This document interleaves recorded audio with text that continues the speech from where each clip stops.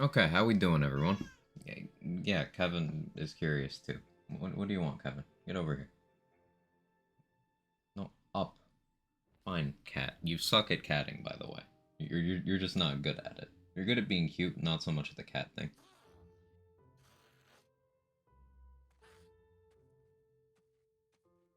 It's a me. Hello. I hope you're all doing great today. Good to see all of you. I'm petting you. Can I start my stream now? He was leaving me alone until I sat down and put my earbuds in. He knows when I'm about to talk to you guys. I swear. We got Craft Knight. We got Dill, Pup T, David, Roddy, Shay, Reckless Monster, Glenny, Kitty. Oh, I saw that shit post you made, Kitty. Exceptional. The shining one. I chuckled entirely too hard at that one. Dex, Jaybridge, Boom, Simple Rick, Tron, Hunch, Stump, and assorted lurkers. Welcome, welcome, welcome. I'm gonna say hi, so hi, hello. So today, I want to test out, well, first of all, it's Thursday, so, normally right after we get the final bit of a DLC cycle, we don't get big updates for a bit. We don't know what's in store. We know they're rotating out events, so we'll have some different buffed enemies, probably. So we don't know what we're expecting in terms of hotfix other than, you know, event rotation and new feature, which is fine. Because I have some testing I want to do today. I was messing around with some Dreadwind stuff and some spellcasting stuff. And right before stream, I went and acquired a testing thing that I want to see how it affects a certain spell. There's a couple spells I want to farm for, a couple armors I want to farm for. I've got some goals today. But in terms of stream schedule, going forward from here, just updating you guys. Today will be the last stream until the 20th. There's a slight chance it's the 19th or the 21st instead of the 20th, but this will be the last stream for at least 10 days, as I will be away, scheduled time off. I don't do it often, and it's unfortunately timed with the unscheduled time off earlier this week, but is what it is. Side note, I cut my hair and now there's extra room in my hat, and it's so weird. It's like, it feels baggy around my ears. I still wear hats all the time, and it's mostly a comfort thing. Like, it's a good anxiety management tool, you know. Some people like weighted blankets. I like hats.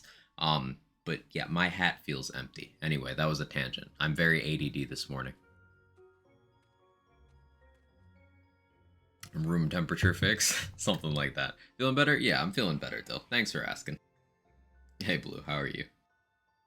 So yeah, let's try some of the spell testing first, because I've got that character queued up there.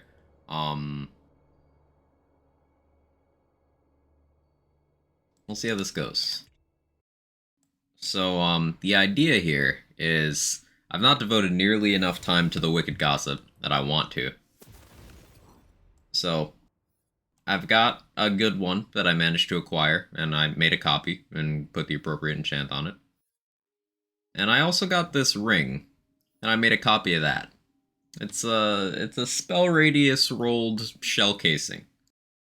So this is going to be like the most spell radius we can get from rings. I want to see how much maximum spell radius affects a few different spells. So we're going to be messing around with that today. I want to get a better Tyrant's Truth. Like, I want this, but with Double Knot. I'd even take a low Chaos here if it had Double Knot.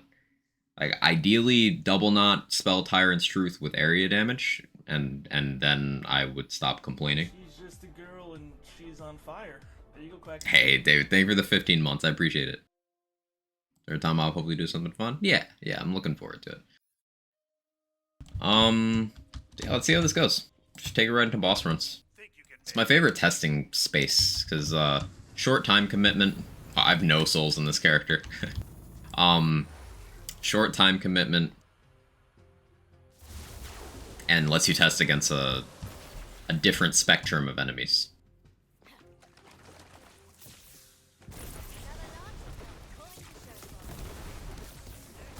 Oh, no, that's silly. Wait, I don't even have the shell casing on. Hang on. Alright, now it's on.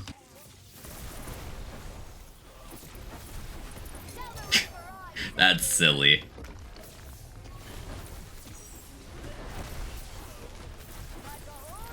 Just like, are you in the room? Yes, you're getting hit. You only want the nearly impossible, not the totally impossible? Right, right. Only something super specific. I don't know how Crit Connoisseur is going to work out here, because I don't actually have very good crit chance. Like, this particular Wicked Gossip has that base of 5. So my spell crit chance is only sitting at 26.8 right now. Different parts could get this thing up to, like, Ice Spike level, but having it be a ×3 with an extra charge really helps the usability out. Morning, Jester. How's things today? Things are good. Things are good.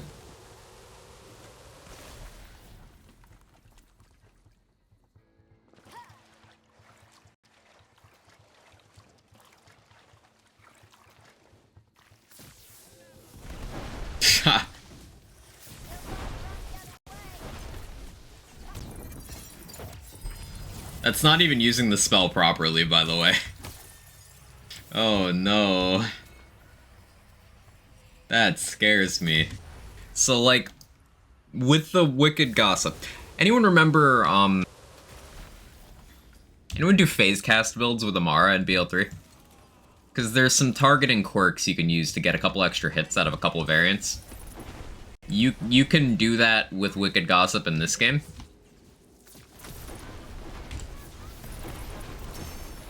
And, I didn't do that against LeChance.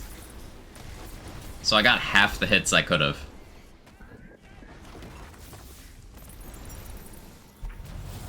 Yeah, that's, yeah. Which the enchant makes you shoot an extra projectile is easier to proc. It feels like you have to go either full gun for a full spell and no in between. But you don't have to. Like, just look at the spell shot tree. The first skill, the middle one on the first tier, is, hey, your spell damage is also gun damage. You just do both. You know what spell shot has the most of compared to other classes? It has the most spell damage and the most gun damage. You can just do both.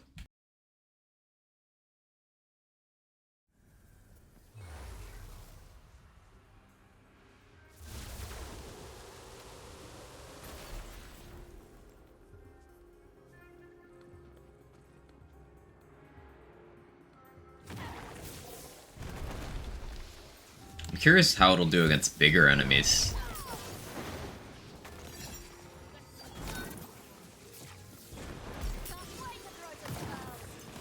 It's not as fantastic against Drill. Okay, that's good to know. Keep in mind, this is, I don't have double knot armor, so this is just blast gas. Double knot would be nice to also have.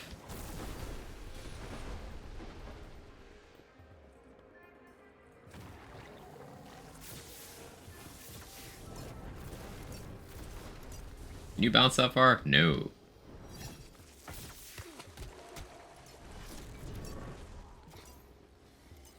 Hey, you can. Kind of. Spells that seems absolutely broken. This is the Wicked Gossip. It's got a lot of part variants, so I happen to have a ×3. But it's a DLC 4 spell that's extremely good. The way it works is, it does different things depending on how many enemies you hit.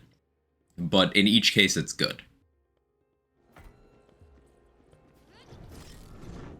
But the bounce you can get off of critting really ramps up its damage. I'm using it with a bunch of spell radius increases, so it's very easy for me to connect with all of its effects.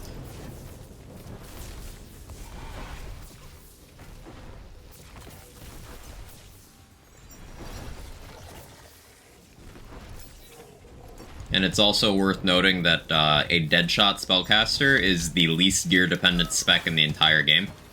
You can run a spec like this, and then unequip everything you have except for your spells, and provided you're using something of the tier of an Ice Spike, a Laser Hand, or a Wicked Gossip, you can still clear all content in the game. On Chaos 50 Intense.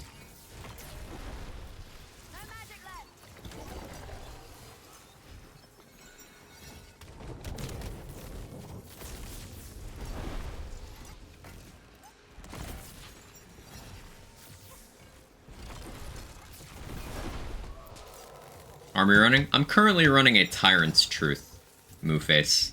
The spell kind, so basically I'm trading in my Demi-Lich. Oh, and she's on fire. Hey, Era Halifax. Good morning, Quag. Morning, Era Halifax. Thank you so much for the long-term support. The 19 months means the world. Thank you, thank you, thank you. Hope you've been well.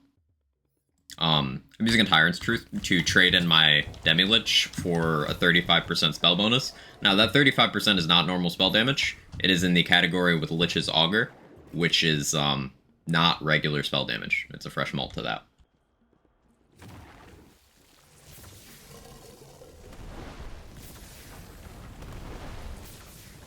Unfortunately, I don't have a Tyrant's Truth with Double Knot, which is what I want. So we might have to suffer through some Theodore today. Maybe. We'll see.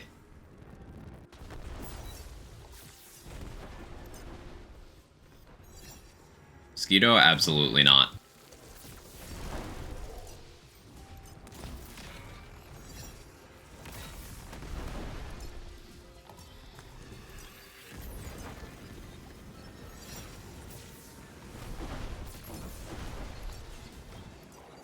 That's where the best armor was? Yeah, absolutely not.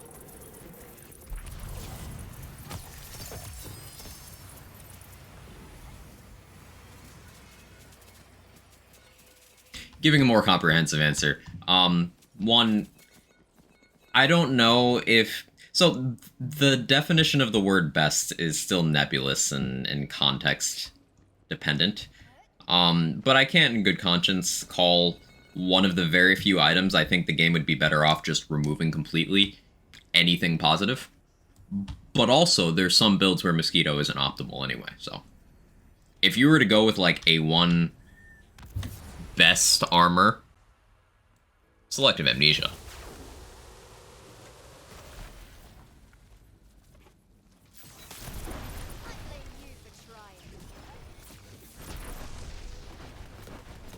Smart armor nerfs you.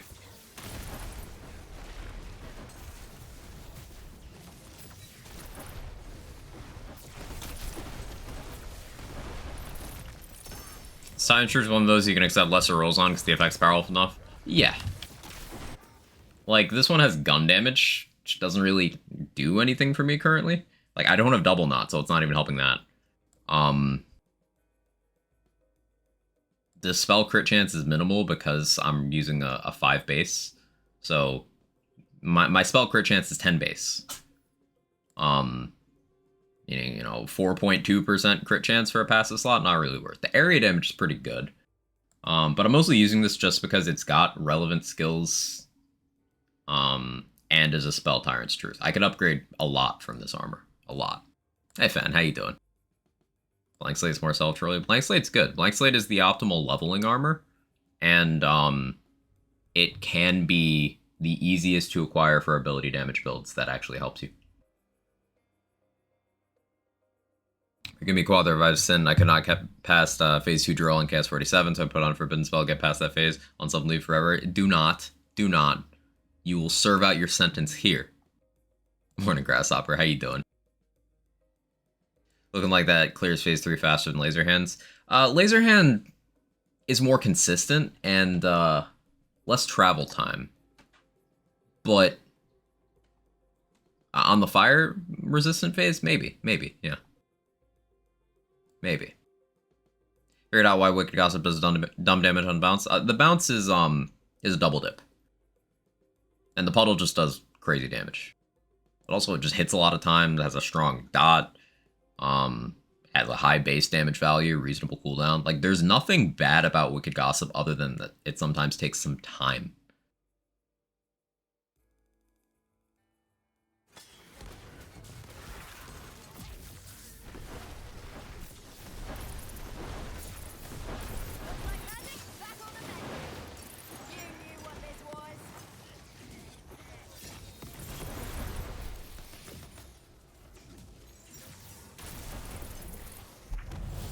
Hey Cheese, how you doing?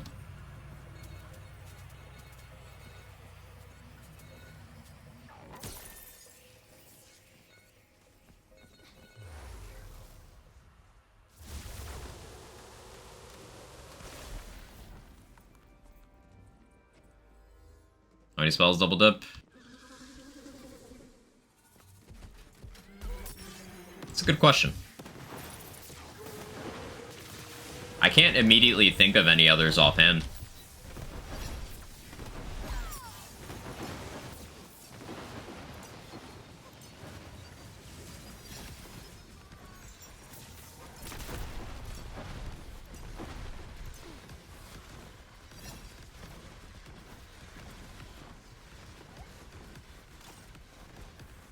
Cube does area damage. Doesn't double dip. Just I don't think. The cube is another one of those really underrated spells that has just good stats all around, but it also has its own unique thing of it does the Pyroburst / complex root thing with splash radius to a lesser degree, but if you get spell radius bonuses, you can get the cube to just hit literal entire rooms. Like, max radius cube will just hit this entire lowered section underneath these stairs, like, all at once. On every bounce. Impaling Ice Spike, I'd say Impaling is one of the weaker variants of Ice Spike. Including you, it does not do self-damage. To my knowledge, only 2 spells do self-damage. That is the Curse of Malice and the Dynamo.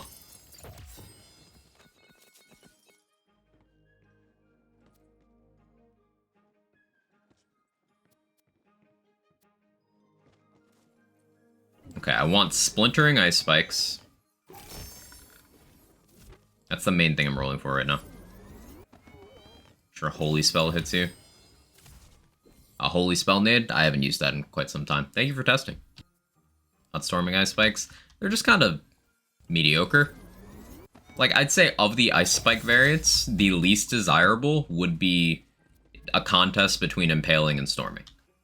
Doesn't mean they're bad, they're just not as good as the other Ice Spikes. Whereas Triple has proven itself to be fantastic. Trickster, same thing. And then Single Ice Spike, as long as you get appropriate parts, same thing. And then Splintering is a little underground, but is also very, very good. Whereas Storming is less immediately apparent what it would be really desirable for. And then Impaling is just kind of worse than the other ones. It's got no travel time, but it loses in every other area.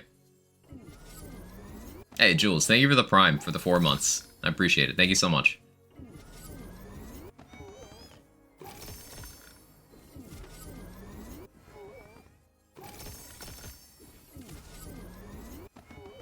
Regular Ice Spike with extra projectile parts is where it's at. Yeah, that Volatile that I got from that vendor at one time. Volatile with a spell damage part and 2 projectile parts, so it's a ×3. It's still one of the best spells I've ever gotten. Better spell animation, can't beat the Clicky Finger. Does have a cool animation. And it is sometimes relevant that the spike comes from where you're targeting, not from you. So you can hit without travel time with an Impaling. It goes exactly where you're aiming, which is very nice. You can use that to hit weak spots of faster enemies and such. Triple crit damage on this. That's cute. This ×8 splintering with triple ice spike and my Deadshot works pretty good. Yeah, my goal is I want to get a splintering, a repeating cast splintering to use with Threads of Fate in a build that I'm working on.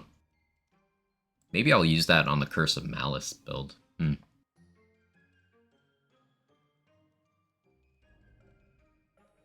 want the Dazzler to do anything. It's good at applying lightning status effects. It's pretty good at that.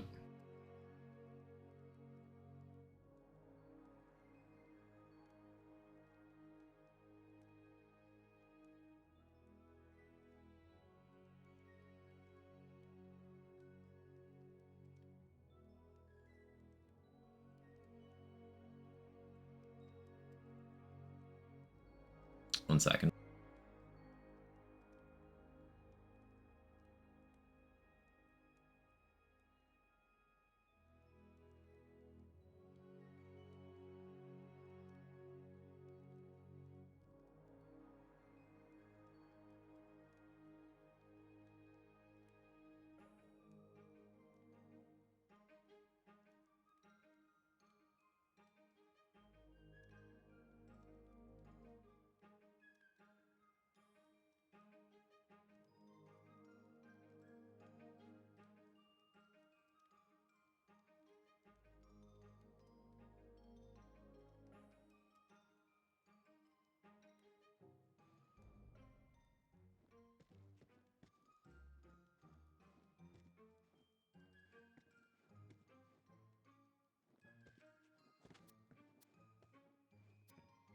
Okay, I was having a thought, but my brain doesn't work, so I don't remember what it was.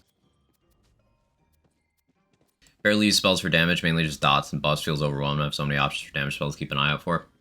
It really depends a lot on, like, how you're attempting to deal that damage. Like, you've got a lot of spells that are good only at close range. You've got some that are good only in areas. You've got some that are only ground-based, like Glacial Cascades and Quaking Sunders just can't hit flying enemies. That's their balancing factor, along with Sunders having kind of an unfavorable element lock and long cooldown. That's what makes it so much more jarring when you have a real contender like Wicked Gossip, Laser Hand, and most of the Ice Spikes that just kind of can do everything. Something that came up in Lazy's stream yesterday that I do want to give some real thought to is I don't know what the premier damage-dealing lightning spell would be. Like, we know the peak of poison is Wicked Gossip. The peak of fire is Laser Hand. The peak of frost is Ice Spikes. But for the peak of dark magic is probably Threads of Fate. But for lightning, it's kind of up in the air. I think it's Dazzler, to be honest. Dazzler can be good for status stuff, but for direct damage dealing, it doesn't hold a candle to the other stuff we mentioned. I'd want something with, like, more base damage while still having a reasonable cooldown. My brain keeps going Barrel Maker, which, I don't know. I gotta think about it more. It might very well end up just being a specific parted Arcane Bolt.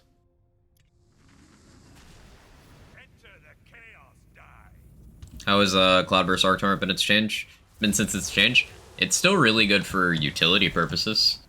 It's not really anything to write home about damage-wise, but this idea that it got significantly worse, no. It's the same thing, it's the same concept as the Spriggan and the Nightshade. People were like, oh, these are the best guns in the game. No, at the time, people just didn't know what was good. So they got heavily overvalued. Dazzler's my Maker Melter and my Double Knot build. Good aim can take out 40% of her health. I stand corrected. Dazzler might be a contender then. I suppose the thing that's off-putting about Dazzler is the randomness of it. It feels less reliable, I suppose would be the word. But I'll have to give it a shot. It very well may just be a skill issue on my part. But meanwhile, Wicked Gossip it just does this. It just does this. Hubbers used to do damage. I mean, it still does do damage. Remember, we're at C50, not C20.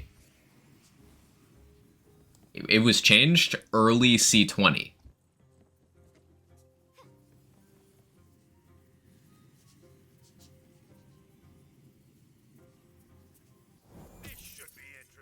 Love Gossip. Hey, Pericles. Thank you for the 5 months with the streak. Should double Dazzler with these Radius Rings. It's a good idea. I do plan on testing a bunch of spells today, so these rings will be good for that.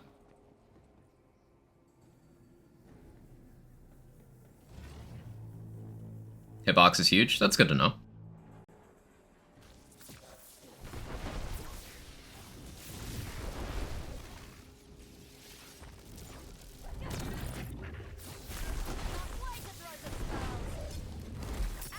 So Laser Hand definitely seems better here.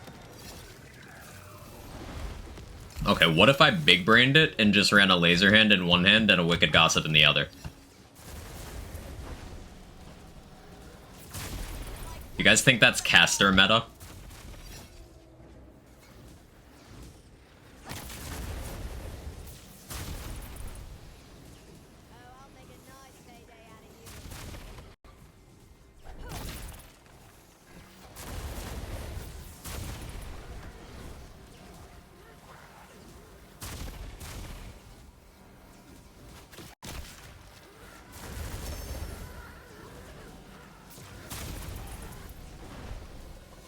Because Wicked Gossip just clears rooms. And would also deal with the things that Laser Hand isn't fantastic at elemental-wise.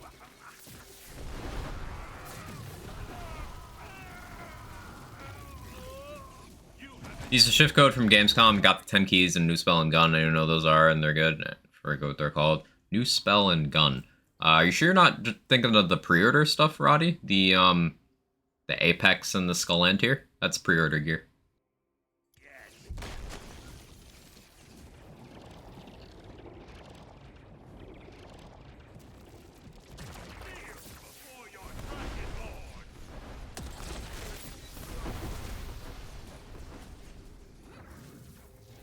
Yourself a stroke from having a charge spell in one hand, instant on the other. I don't doubt it.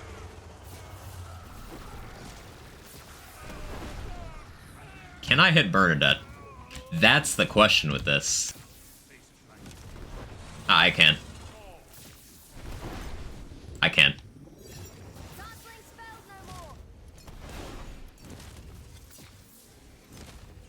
It's very awkward. But I can.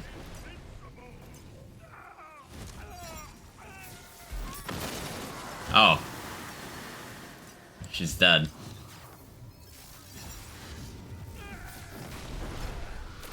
Yeah, this spell's nuts. Poor mail system, yeah. Hey, psyched up. Good to see you. How are you? You do marshmallow gossip? Like, gossip off of a marshmallow? I could try it. I could try it.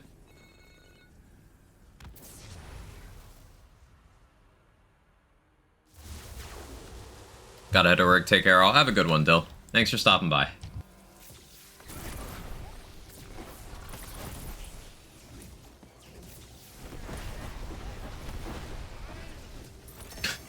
This spell does so much damage.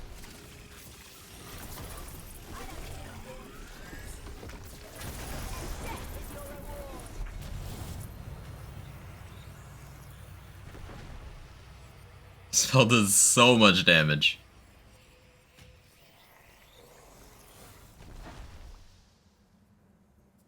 This is Primordial or Ascended? This is Primordial.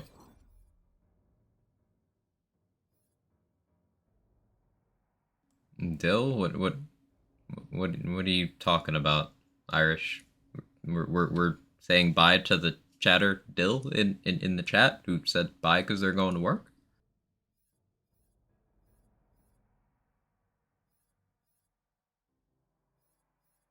Yeah, these could be Ascended. I didn't even think about that. That's mildly frightening. Does peak Laser Hand want Smart Armor? No, Smart Armor isn't peak Laser Hand. Smart Armor is non-detrimental on Laser Hand, but a spell Tyrant's Truth would also beat out Smart Armor with Laser Hand. A Paradigm converting spell into ability would likely do the same, and situationally an Amnesia would as well. It's also likely a Brutal Stampede would, provided you get your Hydras going. Girl and she's on fire. There you go, Quack. You could have 4 without. Before I go, my resub smiley face. Hey, thanks for the 3 months still, and the Prime, and the streak. It means a lot. Thank you, thank you. Yeah, so armors that definitely beat out Smart Armor, aside from, the Forbidden Armor. Tyrant's Truth, Warp Paradigm. Armors that probably beat out Smart Armor, Brutal Stampede.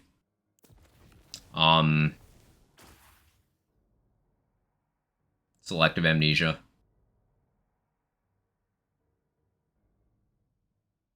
Yeah.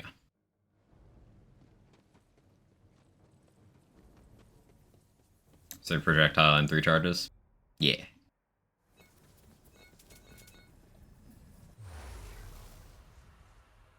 My crit chance is very low with this, though.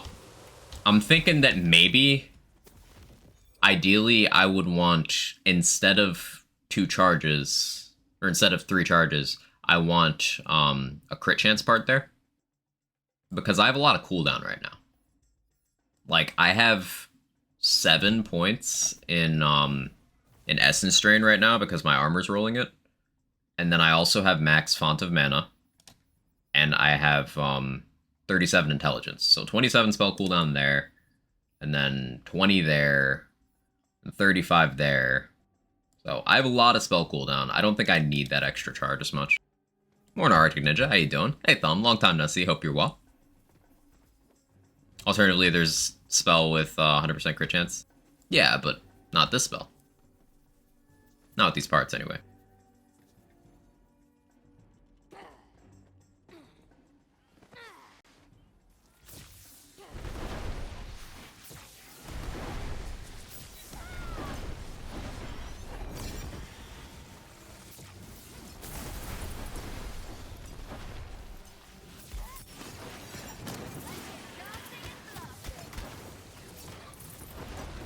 Oof. That was a chunk.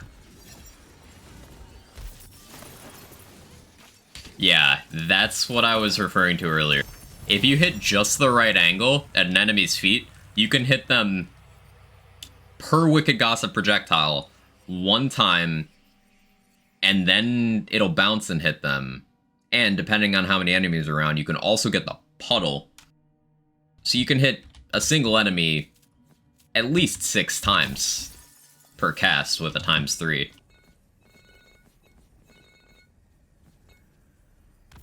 Fantastic, fresh off a 3-week, no days off, work grind. Hope you're well. Ugh, that is a grind. I've been better, but definitely been worse.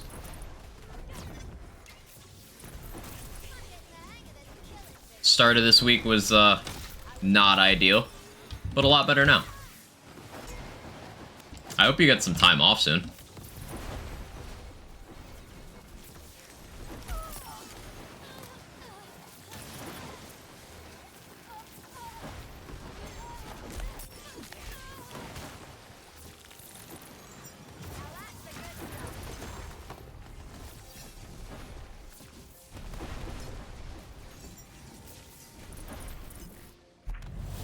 Off till the 10th? Ooh, that's good.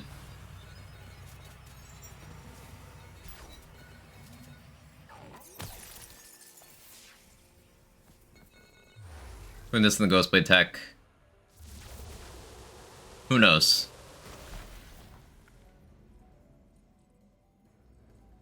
Would save edit purely to get good armors, happy to farm the rest. Yeah, I'm more towards that myself. Because once you start for like all your setups, doing the triple roll ring stuff, it just kind of... It's more stats than the game's difficulty is set up to handle.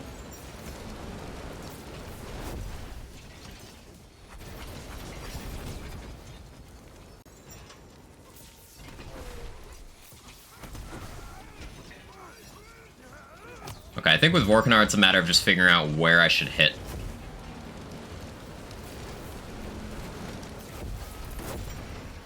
I think instead of going for the base, I need to go for the treble. No, I need to go for the crit spots.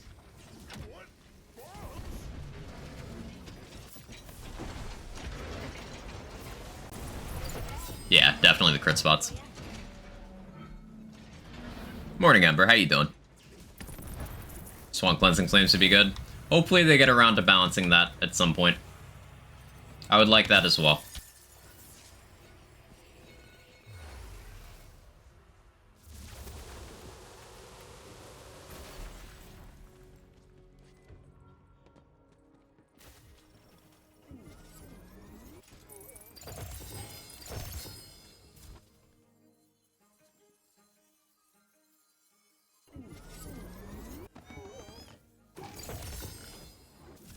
What's your opinion on the idea of uncapped chaos levels? I would love it. But it's something that we're gonna have to continue to deal with community perception of elective difficulty, though, because currently we've had a long-standing problem of anytime there is difficulty, people complain about the highest. Despite the fact they're not forced into it, there's no content lock behind it, there's no reason for them to do that, no achievements, nothing. They just kind of hate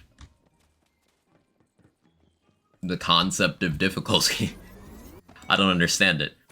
I'm still very annoyed about the boss damage change, They cut the damage of every base game boss in this game in half. And I can't turn my difficulty up, but people could have turned the enemy damage down. Yet my gameplay experience has been rendered less fun because of that. So I really hope at some point we do get, ideally, uncapped chaos levels. Less than ideally, a few more chaos levels that didn't introduce another tier of gear, so that it would just be like, hey, you want more challenge? There you go.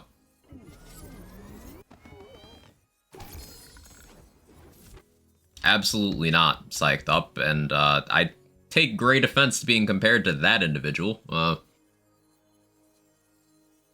No. No.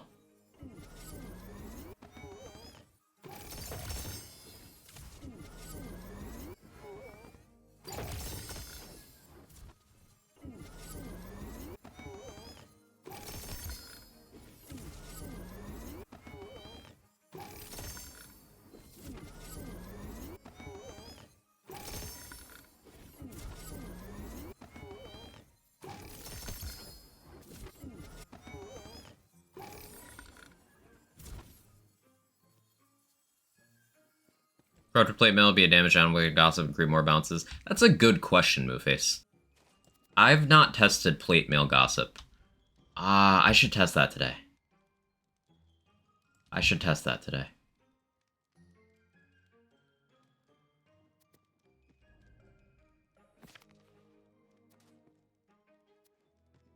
Should also try out Saw Blades. Yeah, we're gonna do a lot of spell testing today, I think. Although a lot of it's just gonna be me going Gossip goes Burr.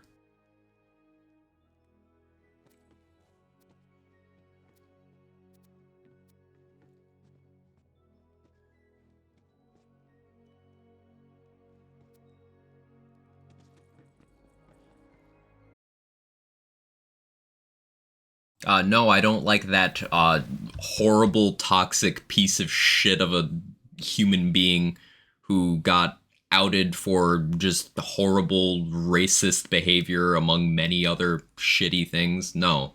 Nobody should like that person.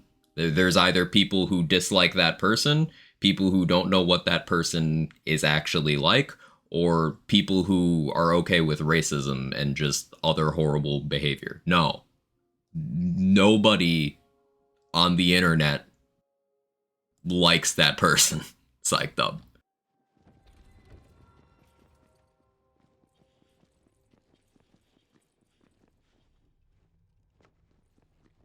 Think you can make it?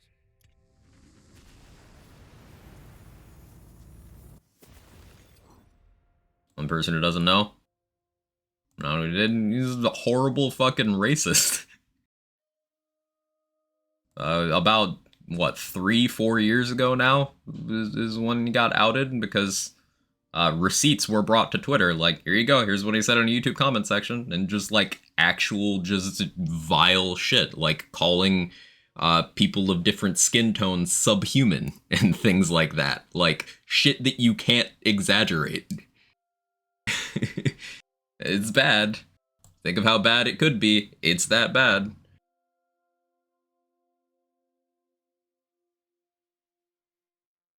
It's fine when BL3 launched to just play Mayhem 2 so I could use worse guns. With Mayhem 2.0 drop, just felt like pointless to drop back because most drops weren't even worth looking at. Like the Wonderland system, Chaotic Primordial didn't exist, but it's better than what we've seen. Yeah, Jerk, well done. I think you raise an excellent point. Borderlands 3, before the Mayhem 2.0 system, broke the mold, and it did not connect your difficulty level to the quality of the gear that dropped. And that was great. I agree with that. You could take a gun on Mayhem 0 into Mayhem 4 at absolutely no penalties whatsoever.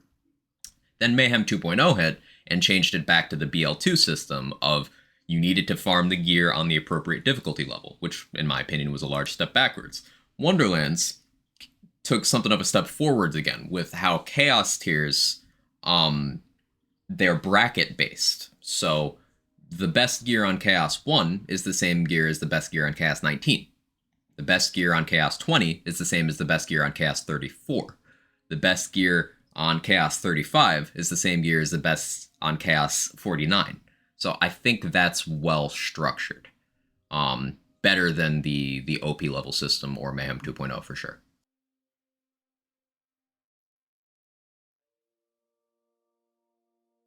Thought you sound like him.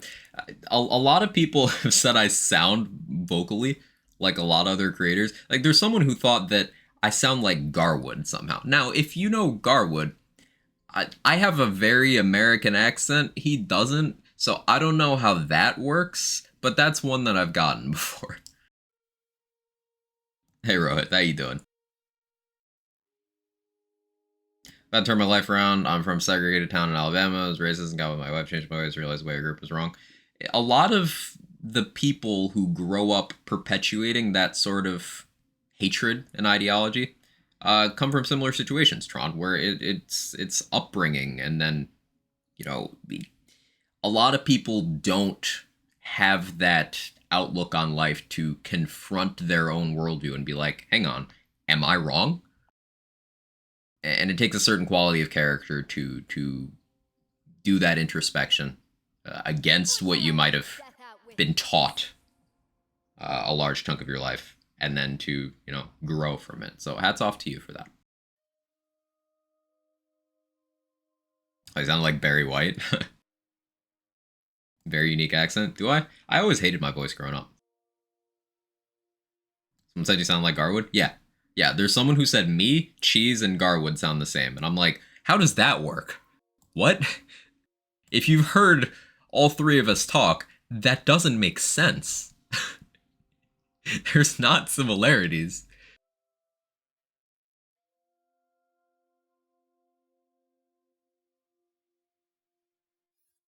It,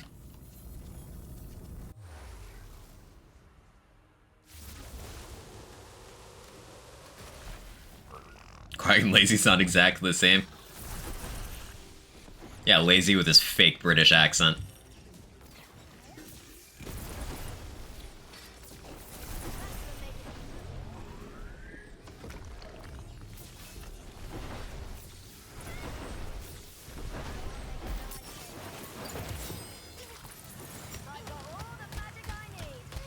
Definitely sound more like Epic and Lazy. See, I don't hear it. Fake Australian. Yeah, Kirk, you're right. Never noted anything of an accent. Technically, everyone has an accent, but I can't place my own. I know occasionally a little New England comes through, like a little bit. Like, if you sit there and analyze the way I say the word water, you can kind of tell. Water, water, water, water, water, water, water, water. Coffee, water. It kind of comes through a little bit. But other than that, I've been told it's hard to place.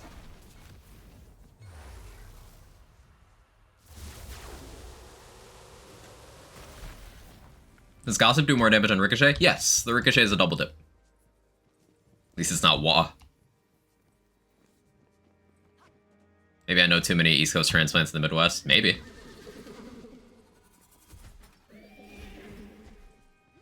Used to say how you doing a lot when coming to the stream. You hear New England and that. Yeah.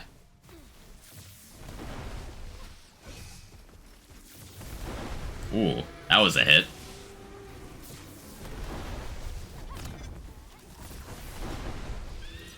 Yeah, if you get the good bounce trajectory with this, it does so much damage.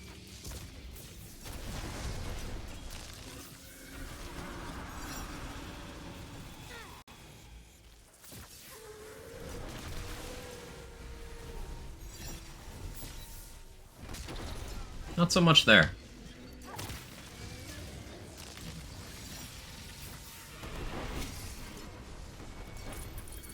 Puddle got him.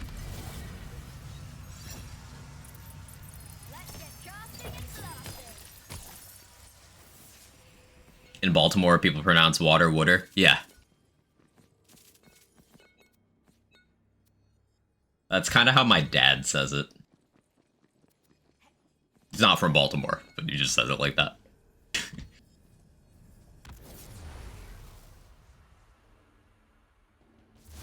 Get or better of a holding gun that makes your next crit damage deal 50% more.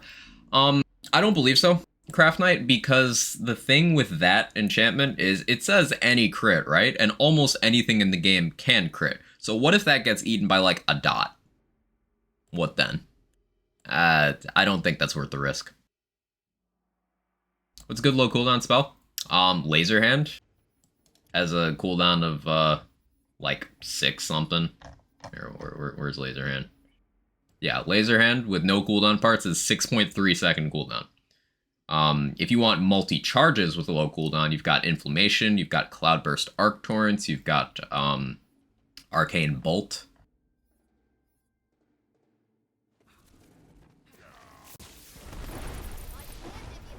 I don't know if Plate Mail is a damage down with Gossip. The stupid target dummy is immune to the puddle.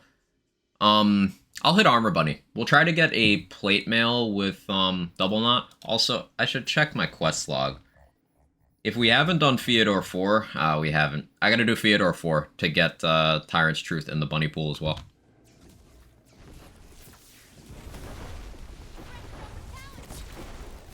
Yeah, we'll have to do that. Also, what collectibles am I missing? I haven't done all the obelisks. It's a free tank. I do want that intelligence. I'm gonna have to do collectibles on a bunch of characters.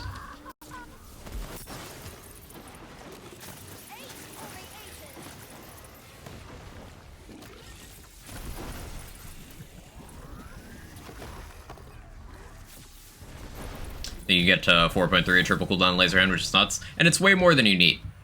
Because even with a base of 6.3, laser hand is almost ready by the time you go to cast it again. Like, if you have 2 charges, you can just cycle those infinitely with a very slight spacing.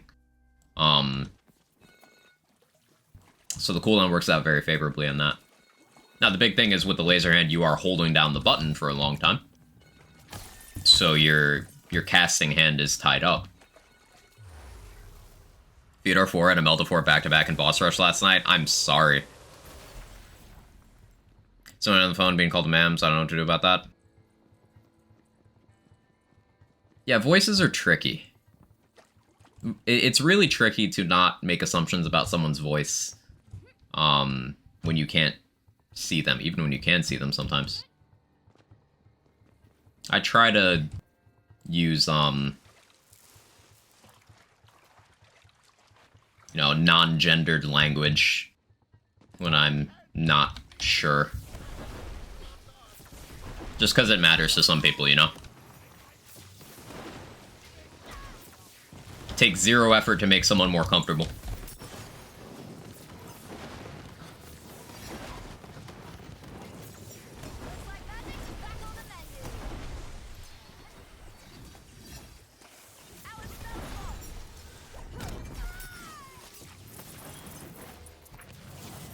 Can say your pronouns. Yeah. Some people are going to give you shit for it, but, you know, that's a good self-report on who just doesn't matter as a person. Like, if someone's going to get annoyed with you stating your preferred pronouns, fuck them. You don't need to talk to them. Yeah, I agree with J-Bridge.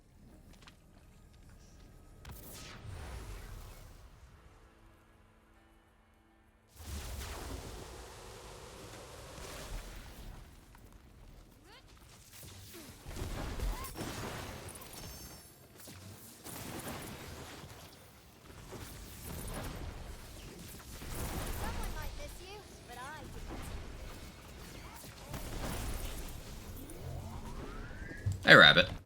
A non-cursed resub from Rabbit? Are you okay? Weren't you streaming really early, Rabbit? Thank you for the 25 months with a 16 streak, though. I appreciate it.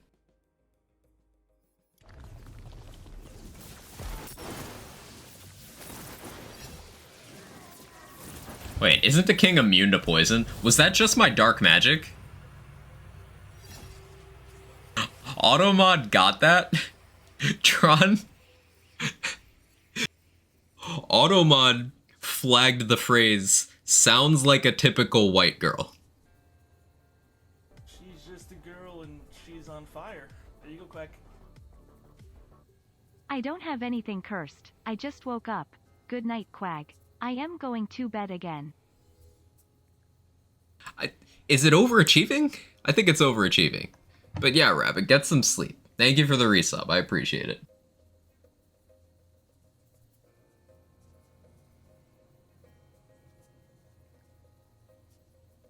Have to use preferred pronouns. Please don't get mad at me if I get it wrong. I'm fragile. Yeah, that's a...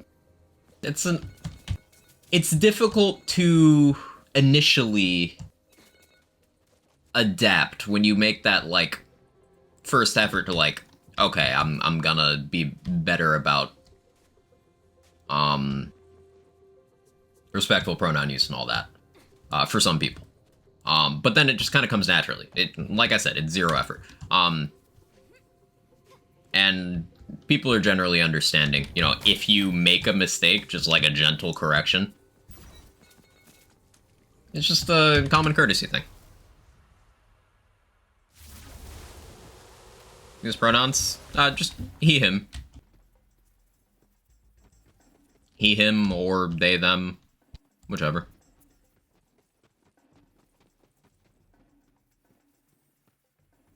Perpetually overachieving. How you doing, Control?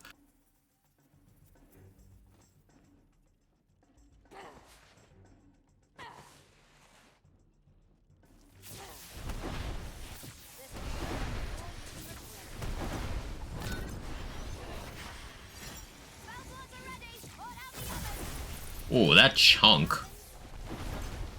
Yeah, that was multi-target stuff.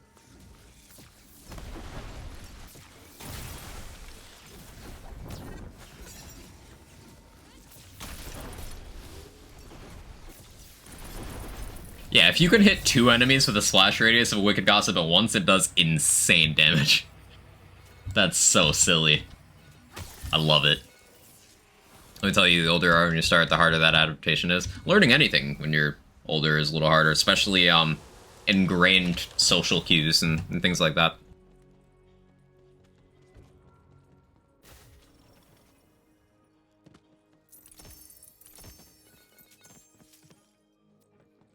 I was actually having that conversation with family the other day. Because my dad was talking about how the whole people being unwilling to just respect people on a basic level with things as simple as referring to them with the appropriate pronouns is frustrating to him, and he sees his generation as just very resistant to that in a lot of cases. It's frustrating. Like I said a couple times, it costs nothing. It costs nothing to just be respectful. I use no pronouns. I demand to be referred to by my full name at all times, both verbally and in writing. Based. Someone who's recently come out as non-binary. I'm still having a hard time correcting people because I really don't like conflict being put on the spot. I'm trying to be better. I think in most cases, Ember, people who are worthy of your respect are going to thank you for correcting them. Because I know personally, whenever I've inadvertently misgendered someone, as soon as I find out, I'm like, holy shit, I've been doing this wrong. Thank you for telling me I can do this correctly now. Because I feel bad about it. Like,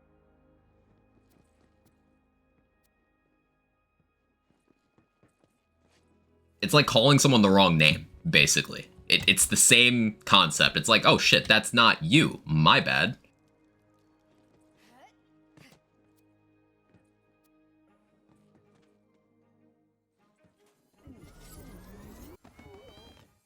I think it's disrespectful when someone's only just met and uses the wrong pronoun. No, I think it's just an honest mistake. I don't think unknowingly using the wrong pronoun is inherently disrespectful. I think it's just a human mistake to make. FFC has an extension. Oh yeah, I've seen that around. Yeah.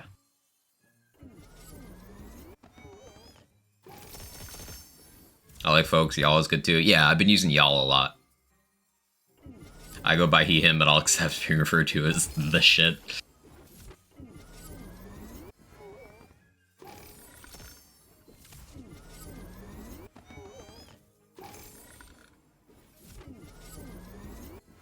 Disrespect happens if you refuse to adapt. Yeah.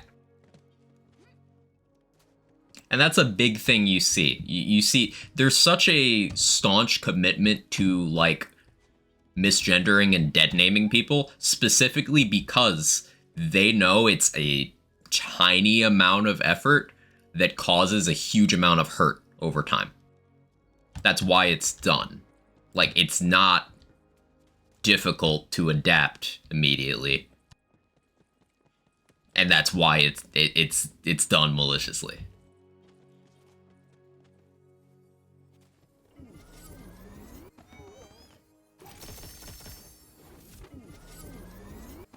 Disgusting lack of empathy all around. Yep.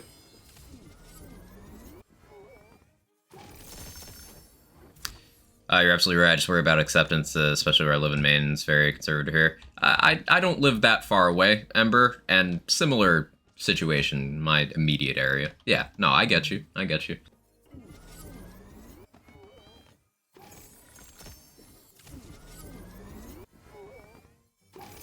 I know exactly the kind of place you're referring to.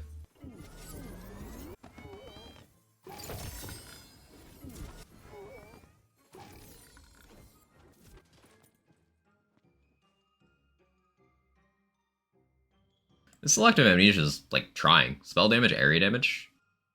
Only 1 in awe, though.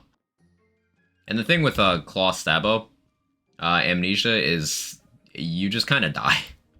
You don't have a way of regenerating. Maybe for Blight Knight stuff you could get away with that, but...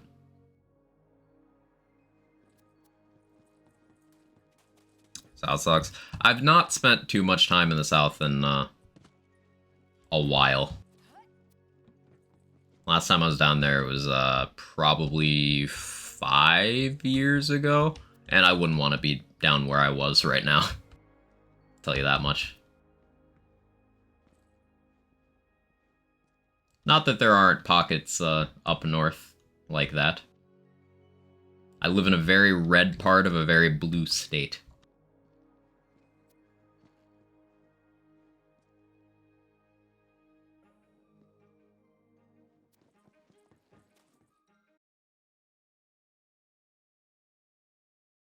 Flags near Maine? Yeah, only a couple states away.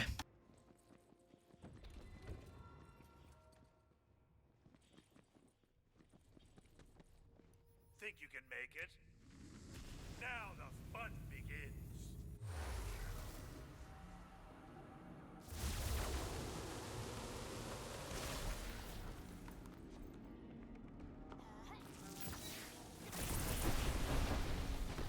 Let's just put it this way about where I live. There's a couple local officials here that have campaigned on the big lie about the 2020 election. Yes, in 2022, in a state that was not even remotely contested, they're still campaigning on that. That's the kind of place I live.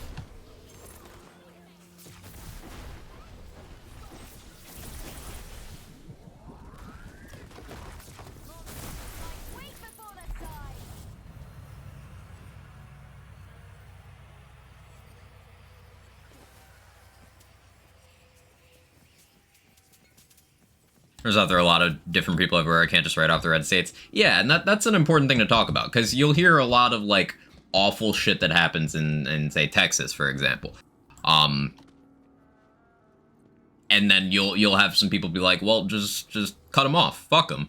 But, like, think about what you're saying there. There's a lot of people in that state being hurt by those things that did not support those things. And, like, just gonna abandon them, too?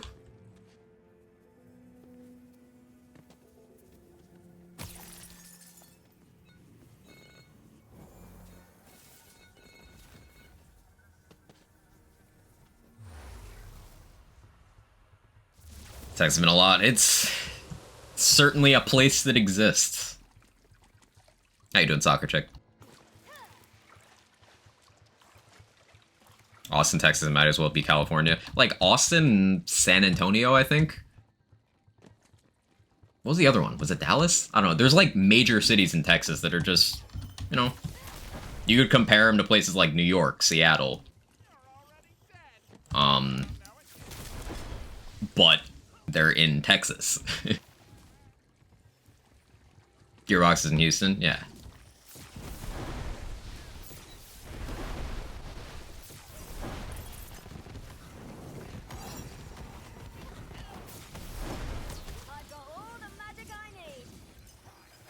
Houston, Dallas, Austin, San Antonio. Thanks, Tron.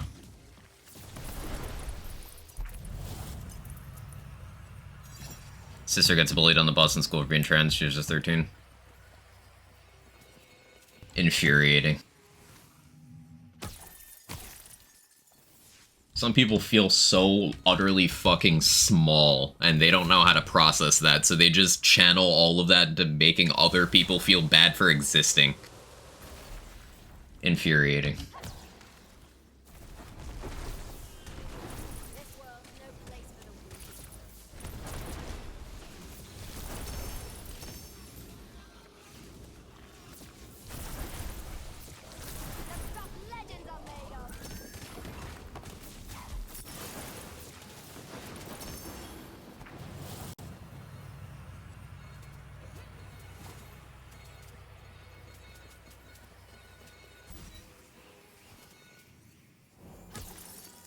Can't even tell people in the South.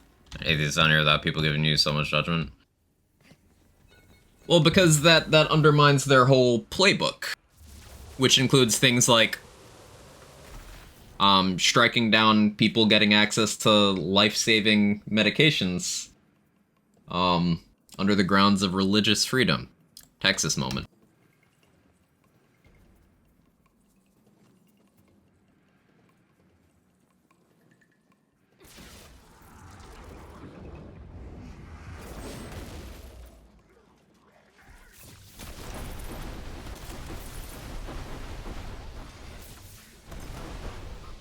That's some damage.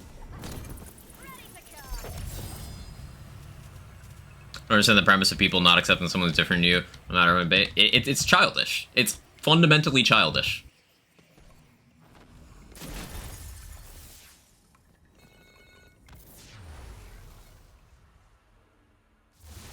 Nobody wants to be bullied and abused. People do it to others, though, and suddenly, somehow, it's fine to them. It's crazy.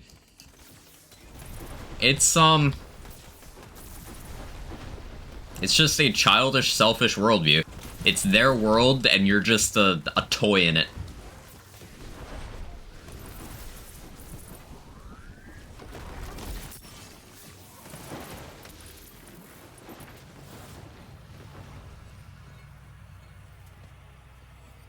American Republican just same day as you expect. And I just want to be perfectly clear. The concept of people being religious is not inherently the issue here. While I am not a religious person, I am also what you'd consider, I guess, if you gotta label it, an atheist. But, like, fundamentally, it's people weaponizing religion, knowing that they are not following the tenets of that ideology, who are the problem. Some of the nicest people I've ever met happen to be deeply religious people who just kind of use it as guidelines to be better to their fellow human being and feel better about life. Like, deep talks early in the morning today, but...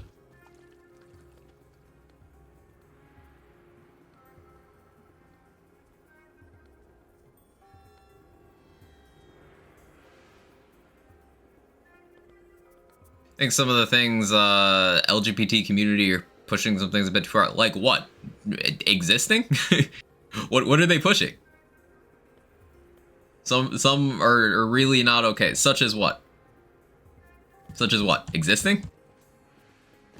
Being legally referred to by the pronouns that they identify as? Getting married? Adopting kids? Which thing was a bridge too far?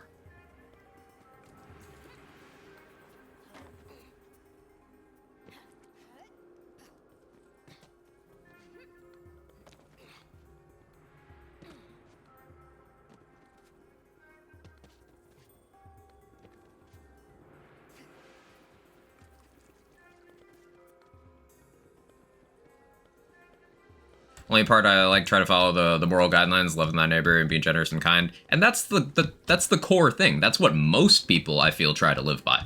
It's just like anything else, it gets weaponized by people who do not believe in what they're saying, but are using it as a tool of acquisition of power and control.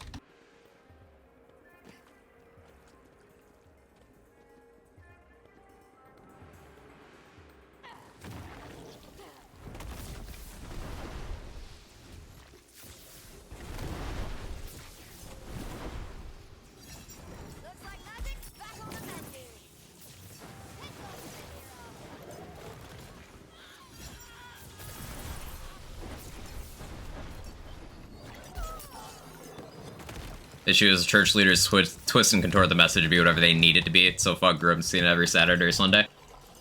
Oh yeah, here's another example. All those TV pastors, the ones who they structure their entire service and their congregation around enriching them financially. And that's not ever questioned. Like, you have these super far-right evangelical grifters claiming to be religious leaders, but they're using money from their congregation to buy private jets. And, like, yachts and shit. Like, does that sound right? Does that sound correct?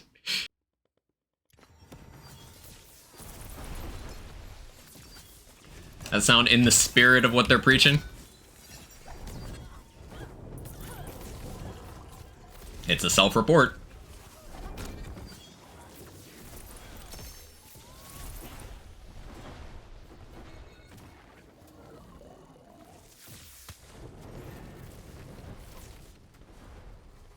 Three things in life that are gonna happen. You're gonna live, you're gonna die, but everyone has the right to happiness. Yeah. Everyone has a fundamental right to be respected as a human being. If you go around telling someone their existence is invalid, you're a piece of shit. It's that simple.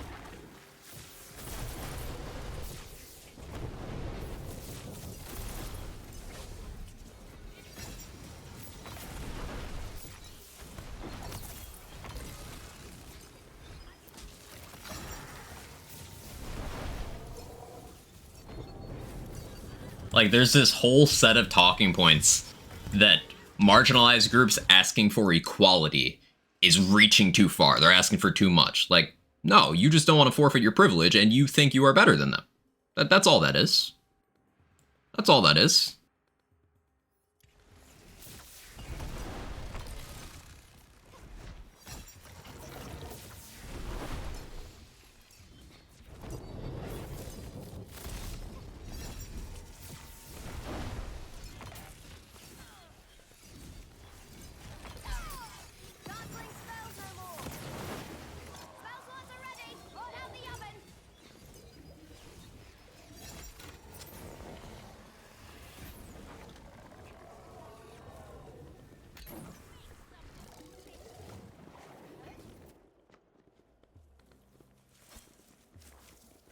So you don't have family, want to sub my sister. That's the thing about family. I've always held the belief that you have your presets, right? The family that get assigned to you on character creation. But you don't need to keep them in those slots. You can choose family. Relation does not force family. So those are just people you know. Fuck them.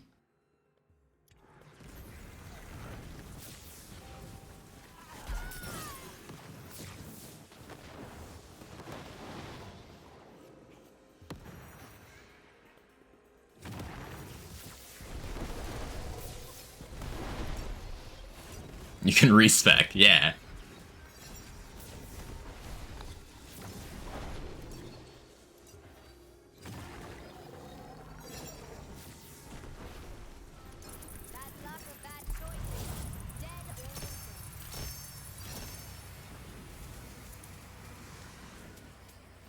Want to negotiate? Was there a negotiate? You already have everything. Yeah, like,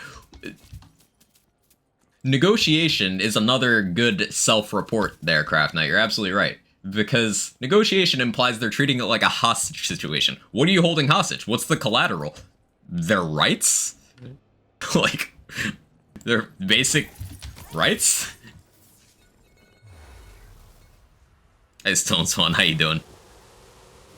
I think some things pushing on young kids are a bit too much. They're not pushing anything on young kids. Psyched up. That's the thing.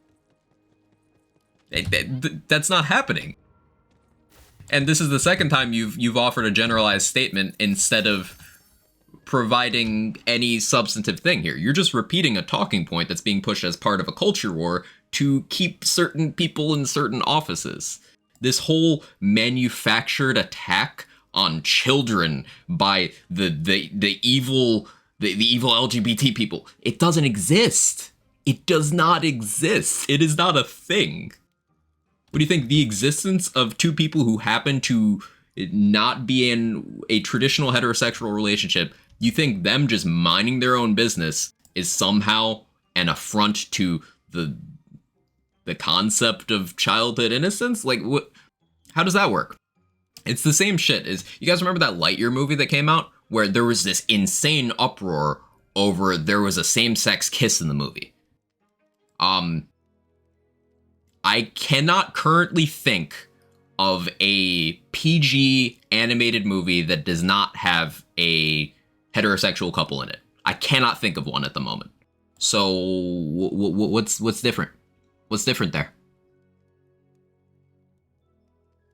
Spot the difference. Hey Lando, how you doing?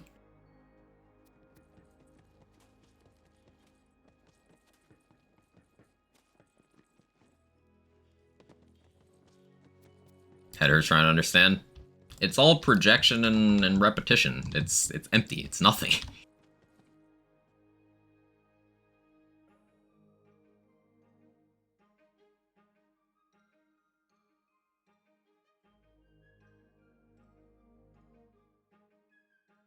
Brokeback Mountain. Yeah, that's not PG. But from the perspective of film, that is an interesting movie exploring certain struggles that certain kinds of people in certain time periods and certain places had to deal with, which that's an intentionally broad description because that applies to just kind of film in general. Also great actors in that movie.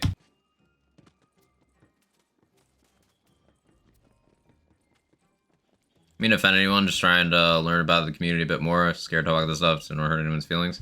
Well, we're just having a dialogue, but it's important that you recognize you've twice now, you've identified nebulous concerns that a community is going too far, and you've been unable to say what is going too far. I think that's a good starting point for you to do some introspection. Like, what is it you actually have a problem with? And yes, as Stump said, thanks for coming at it with an open mind. Because it's important, and this applies to everyone here on every side of this conversation. Remember, you will never, ever, ever, ever change anyone's mind about anything ever in life. That is an absolute truth. The only thing you can do is provide accurate information and an understanding environment, and have a dialogue. Now, if someone's willing to come at that dialogue with an open mind from a place of basic respect for their fellow human beings, then yes, you can get somewhere. You can maybe present someone with the information that will make them change their own outlook, but you can never yell at people into thinking the same way as you. That's just not how it works. You can't do it.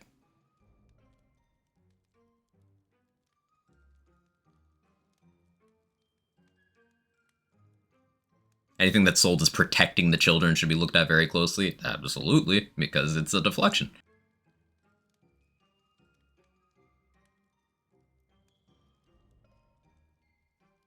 Sister very depressed before she figured out she's trans. After being accepted by the immediate family, she's super happy. Because being able to live as yourself is a basic human right. It's that simple.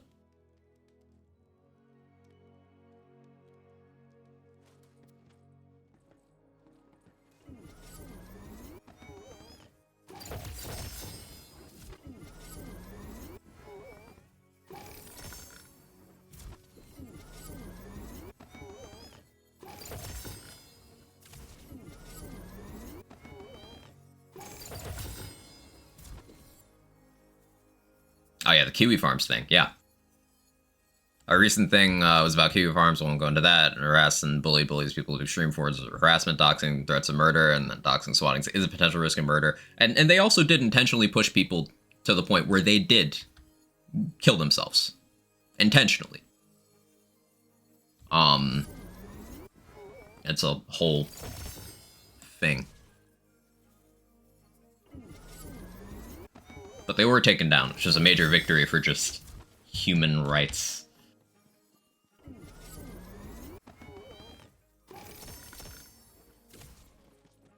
Male and female friends relationships. Some of those friends later identified other genders. They understood more. None of them are bad people in any way. Yeah, it's just fundamentally who they are as people. There's not even a connotation of morality, which is why the concept that the existence of people who do not fit into binary gender tropes and heterosexual relationships and family units, this idea that anything that doesn't fit into those very neat, arbitrary, outdated categories, the idea that that stuff that doesn't fit is immoral, it doesn't stick. It doesn't hold up on any sort of inspection. It has nothing to do with your quality of character. That is entirely independent. Hey, Gas Mask, how you doing? We're just having deep talks while we do some spell science. Hope you're well today.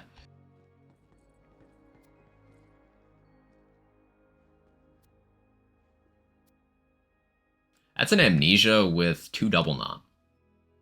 Spell shot power primary always gets the double knot. So that's more spell damage as well, because I have spell shot secondary currently.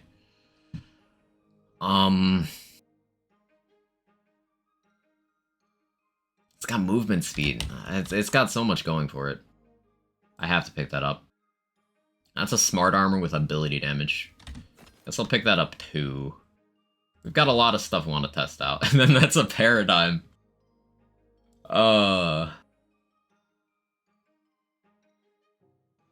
Jake, what are you doing? Come here. Victims can rest easy. I'm sad they felt they had to take through what they did, and the bullying harassment was so bad. They want to be themselves like any other human. It's wild to me. Yep. And I think it's a testament to your quality of character, Pup T, that normal people can't understand what would drive someone to just be that awful to other people. I can't understand it either, and I consider that a good thing about me.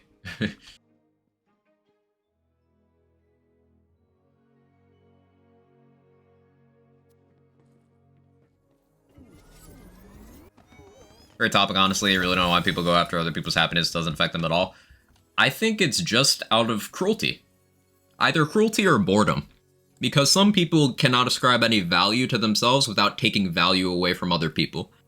And other people just don't know what to do with their lives other than cause pain.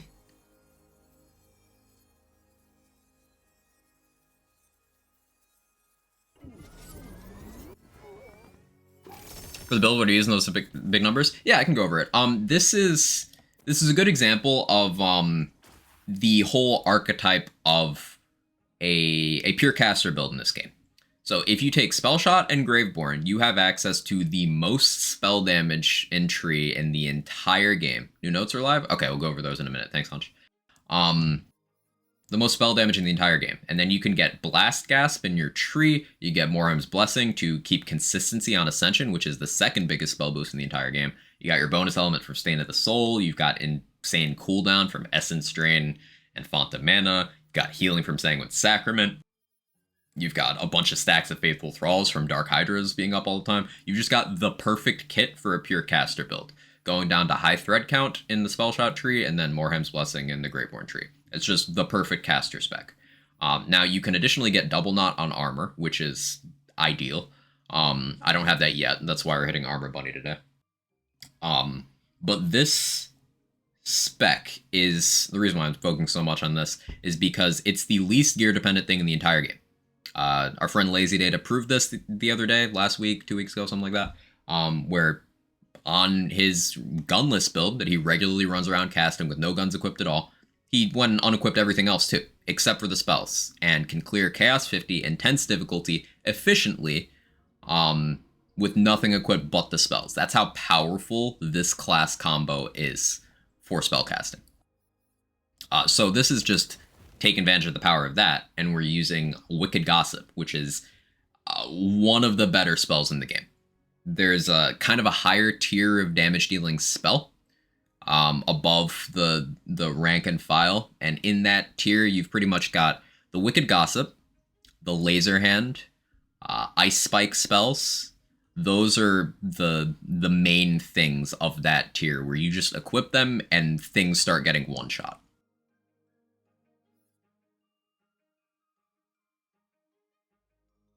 All right, and you because I dragged you down type thing wacky. Yeah, that's exactly what it is. Let's see what we got notes wise.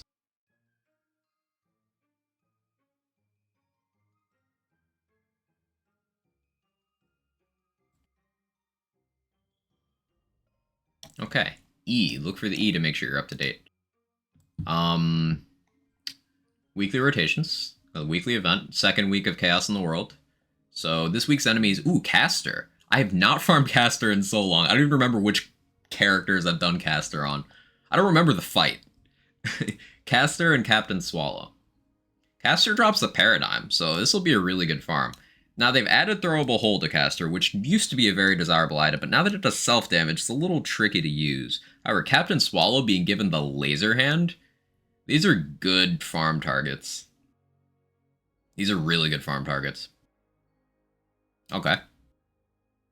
And these enemies will be very buffed in terms of health and damage. So we get a true boss level Caster. Caster was very weak before. We'll play like an actual boss now. That sounds cool. And then this week's feature, Dragon Lord LeChance, Droll the Troll, and Mike. Is Mike the one that drops the Shadowfire? Because that's good. LeChance drops Sword Explosion, Cannonballer, Peg Leg, which are all fantastic items. Dragon Lord drops Plate Mail, Fate Breaker. Droll is Gluttony and Donkey? Right? Did I remember all those? Gonna drag myself to get contacts and an eye exam. It's good to talk about these things. Love the Hotfix stuff. Thanks, Pup T. Be safe. Do the thing. Do the thing. Thanks for hanging out and providing your insight. Talked about it because being taught at a very young age about age. No, they're not. Or sexual things like drag shows. No, they're not. they're not. I just want to learn why people think it's okay to show kids stuff like that. They're not psyched up. That's the thing. As we talked about before, it's the same logical fallacy as I'm sure you've heard the talking point about any time that the topic of trans people comes up, public bathrooms comes up. And there's this implied idea that, oh, trans people are bathroom predators for wanting to go into the bathroom of their gender identity, which is blatantly untrue, and there are no documented cases of that being a thing. It's a talking point. It's not a thing that actually happens. It is simply a talking point there to perpetuate a culture war and vilify a marginalized group of people to consolidate power. That is all it is. They move from target to target using these sort of talking points. And in the vein of the gender affirming surgery thing that you mentioned, there's a children's hospital that got attacked for that very line of thought, but they don't provide those treatments to people under 18. So it is not happening, but it is still brought up as a talking point. I don't remember the name of the hospital. Someone probably knows in chat. Feel free to throw it in there. But very, very publicly, staff of this hospital is receiving, death threats on their phone every day. They don't provide gender-affirming surgery to people under 18. But the talking point is that they do. So... And learning about diversity is good for kids. Learning that there are people in the world who might be different than you. And that is not a bad thing.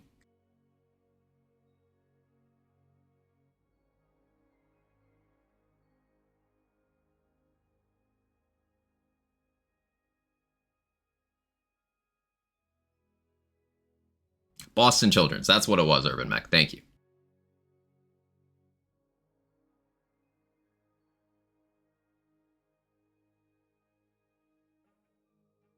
And regarding the drag shows thing, the idea that drag shows are inherently sexual is projection, because if you're talking about the wardrobe, the potential amount of skin shown in wardrobe, I'm trying to put myself in the headspace there. It's no more revealing than literally anything else dance related. Have you ever watched any sort of dance anything? Ever watched gymnastics? Ever watch any red carpet event? Like, it's art, it's expression. And speaking from personal experience, everyone I've ever had a personal interaction with, who's been a drag artist, has just been a lovely human being who's been understanding and open to people of all walks of life and all ideologies. Like, it's just hating on a category of people who have done nothing wrong. Had a drag show at my venue this past Saturday. How'd that go, Chef du jour?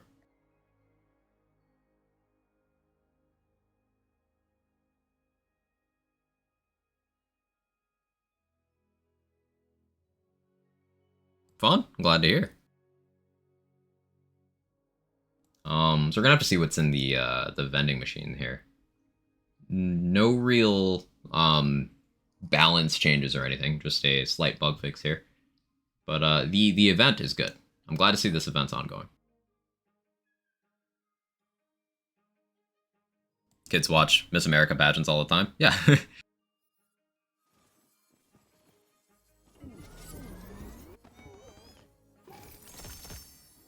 Why are people that travel more understanding? Exposure. You see other people and the way they live teaches understanding. That's why big cities tend to lean left, more people, more exposure, more understanding. Yeah, that's a good example. That's a great example. These little cuties. Ugh.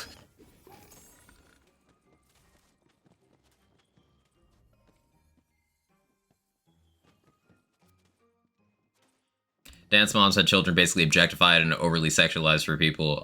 Sometimes really is disgusting, but listening to your children, not forcing them into things is good. If child's uncomfortable, doesn't feel safe, you genuinely feel they're unsafe, as in due to people they're encountering directly and not based on heavy assumptions or stereotype BS, and you can help protect them, still help them express their interests.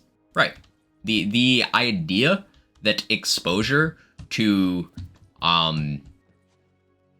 anything in the sphere of LGBT expression or lifestyle is harmful to children is simply rooted in an irrational bias. And you can identify that every time, just flip it on its head. As I mentioned before, the Lightyear same-sex kiss, why was that problematic? But say, Mr. and Mrs. Incredible in The Incredibles isn't. What's the difference? What's the difference? Other than Mrs. Incredible being dummy thick, but somehow that's still not outed as sexualized. No, but obligatory. A person's figure does not inherently sexualize them. That's what it mean. But now I'm thinking about Pixar moms. Sorry, not sorry. Not much about Chaos Drops. Hope that means it's permanent. Hopefully. I've seen a lot of people optimistic about it being permanent. I certainly hope it is. These chaos rates are just way better.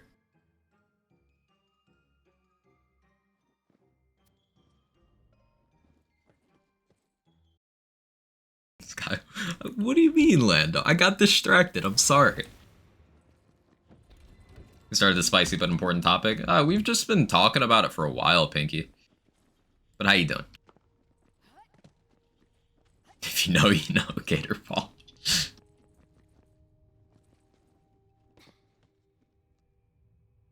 The races are mad they can't say POC are bad, so they doesn't go to trans folks. They bounce back and forth between the targets, Urban Mech.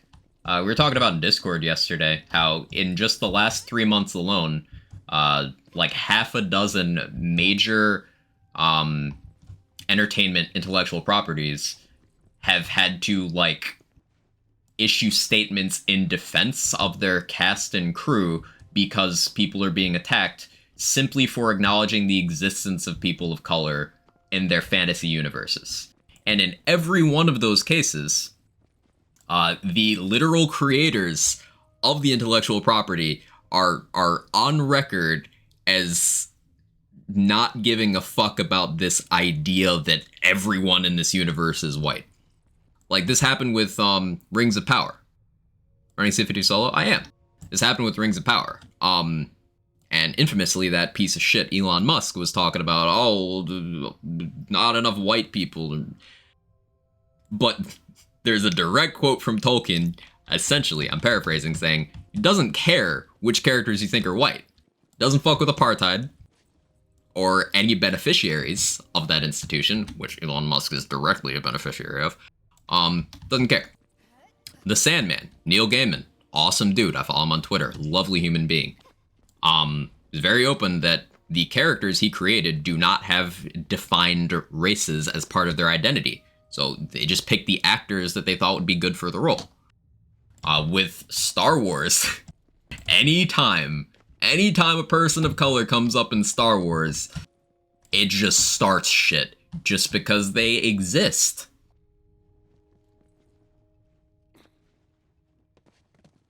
So, same concept. HP Lovecraft was racist as fuck? Yeah, Lovecraft was very racist. And Lovecraft Country took that and integrated that into the story in an interesting way, Pumakazi.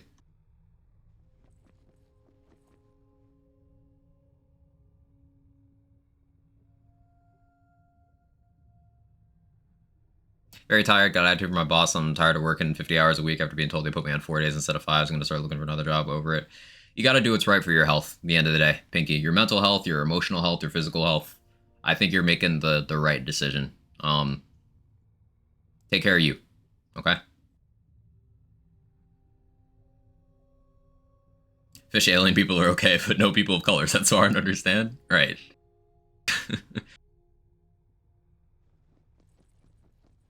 Choose, fate maker. Having trouble at 15? What multi-classes are you running? 666 Silent. Maybe we can help you out. And what's the focus of your build? What are you trying to use to do damage? What I'm doing right now is a Spellshot Graveborn Spellcaster build, which is just one of the most powerful things in this game. So if it looks easy, it's because it is. I've stacked the deck in a way that makes it quite simple for me. Oh, related thing. Somewhat related, anyway. Urban Mech alerted us to a part combination for the Carouser that we were not aware of. I went and dug into it, and I looked in the part sets, and I did some wizardry, and I confirmed this, and Stone Swan seconded this. You can get a 33% card crit mult on a Carouser. 33. Most guns only allow 21. Carouser, you can get 33. And card crit is multiplicative with other crit. So it's like really good. Like really good. And remember that Black Powder and Hyperius have inherent crit multipliers that, since they're in a separate category, they're multiplicative with that card crit. Sniper rifles also have their own crit multiplier that's multiplicative with other forms of crit. So if you get and crossbow barrels have another one. So Carouser, not only does it have a 33% card crit at max, it's got the Black Powder bonus, it's got the Sniper bonus, and it's got the crossbow barrel bonus. It's got 4 separate kinds of crit inherently.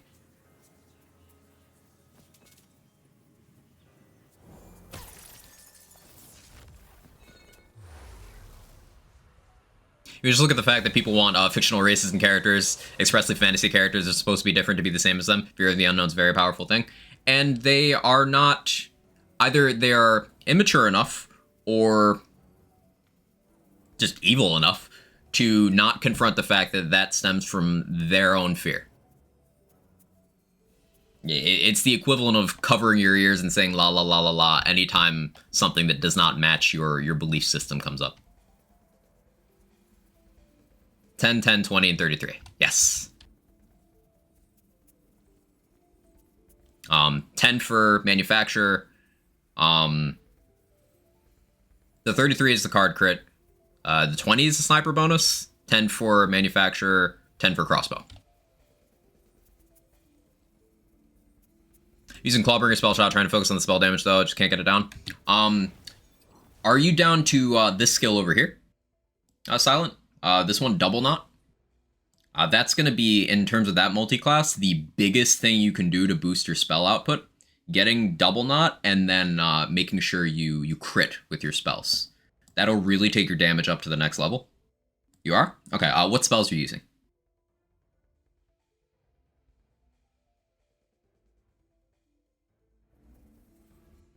I think I missed a message from Soccer Chick I wanted to read. Let me scroll.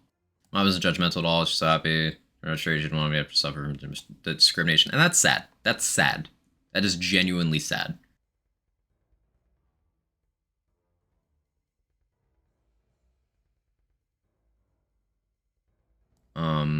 Growing up dressed like a boy, I got bullied a ton for it, shamed for years, not accepted, no one educated me in something simple as being a tomboy, and that's just shaming gender norms. Everyone judged me for wearing sweats every day, dressing masculine. Nowadays, literally the same self-expression should be learned and understood. Haunted me for years at the time, because the mold was controversial no matter what it is. Yeah.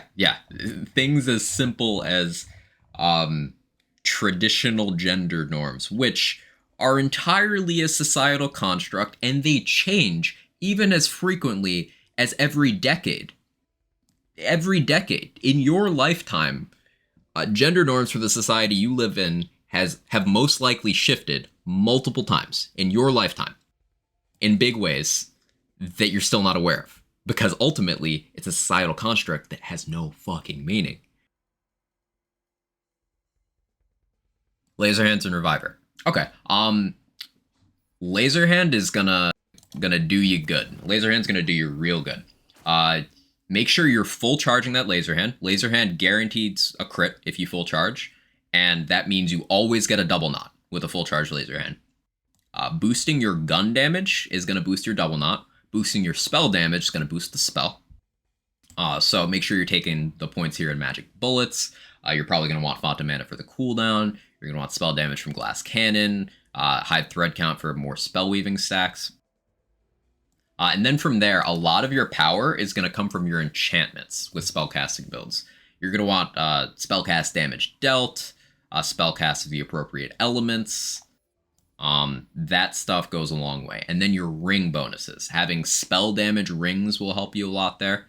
The shield slot, the ward slot, is one that I find a lot of learning players, a lot of newer players who are getting into the thick of things, have a lot to gain from addressing this slot. Body Rune is a very reliable one, will help you in almost any build. It's one of the best defensive and offensive wards in the game. Definitely keep an eye out for one of these. And then your armor plays a big role. What are you working with armor-wise?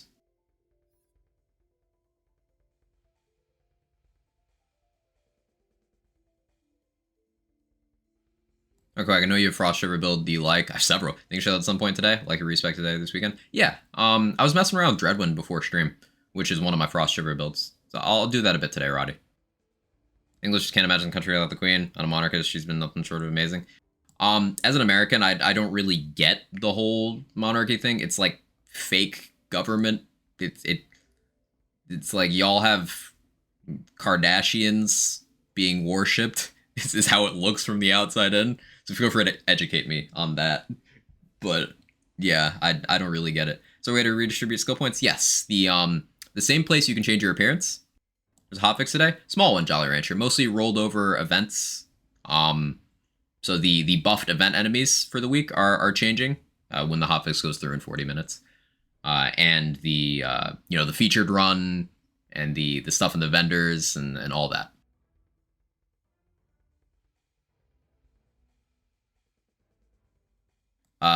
Differently, your dad doesn't like that I behave slightly feminine, or someone wearing anything MAGA would order the restaurant I worked at, act as gay as possible. Best moments in my life, seeing the look in the face, the old man would call sugar. Speaking of ass, by the way.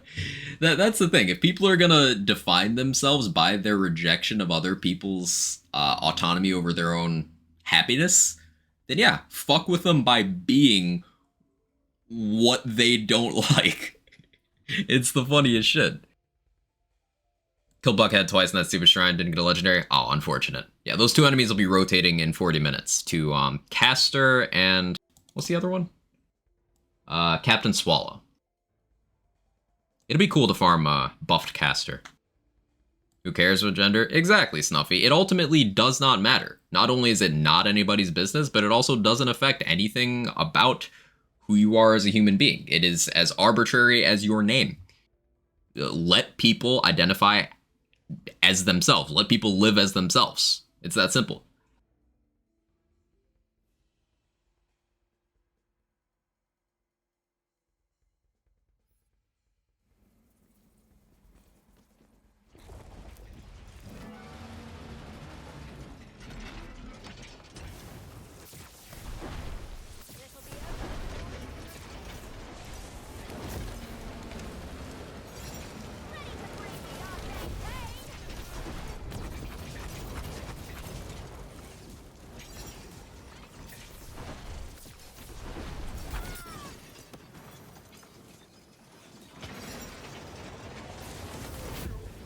That was a good crit.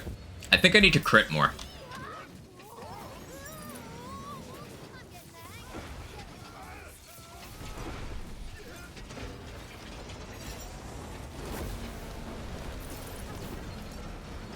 I think I need to crit more. Spell Shot Blightcaller. This is a Spell Shot Graveborn. Spell Shot Graveborn.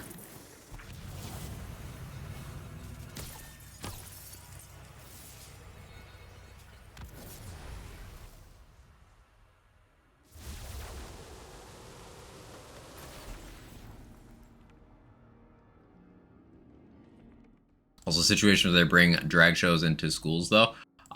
Cite it. Provide examples. Because again, psyched up. You're repeating talking points. Provide examples, and additionally, refer back to the part where we talked about how that is not inherently sexualizing anything, it is not exposing anyone to anything dangerous, and it is in a controlled, protected environment. Not post saves on Discord anymore. I haven't yet posted my own saves for Wonderlands builds, Snuffy. I'll probably start doing that soon. I was mostly waiting for content updates for the game to slow down. But I'll probably start doing that, especially once we get the builds doc stuff up and running. And the goal for builds doc is after I'm back from my break, which will be late this month. I'll probably start pulling people together, and we'll be setting up for starting work on the community builds documents, similar to how we did on BL3. If you're unfamiliar with how we did it for BL3, you can go to ! Builds and see the 4 Borderlands 3 community builds documents, very comprehensive resources. We plan on doing the same thing for Wonderlands. There's no strict timeline for that, and a lot of us on the team are very busy right now. I know I'm busy. Lazy just started a new job. Rune and Sen are busy with school. Lots of the rest of us are busy with various other things as well.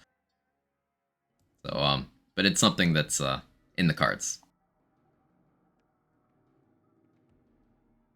Mr. Pet somehow. Because I'm using a Tyrant's Truth. Tyrant's Truth armor trades in your pet for stats.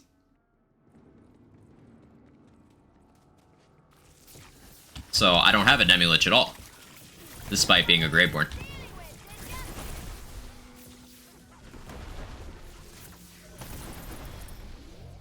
Seen videos? Provide sources.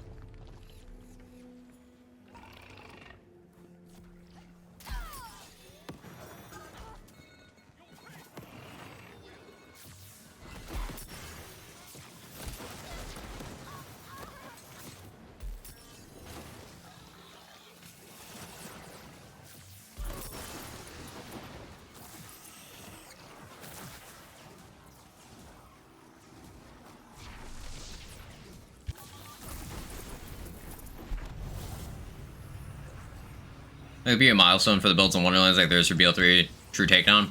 Probably an estimate on, what I'm currently thinking is using Chaos Trials as they're fixed, and they don't, like, get rotated out or anything. using chaos trials as potential time estimates, but there's also just using boss runs and regular runs and doing enough of them to get a good feel. There's a lot of oversight with the build stocks, so we'll make sure builds are up to par and everything. Yeah.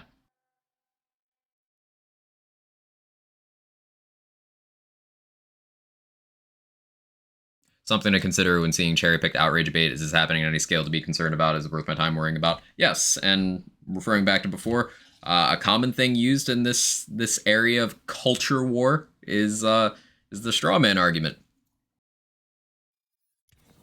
Adapting this to something more close to things that I have to deal with as an individual is it's like this idea, this ingrained idea that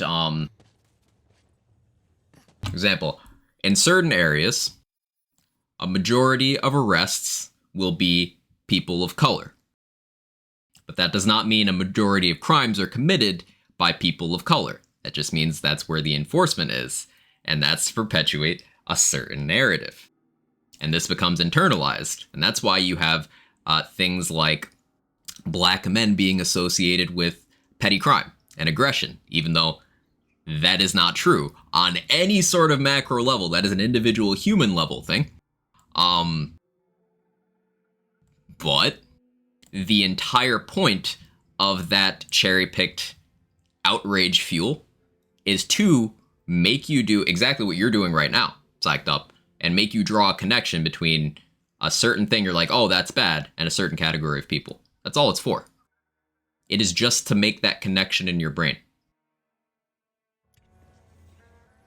It is not founded in any actual reality. Another example I gave earlier is the connection that's constantly being drawn between trans people and public restrooms. The connection that's being drawn constantly between the simple concept of being gay, a big thing with targeting gay people recently has been just calling them groomers. And whether you know it or not, you're signal boosting that, and that's not how that works.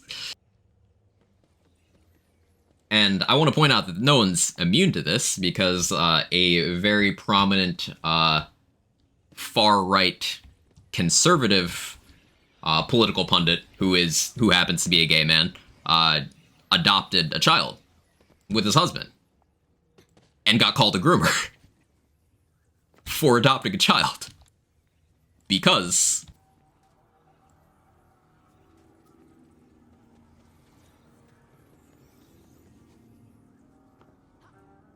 in popular opinion, there's also a connection like that between white people and racism. Could you expand on that, Silent? I'm not sure what you mean. And without Buffmeister Mosquito, yeah, things that would be just not allowed in the doc at all. Buffmeister Mosquito would just no. Nope.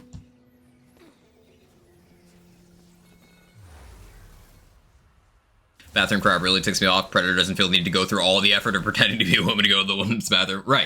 Right, exactly. It's something that falls apart on 2 seconds of inspection, but it's repeated frequently and loudly to the point where many people have drawn that connection consciously or unconsciously. Pixies would be another thing not allowed in. Thanks for bringing that up, Irish. Restroom thing's weird to me. People complain creeps spy on women in the bathroom, then their assumption is straight men dress up and drag to harass women. The problems with the hetero people being creeps, not trans people. It all falls apart upon a couple seconds of inspection. And another self-report on that is these people claiming to be protecting children from gay and trans people and non-binary people, people on the entire gender spectrum. The people claiming to be protecting children from them are the ones bringing legislation of mandatory genital inspections of child athletes in schools. Yes, you heard that correctly. Genital inspections of children are their answer to stop non-existent sex crimes against children. You see how that doesn't make any fucking sense?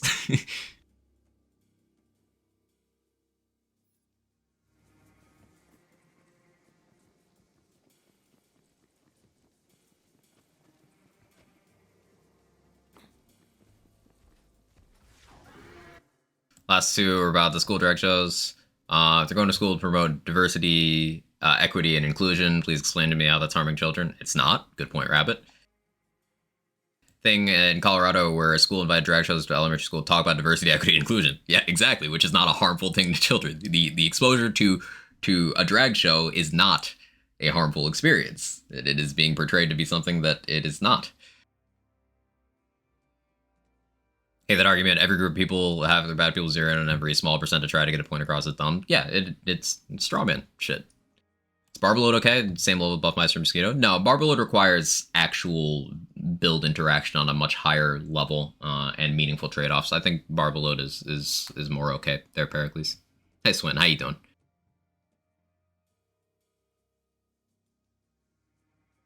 Twist people in power? Yep. Wait, what? Oh, you didn't know about that soccer. Basically, this is mostly Florida shit, by the way. And their never-ending crusade against non-existent issues of inequality in school sports by all these trans athletes are coming in and being unfair to everyone else. That's not actually happening. Like, I think it was in Indiana where there's like 4 trans kids in the entire school system who were being targeted by sweeping legislation claiming that there was some epidemic and like they're kids. They've not gone through puberty. They don't have a physiological advantage. But sidetracked. But yeah, basically their answer is to stop any potential secret trans kids from competing in school sports, that they get to inspect the genitals of all the children. Yeah, that's their proposed solution. Like, if I was a parent, I wouldn't be okay with that. Also get arrested for everything they claim to be against. Yeah, it's fucking wild. East Coast school with a lot of nationalities. I'm in Belgium, by the way. There are fights between people of different nationalities. The Belgian white kid usually call those racist. Kids of color usually have the racial slurs. One example in Belgium, see that a lot. Well, that applies to any group of people versus any other group of people. And the primary defining thing is the situational majority. Who holds the, not just the actual numbers, but the power in the scenario.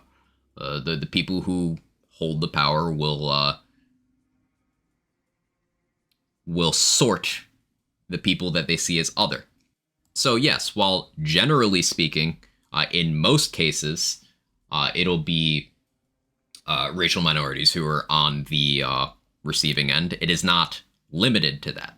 That's why the terms reverse racism and reverse discrimination, yeah, those don't mean anything. Reverse racism, reverse discrimination is racial equity and inclusion. That's not how that works.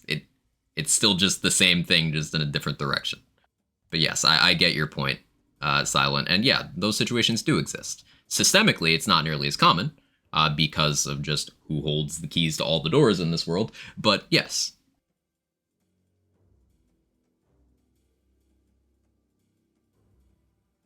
Leaves 2 states. It's a legal defense to say you shot and killed. It's just fucking disgusting. Hey, Snowspawn, thank you for the 18 months. I appreciate it.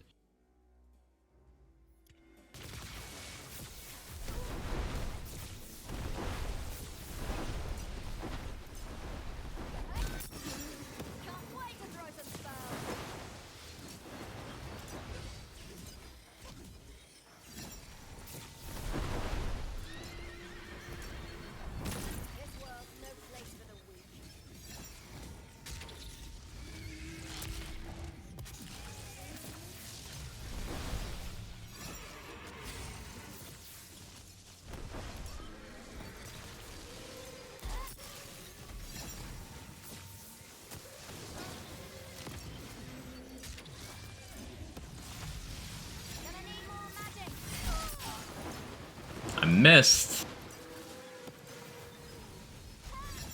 Wicked Gossip against Nightmare is kind of awkward. Because aiming up can be a challenge. There we go. Doesn't the Prime Minister... Oh, well, yeah, you guys have a new conservative Prime Minister, right?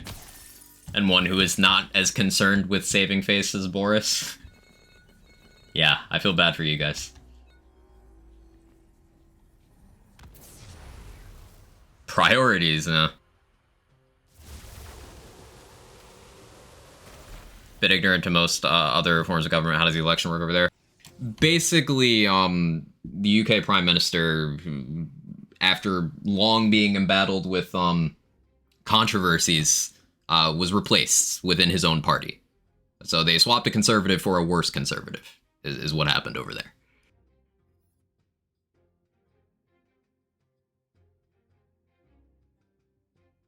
I think there should be a trans male athlete team and a trans female team. I'm not sure this is offensive. I don't know if it is. The thing with that is there likely wouldn't be enough people to fill a team at that point. And there's no harm with having people compete with their gender identity as long as they don't have an immense physiological advantage. And there's always this argument that there is a physiological advantage, but there isn't. For example, Olympic swimmer Thomas is the last name. What's her first name? Is it Leah?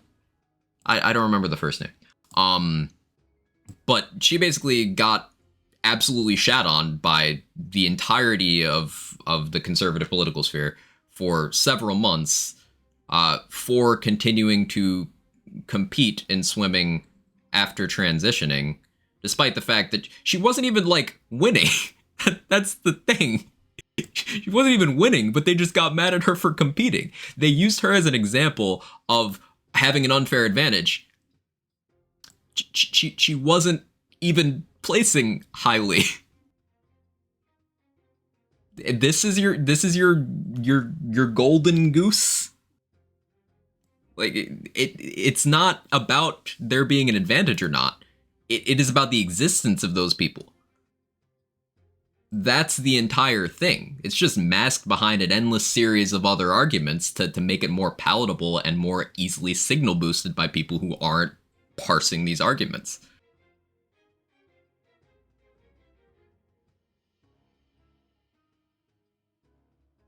You're gonna have an even better piece. Can you have your old piece? There's a community saves channel in the Discord if you'd like to see if, and there's also a trading channel if you'd like to see if anyone can help you out with the gearing process.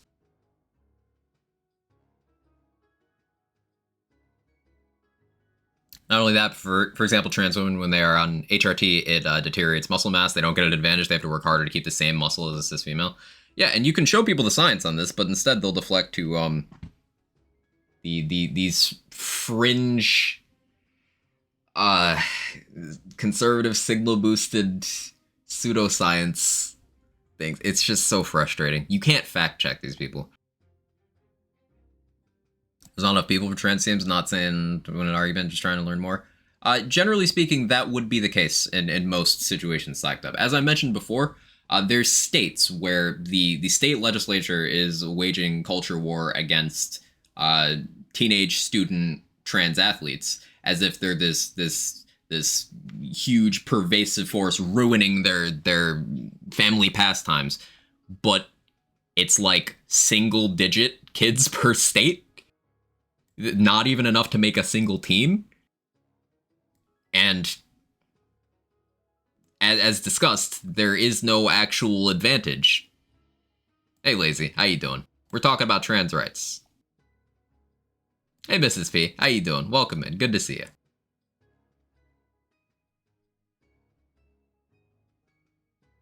See the story about the girl's athlete just got accused of being trans by parents after the daughter lost because the girl wasn't feminine enough? Yes, and that's the exact dangerous situation that legislation I mentioned earlier, that proposed legislation of, creepy, disgusting things like genital inspections.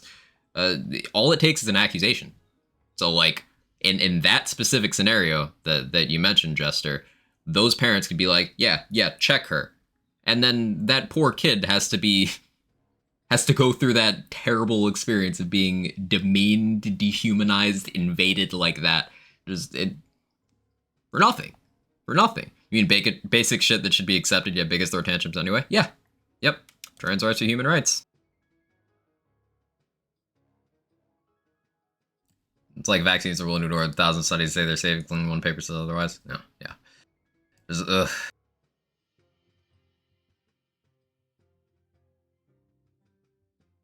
believe a cis woman athlete got booted from a competition for having higher than average levels of testosterone. I'm linked to an article handy. Sounds like something would happen. But yeah, if you ever find the link to that, I'd like to know about that. But yeah, how you doing, Mrs. P? Welcome in. I feel bad, I don't have my advanced today.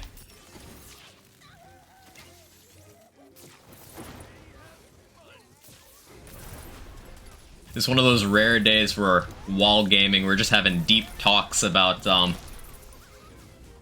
was gonna say politics, but human rights aren't inherently political.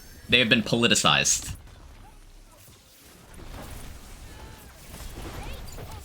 So I'll just say we're talking about, you know, human decency.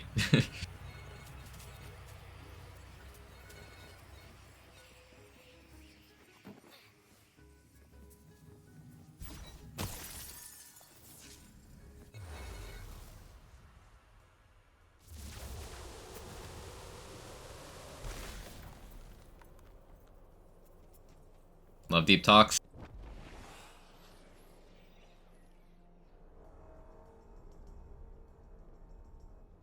Can't get power unless you have an enemy to defeat. That's the thing. They're always moving to another enemy. Okay, thanks. Been de-rusting my driving. So no Apple steering.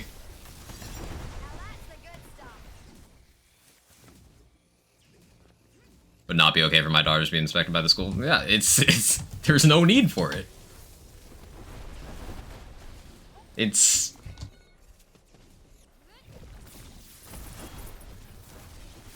ugh. It's just infuriating. Aw, Celissa bugged out. Alright, we gotta die here. Deep talks about how to be a nice person. You know, the shit you should have learned in kindergarten. Yep. When I was in high school, we had a few teams, or mix we competed against. Always really interesting talking about the situations. I bet.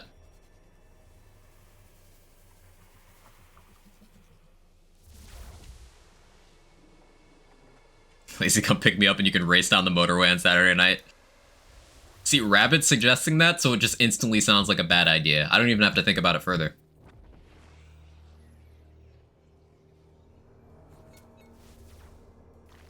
I hate this bug so much. You can control it, Pericles, by doing damage slower or faster. I just did damage at exactly the wrong pace.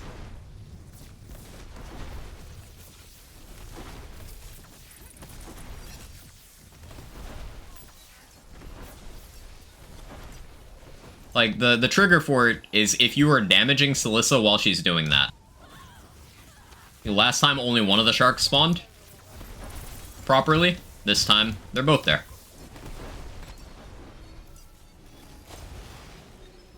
A lot of propaganda against the LGBTQ community coming from the far right? Yes.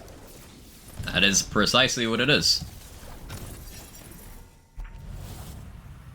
And it's really important to mention how impactful that is and how that is not just a problem for the LGBTQ community and allies. It is also a problem for everybody, because you'll have things like the state of Mississippi, for example, is having a water crisis, but are they doing anything about that? No. They're instead pushing, you know, their usual culture war-based legislation instead of actually doing things that help people. And that is a macrocosm. That's how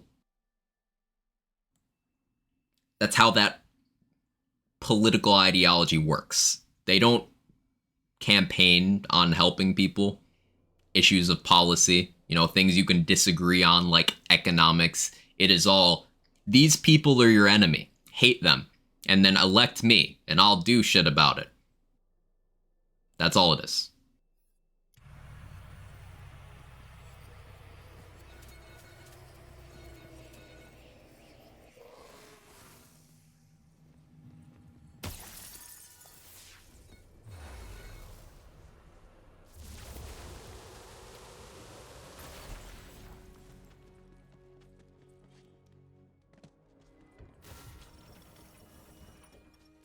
Hey Carter, how you doing? Ooh, Carter, were you here when I mentioned when I get back from my break, I'm probably gonna do that full series Dragon Age playthrough on stream. looking forward to that.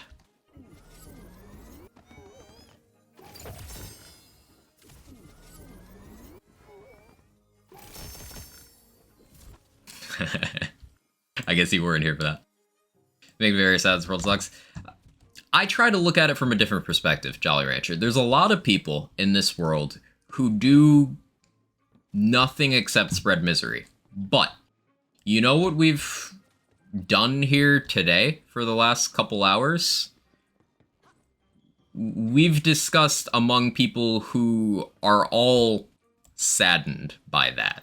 Like, at the very least, the people you're surrounding yourself with right now in this chat at this moment feel similarly to you.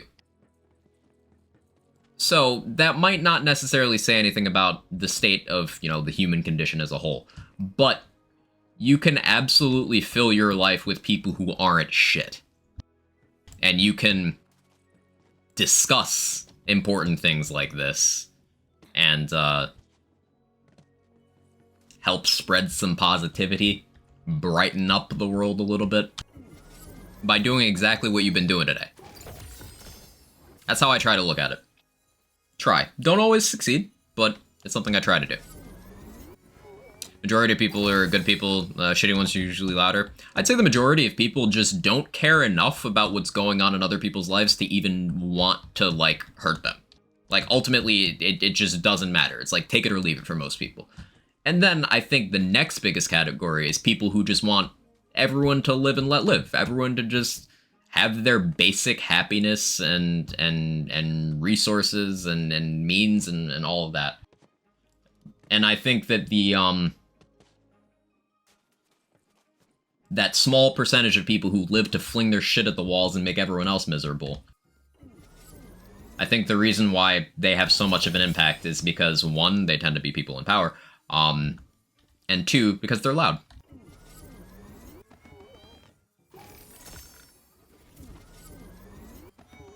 I want to hear something super shitty about the area I live in. Local council wants to remove air raid siren we have, which we require to basically survive. Costs too much electricity to keep going forever.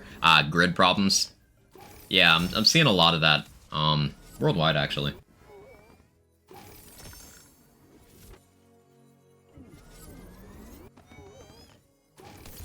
"98% of people here, the rest are politicians." Now, there are good people in politics. I'm not gonna say it's a majority, but there are some good people.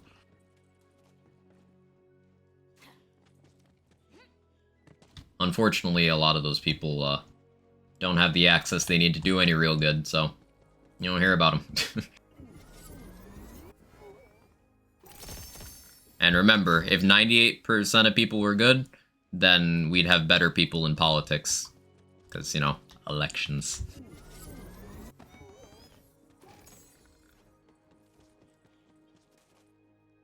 Thought I could talk about this stuff without hurting feelings. I'm glad you approached it from a genuine place of wanting to learn. Like I mentioned before, you can't ever, like, bully people into learning or changing their perspective or taking in new information. That is just not how anything in life works. You can't ever do that.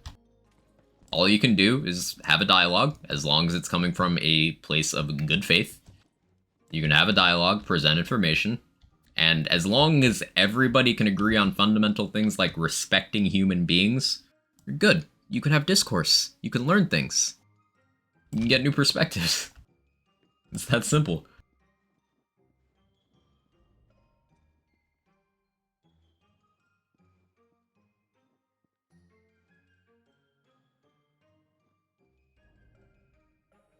Yo, respecting people? Gross.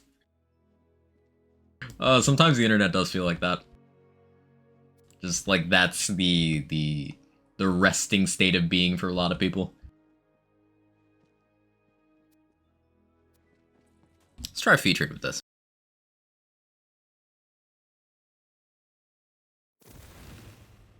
Live near Shell, which for people who don't know is a major gas and fuel station.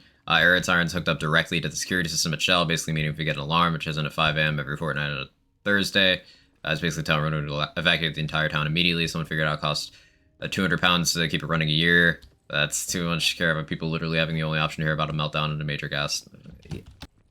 That seems like something that you wouldn't cut, but yep. I understand the situation. Let's do a featured. Think you can make it? We'll do a featured, and then we'll do the new featured when that pops out. And then we'll go to Theodore 4. Theodore 3 and 4. I have a good point. A lot of people out there in the if it doesn't affect me directly, why should I care mentality? Yeah, I think that's the biggest slice of the pie. Because I don't think it's inherently out of a lack of empathy or malicious intent. But I think for most people, the concept of how things affect other people just doesn't occur to them immediately. Like, it's not first instinct.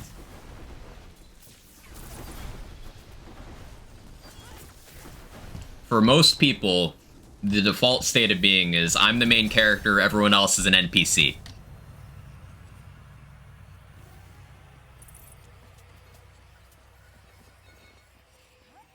And I don't think that alone is inherently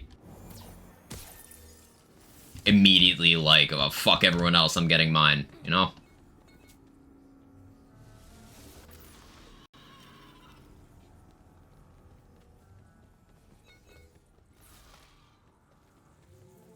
I just heard we live in a simulation.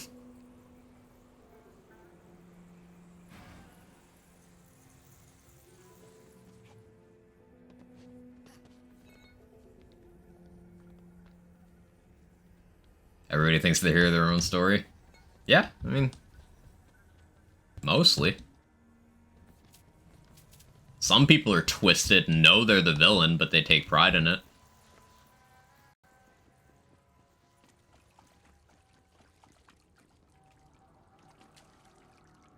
Definitely a lot more closed-minded before going to college, where I met so many different varieties of people I knew nothing about. That just kind of happens as you have more life experiences. Like, 2022 me does not like 2014 me. 2014 me just had a lot of growing up to do. It's an arbitrary year, but you get it.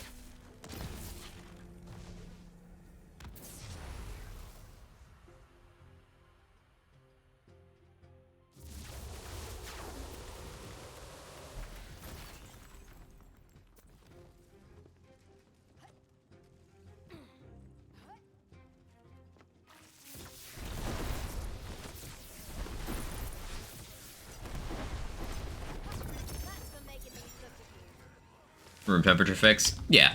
Week after a big, milestone. Usually works out this way. Some people are legit NPCs sometimes. Like, I met some real-life NPCs. What, they just have, like, an Oblivion dialogue tree sucked up? I can see it.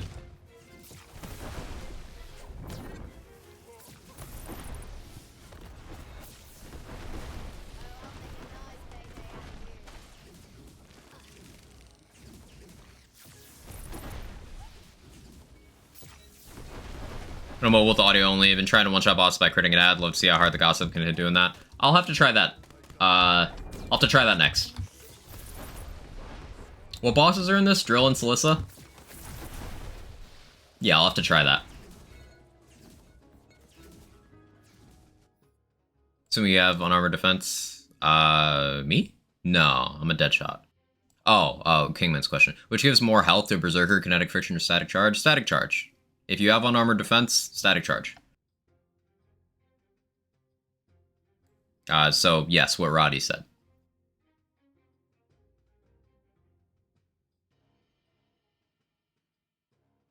Does this have the same option as Borderlands games? Once you beat the game, you can reset all the quests, start over with your leveled character. This game does not have that. That's something that a lot of people have been wanting to be added in. This game instead kind of structures itself around the endgame content, which is what you've seen me doing, the Chaos Chamber, which is, it's a randomizer dungeon with a couple different playlists. So what I did a lot of today was the boss run, which is 3 obelisk rooms and 3 boss rooms. The enemy sets in the obelisk room are randomized, the obelisk boss randomized, the boss itself randomized. What I'm currently doing is the featured run, which is a curated seed that they just a gearbox generates and they rotate it out once a week. But there's also just regular chamber runs, which are fully randomized 7 or 9 room dungeon crawls. So there's a lot of variety to what you can do within the Chaos Chamber. Now, a lot of people will see that it's all Chaos Chamber and be like, that's not variety, but it is. Because remember, an activity that has one permutation is less varied than one that has an incalculable number. So if you're familiar with, like, do you know Diablo 3? The Nephilim Rift system? This game is basically, at endgame, it's Diablo 3 Nephilim Rifts with Borderlands gameplay. Basically what it is. I prefer story to min-maxing my character, which is why I asked. Okay, so this game has less of a story focus. There's no New Game Plus. There's a little less in terms of story content after you've gone through your playthrough stuff. Although I will say the side areas for this game are very well fleshed out. You have the Crackmast Cove, Mount Craw, Sunfang Oasis, and Tangle Drift are all completely optional areas that have full storylines, unique bosses, interesting level layouts. It's kind of like how each Borderlands game has had like 1 or 2 optional areas as you go through the story. Like Caustic Caverns was optional, Lynchwood was optional in BL2. Well, this game has 4 of those.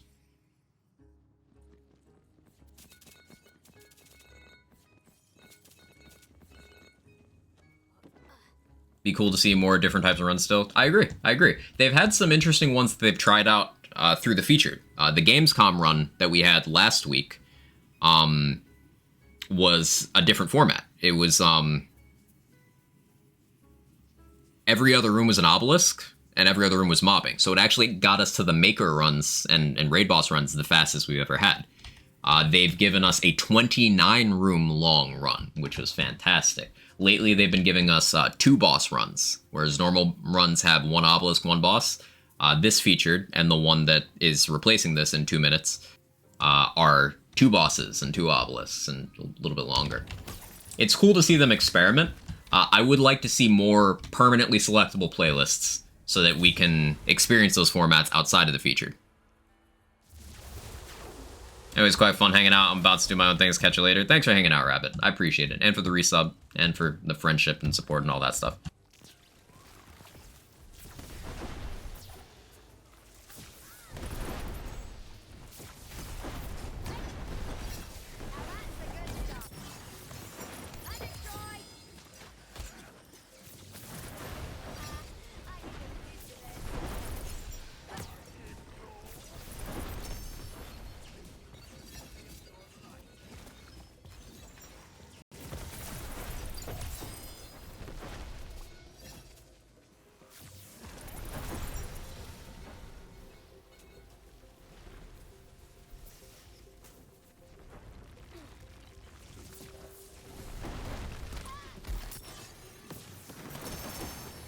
These are elites, by the way. This just does damage. Weird Gossip Easy. Hey Sora, how you doing? They'll add increased level cap, additional gameplay options like hard mode or something. Increased level cap would just be bad for the game. Remember, increased level cap is not content. All it is forced invalidation of everybody's gear. And also, it makes skill points less valuable. And reduces build diversity. Increased level cap would be bad. It wouldn't give you any more of what you're looking for, but it would kind of cheapen the experience in some other categories.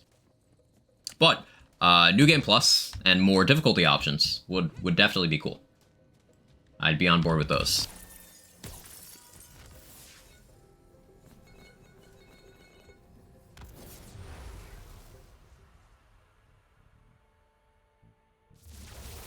Said it before, a 10 to 15 obelisk run would be cool. Absolutely.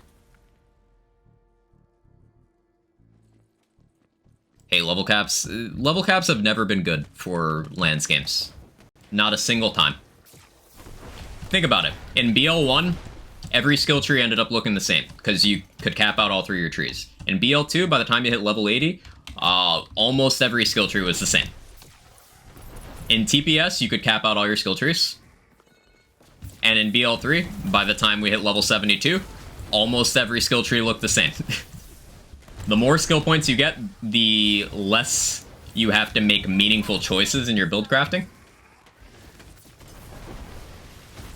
And plus, every time a level cap goes up, then everybody is forced to get their gear back again. Whereas if they do, say, a chaos cap increase, well, chaos caps are elective. You don't have to go up chaos caps.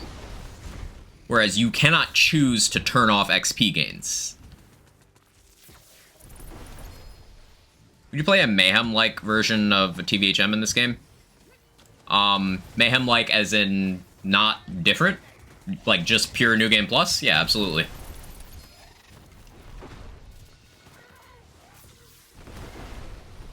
Absolutely.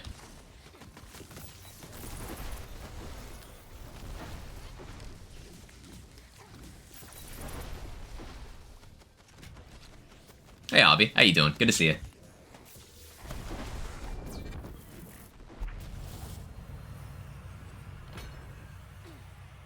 Cat just waltzed in here carrying my crocheted coaster for my cups, and I'm just too amused by this to stop it. That's great.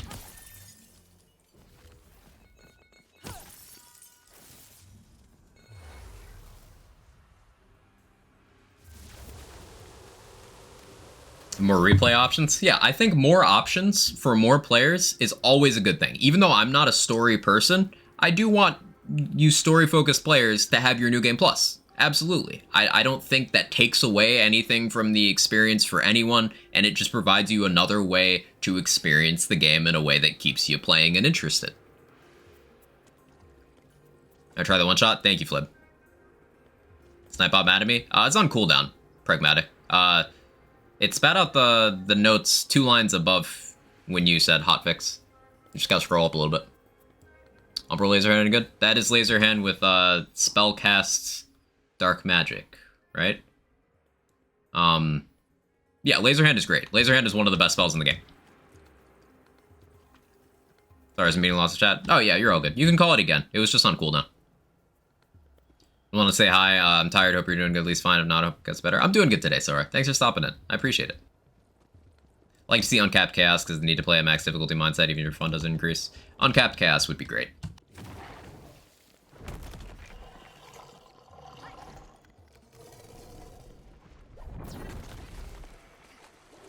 I didn't want to lose my full HP, but I did want the crit from Spellblade. Do you not spawn ads until I hurt you? Are the ads in drill time-based or HP-based? I'm usually trying to kill him, so I can't remember.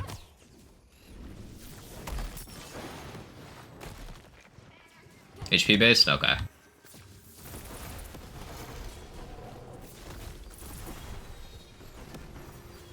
See if I can...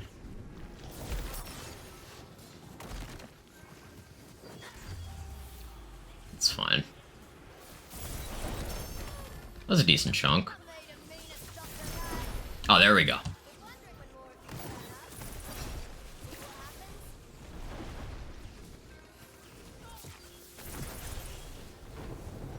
Is Chaos level the same as OP levels and Mayhem levels? No.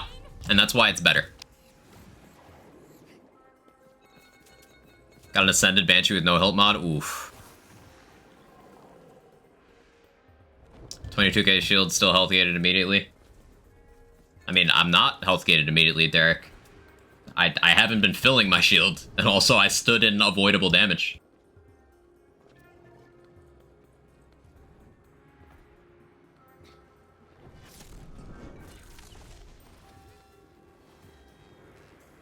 Like, I have no natural shield regen.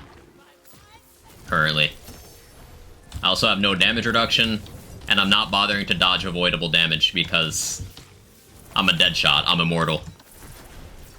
If you are a Graveborn and you have a spell with a cooldown shorter than 10 seconds, an effective cooldown shorter than 10 seconds, congrats, you are immortal. So like if you had Chaos level 10 gun to be stronger than Chaos level 8 gun? No. Because the highest gear you can get in terms of Chaos tier is the same on Chaos 1 as it is on Chaos 19. So a gun you got to drop with parts A, B, and C on Chaos 1 is exactly the same as one you got to drop on Chaos 19. 100% identical. It only goes up in brackets. So at Chaos 20, the next tier, Volatile, unlocks. Now each Chaos tier is 2 character levels. So a non-chaotic, just a regular item at level 40 is level 40. A chaotic item at level 40 is level 42. Volatile is 44. Primordial is 46. And Ascended is 48. But these only unlock in brackets. So at Chaos 20, Volatile unlocks. At Chaos 35, Primordial. And at Chaos 50, Ascended. And these new tiers of gear only become necessary because the HP and damage increases of the enemies outweigh the stat gains you get in almost all cases. So you proportionally get weaker as you go up through the Chaos tiers. And that is to lend itself to it being a difficulty system, an increase in difficulty. So for people who want to farm like the best version of gear, technically speaking, you have the best version of gear at lower Chaos tiers because you are proportionally at a bigger percentage of overall power. Because enemies got stronger than you did.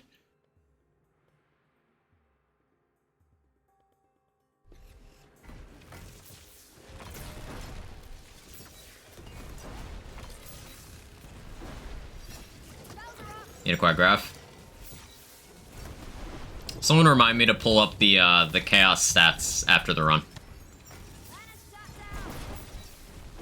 And I can explain again.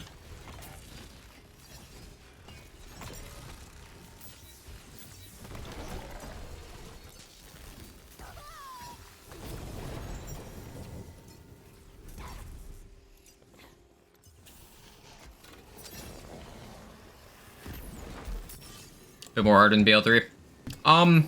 It's more forgiving in terms of gear. Like, for example, okay, this Tyrant's Truth I have. This is a volatile. I'm playing on Chaos 50, where there's 2 tiers of gear available that are higher than this. But because of how the game is tuned, I'm not punished for having gear below the maximum available tier. In fact, the difficulty is pretty much structured in a way that it expects you to have gear 1 to 2 tiers below. So for Chaos 50, the game is pretty much balanced around you having a mix of Volatile and Primordial. It does not expect you to have Ascendants at all. Whereas in Borderlands 3 and Borderlands 2, if you're using any underleveled gear, the game was not planning on you doing that. It's pretty much expecting, okay, you're gonna have all your shit on level. So it's a little more forgiving.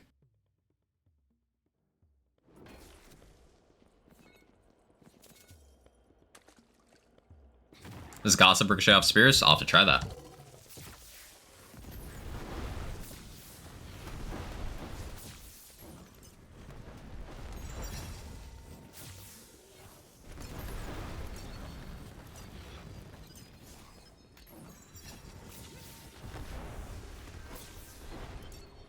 Morning, Assassin. How you doing? You talkie now? Hope the runs are going good? Yeah.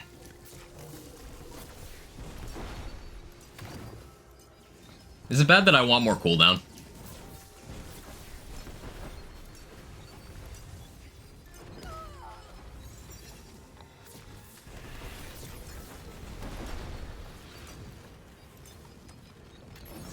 What's hard about BL2?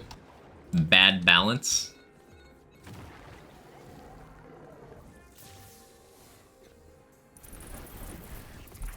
Entire endgame? No.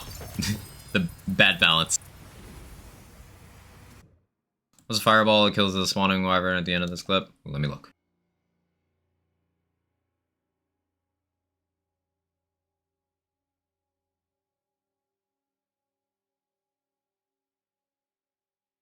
Kevin, why are you meowing? Okay, good answer.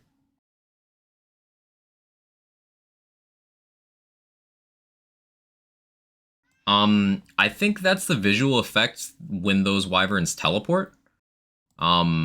It looked like it did damage, though. I don't know.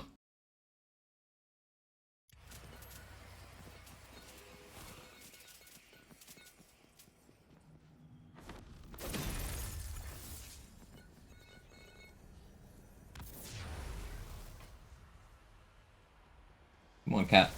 There you go. Good boy. It's Quack's giant balls. Don't remember people complaining about DigiPeak the way they do about Chaos, Climb, Driller, Wastard.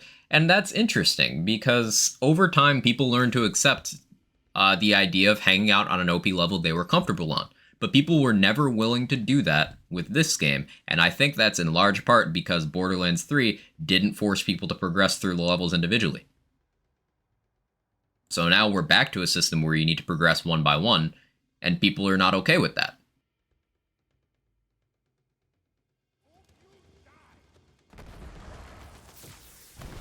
Social media wasn't as used as it is now. Even today in 2022, Craft Night, there's people who will, on one hand, say that Chaos 50 should be removed from the game, and then the other, they'll be like, yeah, I'm gonna play on OP6 because I find it more fun than OP10. They will go back and forth.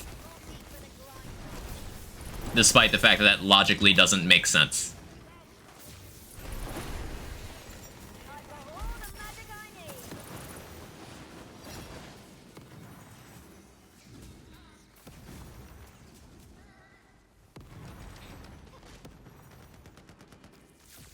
BO3 spoiled us all, I guess. BO3 did a lot that, definitely shifted expectations in several areas of game design.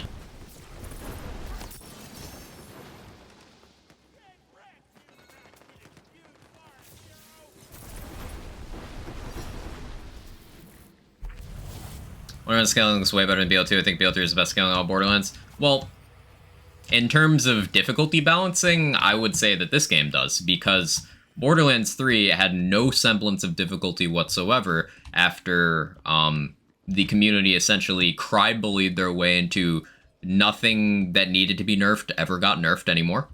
And we regularly got triple-figure percentage buffs for guns that didn't need them. Borderlands 3 difficulty evaporated over time. Now, you can still make your own with certain endgame challenges and themed runs and such, but the difficulty evaporated.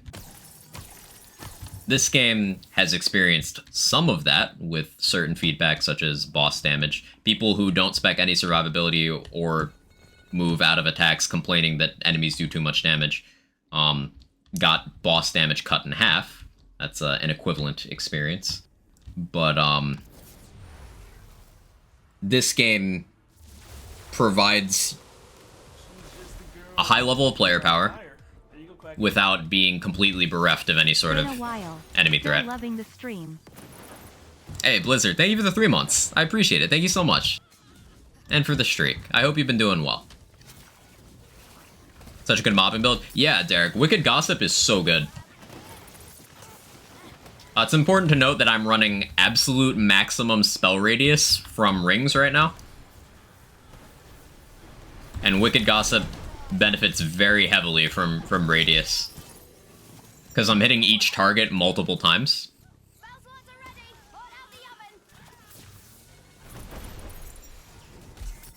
So I'd say if you're trying to use this spell, I'd really advise getting as much radius as possible.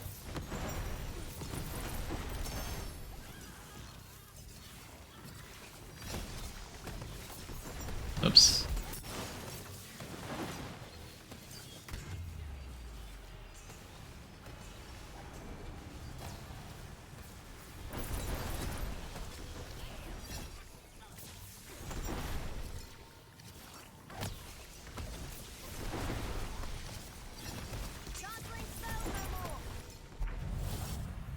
There's an armor that you choose 2 action skills, excluding ambidextrous. What would you pick? Ooh. That's a good question. Is it toxic to say Plague Storm from the Shadows?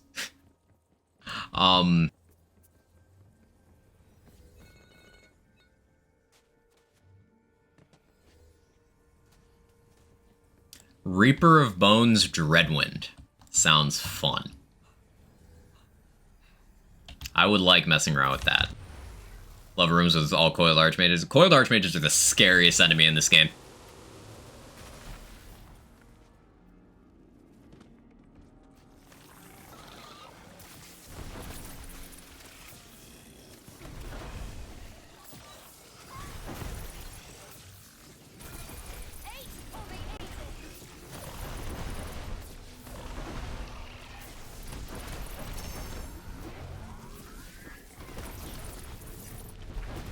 Well, I think we one-shot Shara.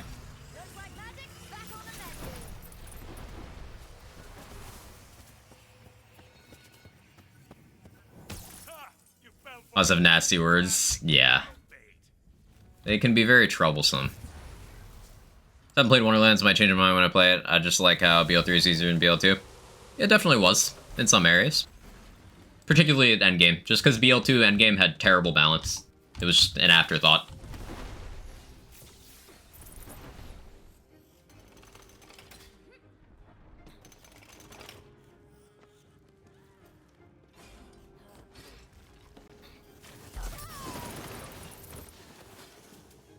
I never get tired of that.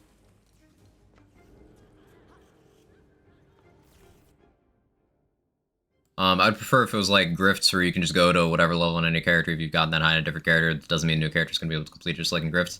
Well, the thing with that, Swin, is that results in someone's gonna download a save of a YouTuber, and then they're gonna have, you know, Chaos tier, let's say 75, unlocked, and they're gonna start a new character, and they're gonna go on Chaos 75 the second they unlock the Chaos Chamber and complain that everything one-shots them with their 0 points in Constitution and Glass Cannon and no sources of healing in their build whatsoever. Enforced progression is necessary to weed out bad faith balance feedback. BL2 made me cry and scream many times, never do peek again. I like the peek. It's one of the few parts of that game I actually like.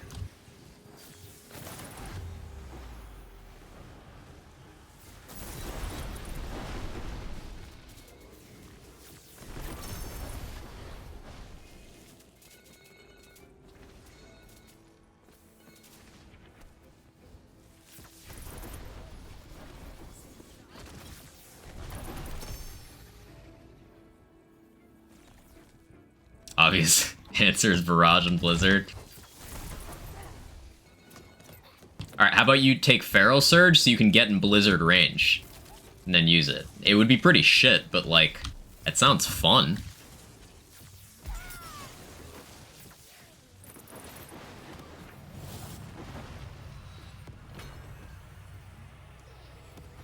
Nice one, Jaybridge. I got you.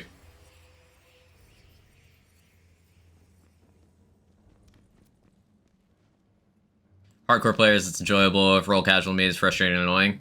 And what difficulty level did you attempt it on? Oh, were you on an OP level at all?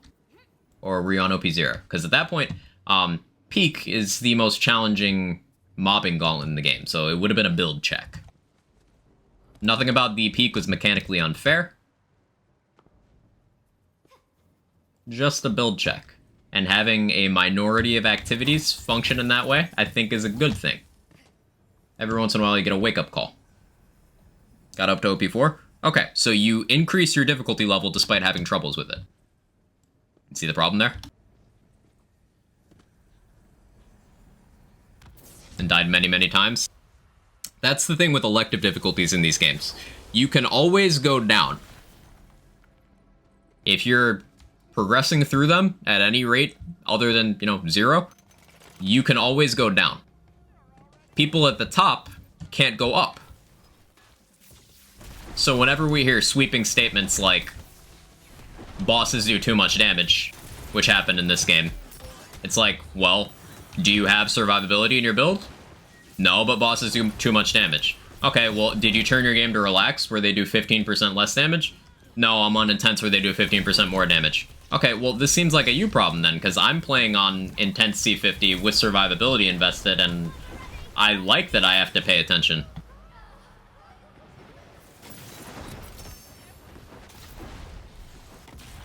Thought I had to keep going up. That's the big thing that I want the Borderlands and Wonderlands communities to ponder. Just because a difficulty level is there doesn't mean you have to use it. Not all features are for all players, and that is not an exclusionary thing if that thing is difficulty.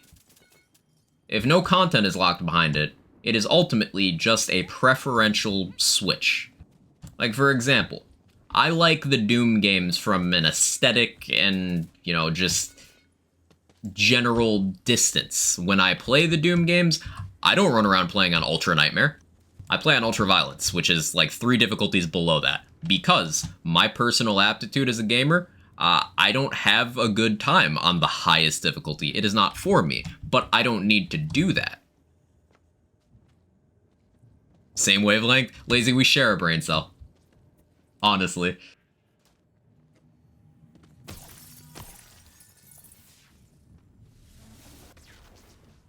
I just go back to my level 80 Maya and UVHM and play that on the OP10 guns, if you want to.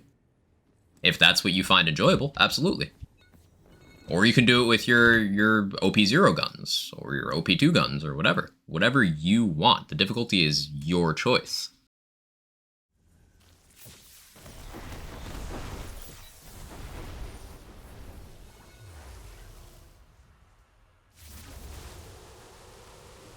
Dreadwind Cleansing Flames? Why are you like this? Found a sweet spot with my friends where their builds still do some damage without being carried by other greater builds. Everybody's having fun. Yeah, play on what you enjoy most. Too often I see people going, remove the highest difficulty, make it easier, instead of people being like, hey, this is the highest one where I feel comfortable, I'll hang out here. As someone who does crave difficulty in these games specifically, Borderlands, Wonderlands, I do not have an option to turn up from where I am. I'm on Chaos 50, and I'm playing on Intense difficulty. That is the highest of the 153 available elective difficulty options. And in this run, you've seen me take curses every time they've popped up, and I've eluded every single room. I'm playing the maximum difficulty that I can. I can't make it harder from here, but people can make it easier from here. However, my choices have been invalidated by certain points of feedback, such as, I'm going to keep bringing it up until people are sick of it, and then I'm going to keep bringing it up more. Enemy boss damage. They cut the damage of every single base game boss in this game in half, and those people still continued complaining. Meanwhile, now there's bosses that I literally don't even pay attention during anymore because I know they're incapable of threatening me. Like, basic enemies do more damage than 2/3 of the bosses in this game now because of that change. That removed difficulty from me. That changed my gameplay experience in a way that I cannot reverse. Without helping anyone else. So understanding that elective difficulty is elective is important. Because if you cram everyone in one difficulty, nobody's going to have a good time because it's not right for someone. That's why having this wide spectrum of available difficulty choices that do not have any sort of incentive other than personal enjoyment is nice. Me can't stand playing OP4, no, OP10 make me feel incompetent. It doesn't make you incompetent. Do you feel incompetent when you can't perform on an Olympic athlete's level? Like, anytime you ever run, do you feel invalidated by the existence of Usain Bolt? Just because someone else can do something doesn't mean you have to. Especially something for enjoyment like this, you can consume it at your own pace at a level that you feel most comfortable.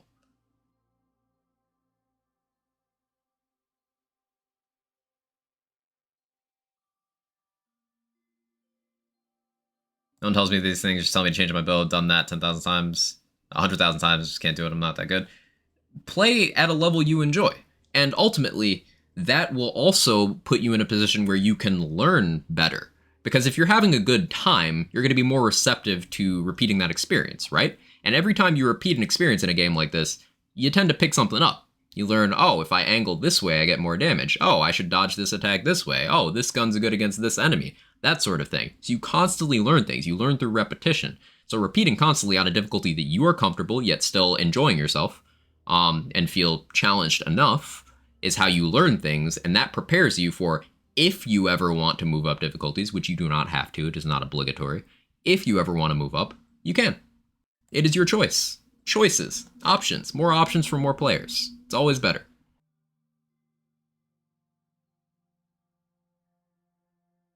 Still feel pretty crummy, never soloed a Chaos 50 chamber, even using the exact same build my friend did it easily with. Just not good at the game. I think you're selling yourself short.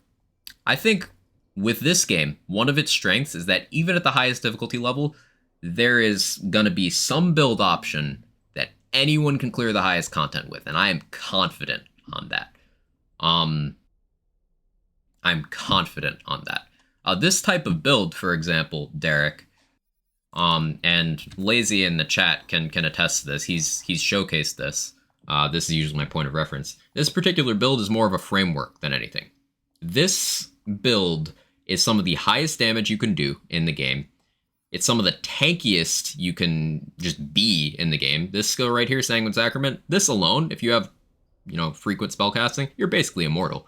So not only are you one-shotting entire mobs of enemies with the right spell, they can't kill you, and you don't even need much gear. Lazy took a setup that's very close to this skill tree and used 2 laser hands and nothing else. So you see these gear slots, these 10 gear slots, these were all empty. And that's Chaos 50. Intense. It's doable. There's going to be the right setup for everyone in this game. Now, the existence of that setup does not mean that you need to pressure yourself into grinding your life away, finding it, doing all this research. You don't have to. Remember, difficulty levels are elective. You do not have to be on a single level higher than you want to be. Ultimately, the decision is 100% yours. Your gameplay does not change beyond the number in the bottom of the screen. It's the same stuff. It's the same content, just with different number values thrown in. So if you are enjoying yourself whenever cast level you're on, that doesn't make you invalid. That means you're playing the game correctly.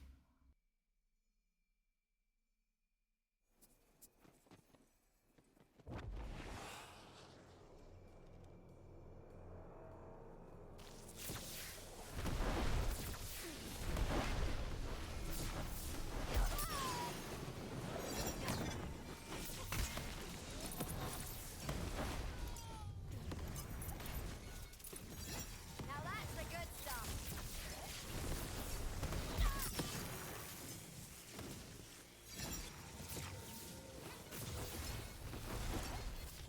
I just don't dodge attacks well, I think is a big part. And that's a big part of boss design in this game.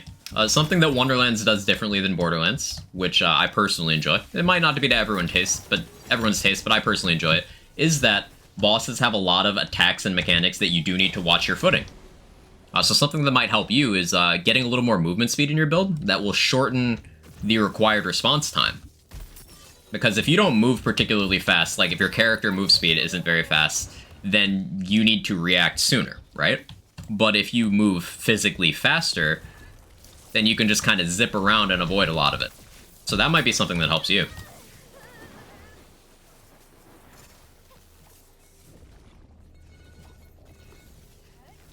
Want to feel validated? I'm happy to provide the words of encouragement, Jolly Rancher. People too often forget that video games are supposed to be fun. For some people, enhanced difficulty isn't fun, and that's okay. You don't need to use it.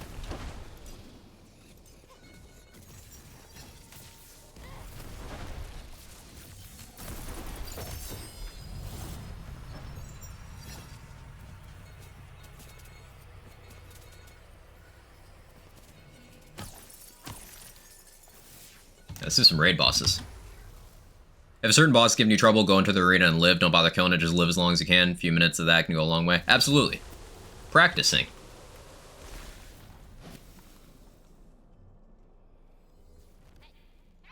Great example of this, a boss that a lot of people have trouble with, Wastard / Son of a Witch. People get real frustrated with him, but I would highly recommend going into that fight, not with the intention of killing him, don't even attack him at all.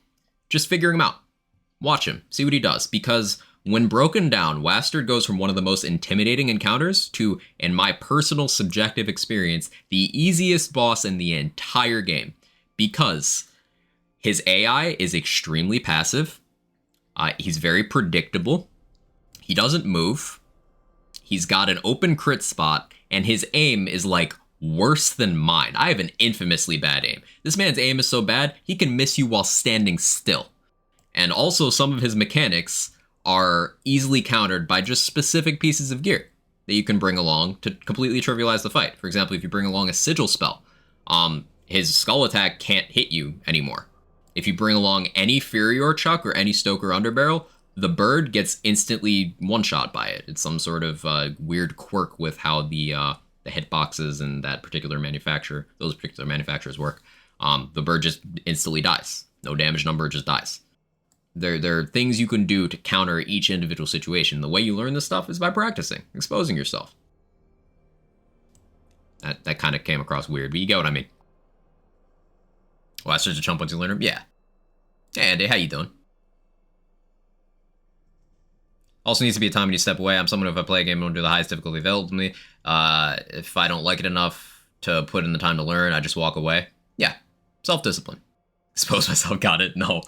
No.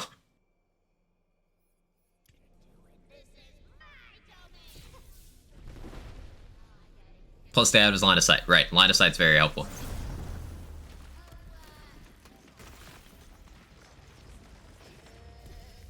It's hardest boss in this game? Salissa. In my opinion, Salissa. Feel free to... whatever you guys think is the hardest boss. In my opinion, it's Salissa, because she's got a very powerful lightning resistance on her shield bar. Some of her attacks have very subtle tells compared to some others in the game. And she's got very wide AoEs that still hit somewhat hard without investment. So I'd say Salissa, because of the resistance on top of those other things. Fyodor Imelda. Imelda is not hard, she's just a mistake that shouldn't exist. Fyodor can be easy, can be hard. But yeah, Fyodor's up there. Fyodor would probably be my second pick. Imelda's a pain in the butt for me. Yeah, that's not you being bad, that's Imelda being terribly designed. I'd say there's a difference there. Redmorn 4. Redmorn 4 is a good example of something that can be challenging, but it can also be a complete pushover. That was a chunk. Hello?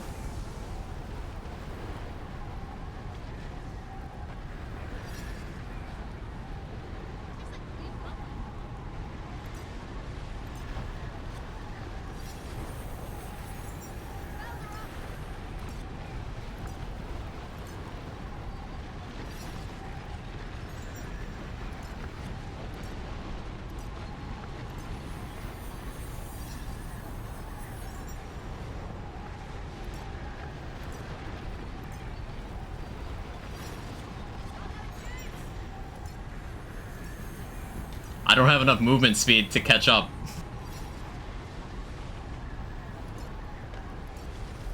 I think I'm better off just ricocheting off the ads for money.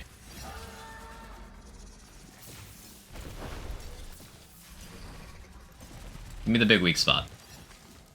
Give me a big one. Thank you.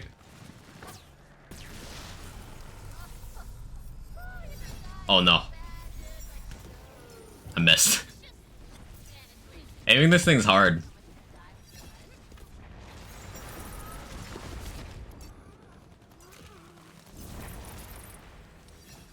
Okay, bye.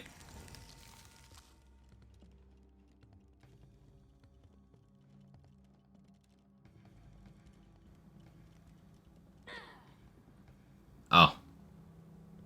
You expose yourself to solicit all of you fine. Oh, that's good advice. Okay. It's the most underrated non-endgame weapon during leveling. I'll go first. Goblin Repellent.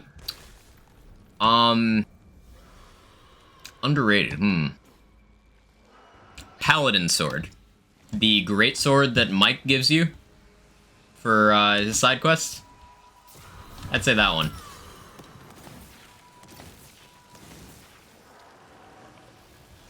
Last Right's still good in endgame. Well, it was at 35. I haven't tried it at 50 yet, honestly.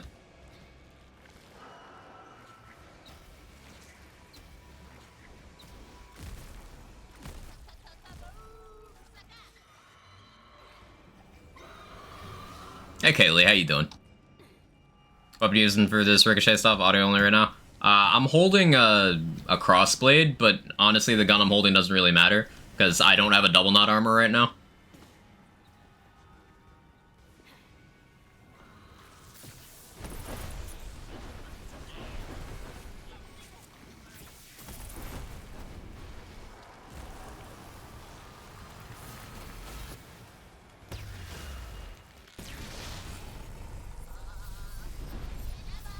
You can tell I don't have double knot because that works that way. If I had double knot, that would kill. Last rate's still great at C50? It's good to know.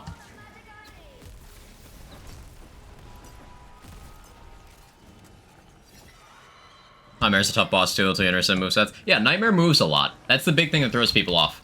Not a lot of health, not particularly problematic, but it moves a lot, and it forces you to move.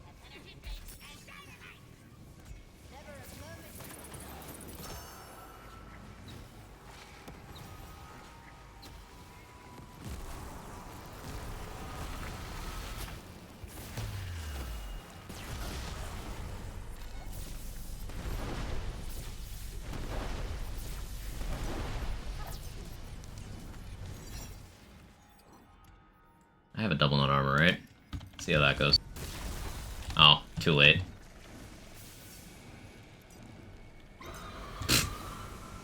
Damn. Like, since HP buff, Parasite's a hassle, Latchy Beam. Oh, yeah. Oh, yeah. Parasite can actually, like, kill you.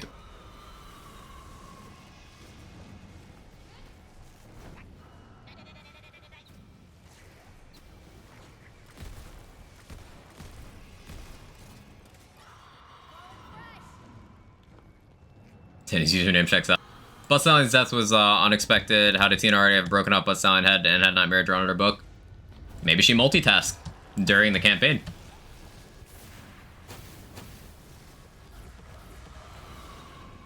Also, I do think it was planned.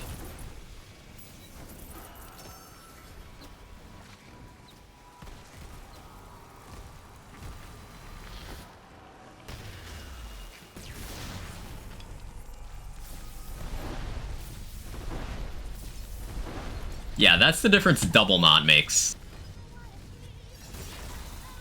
Like, that is giving up Tyrant's Truth for a random calamity that has double knot.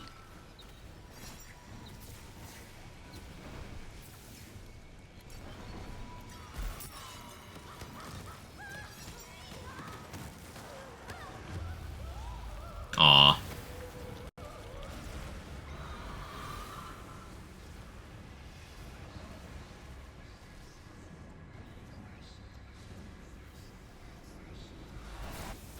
Aw. Wait, did I get it? Ha! Wait, did I get it? No way. No shot. Oh, I hit something else. Damn it.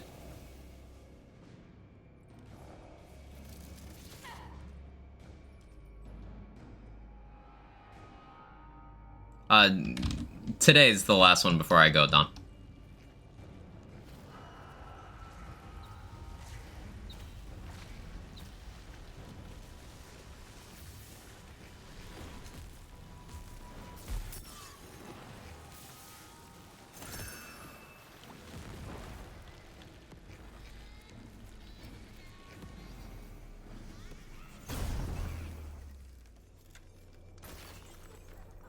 I like to think that the direction they were going for was narrative layering and interactions between different layers of narratives. Yes. Okay, 4 sneezes. That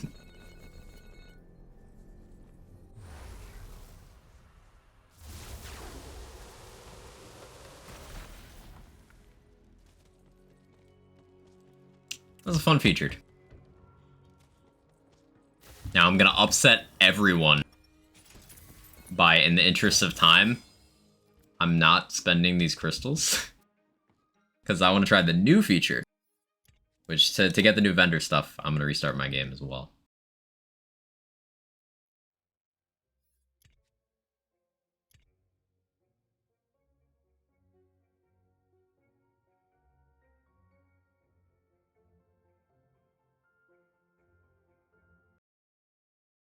Bro.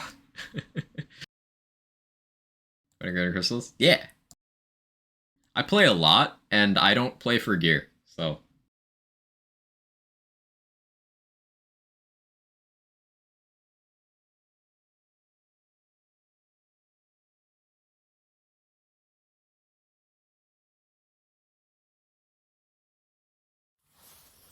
Shame, shame, shame. What do you think of having a game on its platform and keep adding DLCs for like 5 or so years, all of Destiny 2, or Borderlands, of course? But the sick loot, I'm sorry, Bizarre. So here's the thing with that, Avi. I don't know anyone who hates Destiny 2 more than Destiny 2 players. That kind of content model, I think it just brings out the worst that we already have in this fan base and just makes them even worse. Because remember, there's things like, it's a real thing you still see in 2022. People get outright angry that the super deluxe version of Borderlands 3 does not include the DLC content that came out 2 years after that edition did. There's still people who are absolutely livid about that.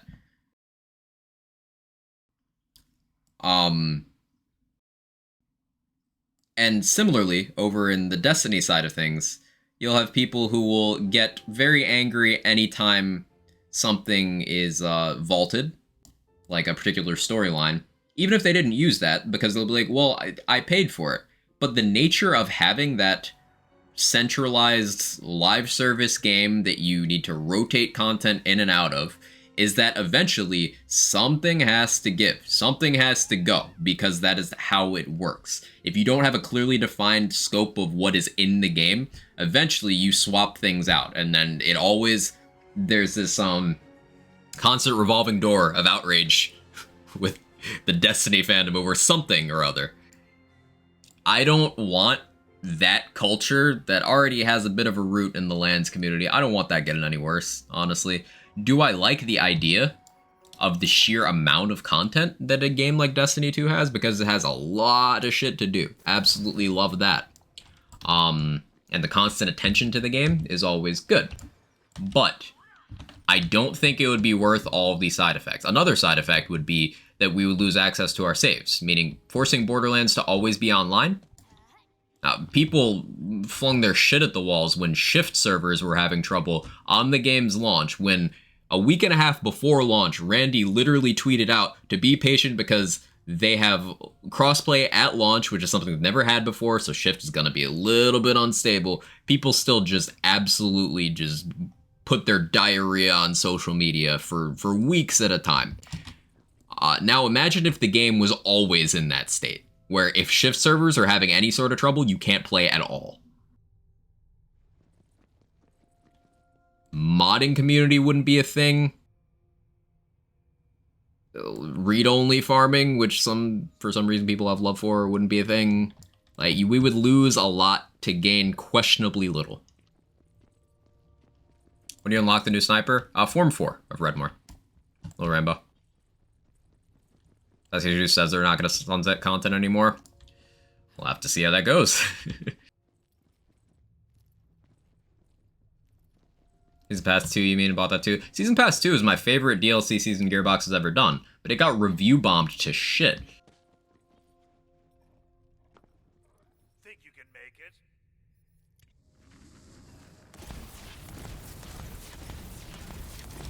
It was well received by the actual player base, but remember, a large part of the fandom just exists to hate on the newest, no matter what it is.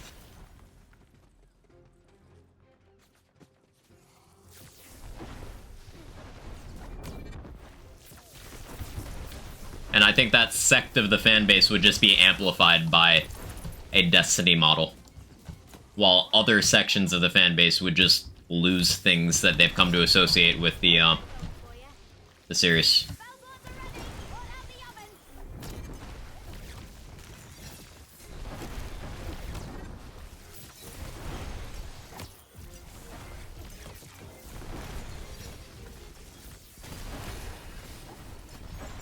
People got way too angry when it came to BL3 and Wonderlands. Yeah, psyched up. They really did.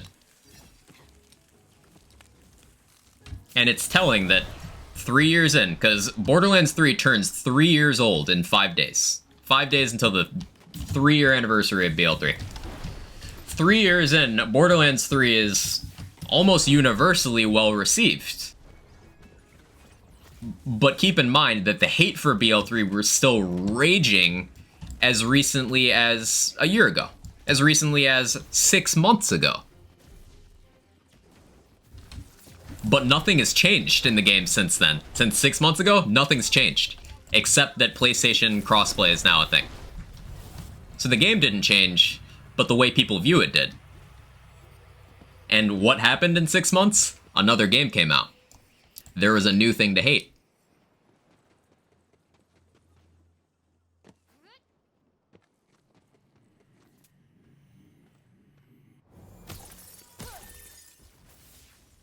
People really happy just viewing hate at things they don't like? Yes.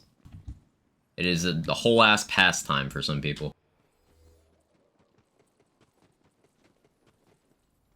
So we got Bark in room 1. Do I want to do Bark? No, not really.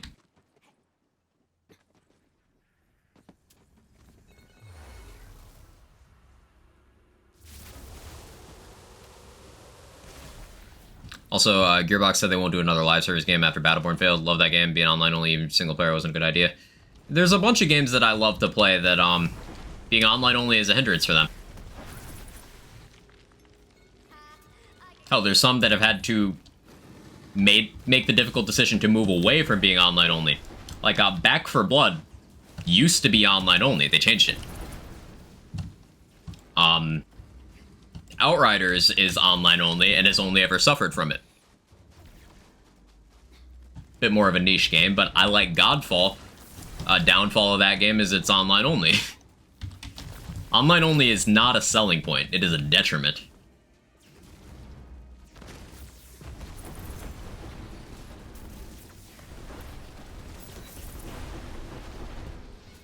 Wasn't Battleborn a failure just due to Overwatch and other games coming at the same time? That contributed, but we have no way of knowing if the game would have survived on its own. It wasn't overly popular, even in spite of Overwatch pulling attention. Now, that is not a comment on the quality of the game. I've heard it's a fantastic, enjoyable game. But the fact of the matter is, it was never popular. Probably not popular enough to live.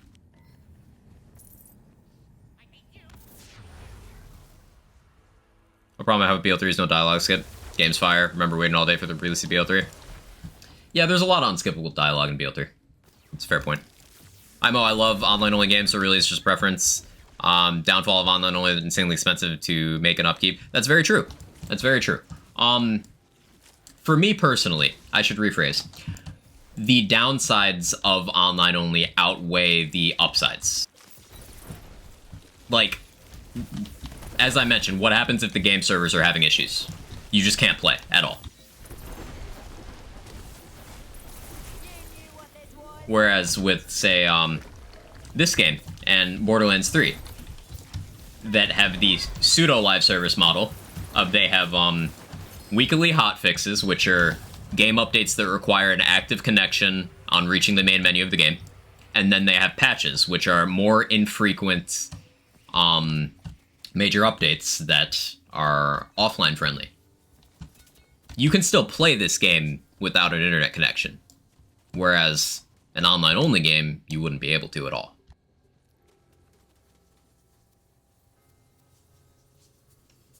And that can become an issue when the craziest things happen. Like, for example, a few months ago, a vulnerability was discovered in how the FromSoft games multiplayer works. Basically, you could, through the multiplayer for the Dark Souls games, you could execute commands remotely on someone else's computer, and that was discovered. And when that happened, the servers were taken offline. I think recently some, if not all of them, came back up, but the point is they took the servers down, and for several months, you could not do online play in those games. You just couldn't. Now, luckily, because offline play is an option for those games, the games were still playable. But imagine if they had required an internet connection. That would have been either a lot of money FromSoft would have had to spend to get it fixed in a shorter period of time, or a long time of a game being completely unplayable. I don't like either of those options. Not exactly healthy for the industry.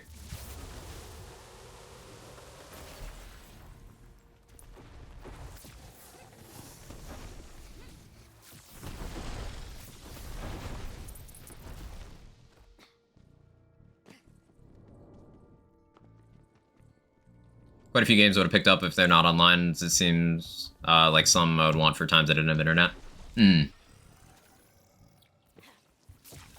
Like, I'm probably gonna download a bunch of games on my Switch today for travel purposes, and it's gonna have to be stuff that, you know, works offline.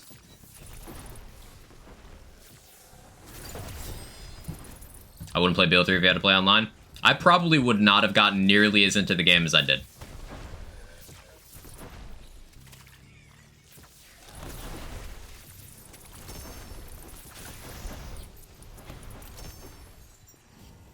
Blizzard's doing with Overwatch 2 all the things Battleborn had. 5v5 PvP, PvU skill trees, battle passes, hero unlocks. On some level, I'm interested in Overwatch PvE. On some level.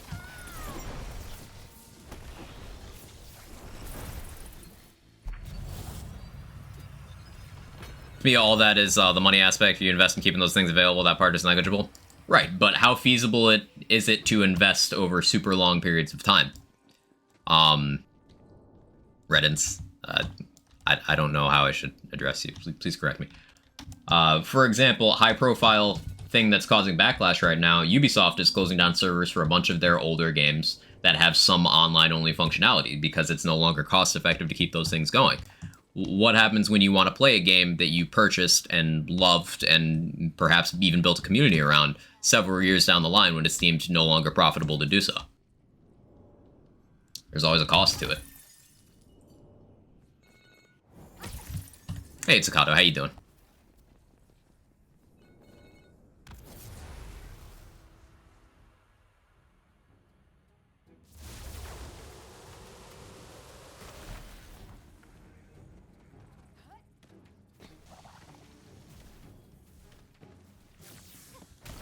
Hey, Kumbers. How are you?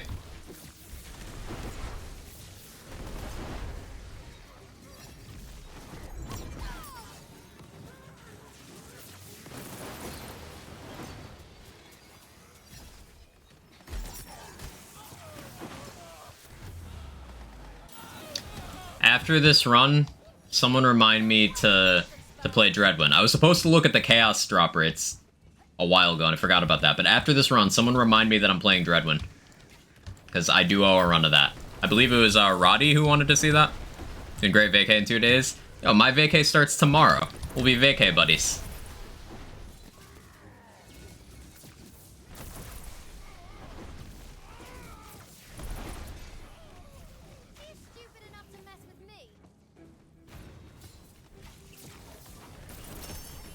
Yeah, for sure. Change sucks, and it's a big part of online games to enjoy the live aspect of gaming. Living in an online world, it's my preference. We're all different. Yeah, that's totally valid. It's totally valid. I do like some online experiences quite a bit. And I always want that to be an option. Ultimately, the way I feel about most things in the gaming industry is just like, I want more options for more people.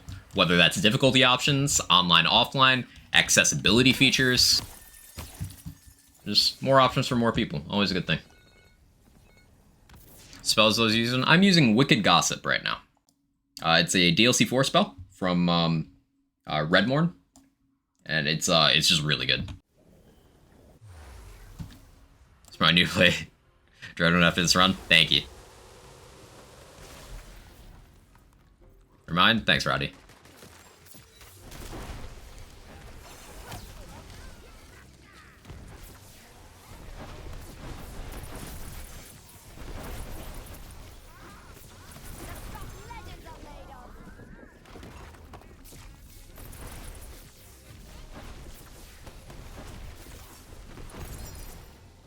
Should not be required to be online for a single player experience. I'm not sure if there's any benefit to be dreamed up to change that. For example, Outriders. 95% of my Outriders gameplay experience has been solo. I just play that game solo. It's how I prefer to consume it. So I don't use the online features literally ever, but you still have to have a connection, and their servers are infamously unstable. And also I have the game on Steam, so every Tuesday, independent of the servers, the game shits out anyway. Even though I play it as an entirely single-player experience. Personally, I'd prefer there's something that made online play more exciting, like a takedown is incredibly hard. It's difficult for 4 people, let alone 1. Well, that's both of the takedowns in Borderlands 3 when they launched, Jackaboy. Only power creep and familiarity over time changed that. Any hotfix today? Mostly just rotation of events and featured and that stuff.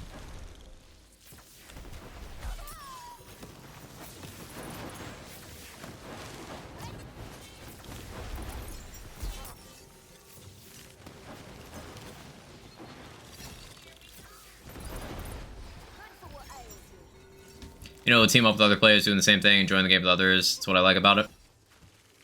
Well, that's what you like. And yeah, as you mentioned, everyone's different, has different preferences. But speaking from the perspective of people who play things solo and don't really have any interest in teaming up, maybe discuss things with other people, but in terms of playing with other people, for example, this game. I play this game solo.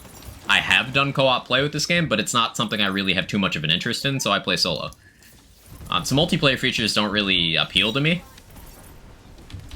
That's just me personally. I like that they exist, I like that people use them, but it's not for me.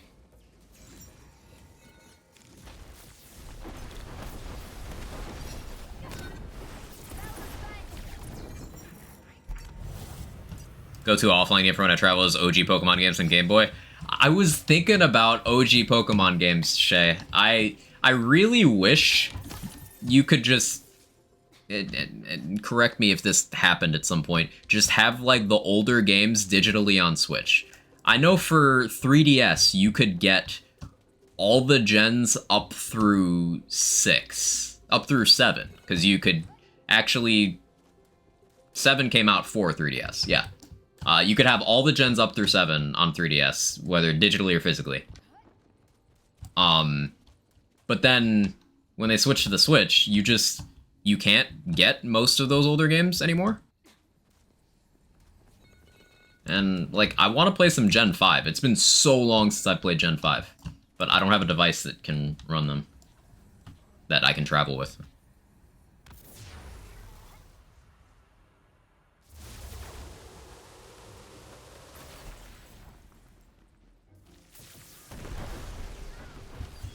Is it possible to unlock castles for beating the main story if you, like via co-op or something? No, you have to complete the epilogue quest.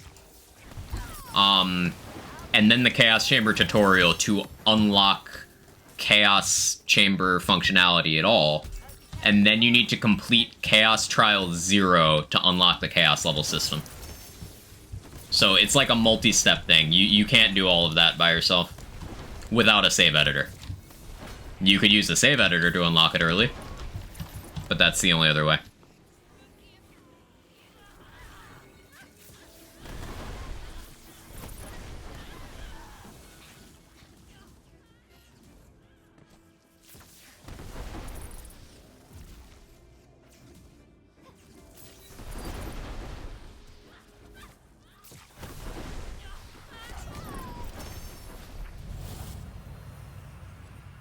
Here's Gloop. I just realized I've been just wearing this Calamity. So, I lost my area damage roll. Where's my Tyrant's Truth? I lost those points in Ascension, and I lost... I guess I got the cooldown back. And I lost all my Graveborn power, but I'm still doing so much more damage, because double knot. That's crazy. There's a lot of effort to your breaking your Switch. Yeah, I don't want to mess with my Switch like that.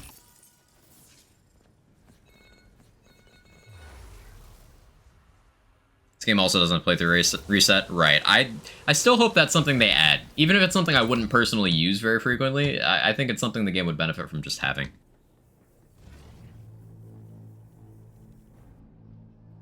TPS, what Ozkit does Rooster booster drop again? Ooh. Loot Lemon would have that information. I don't know TPS drops offhand.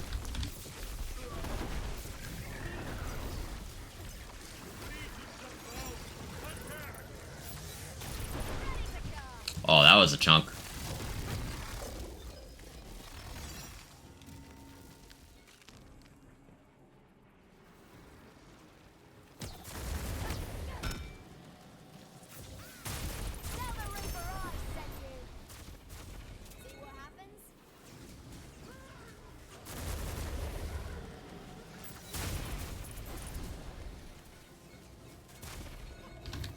Oxidizer. Thank you, Swin.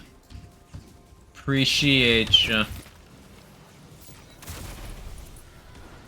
Here you go. Swin's got the answer for you. Psyched up.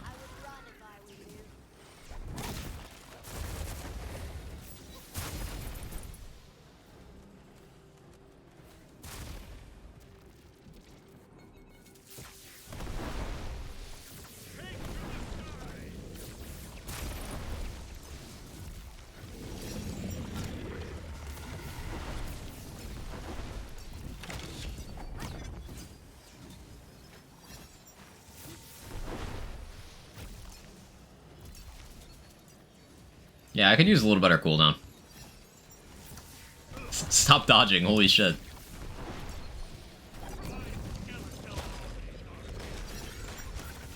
I forgot you had that attack.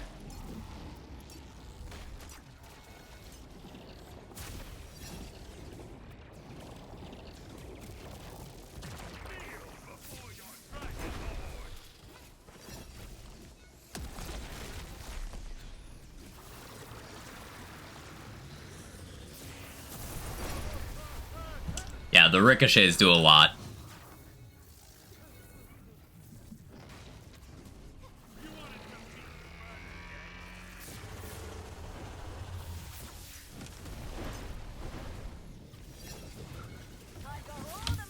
Can that hit? No.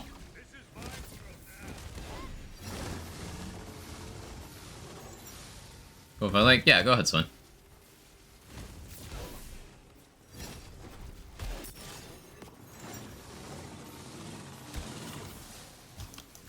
This is why I think one Wicked Gossip, one Laser Hand is like the play. Let's try that out actually. Where's my Laser Hand? There's my Laser Hand.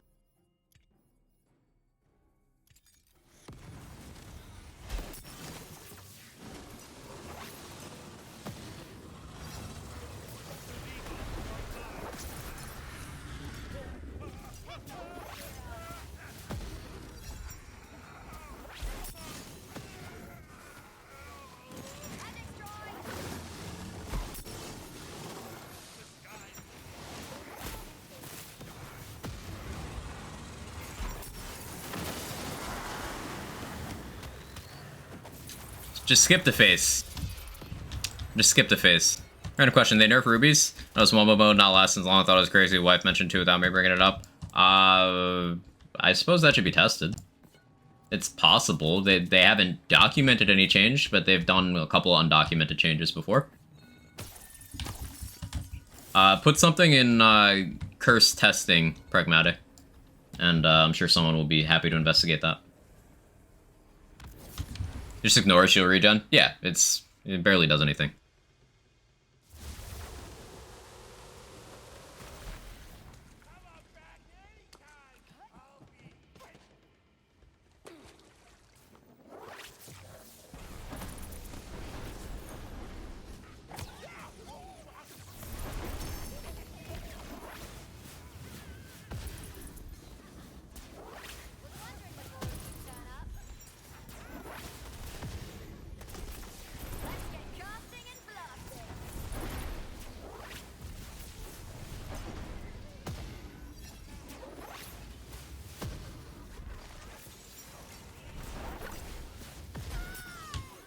How are you not dead?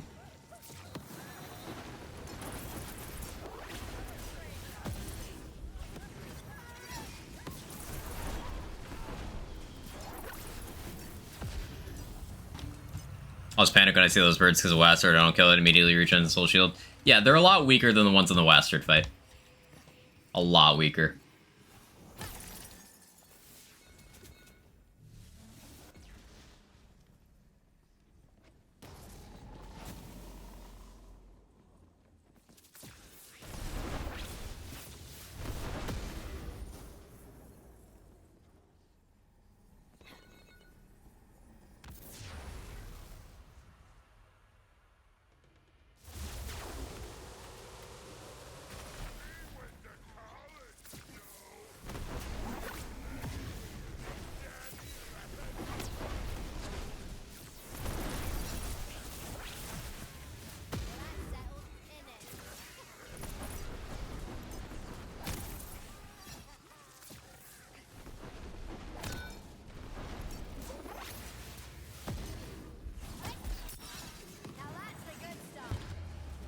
much.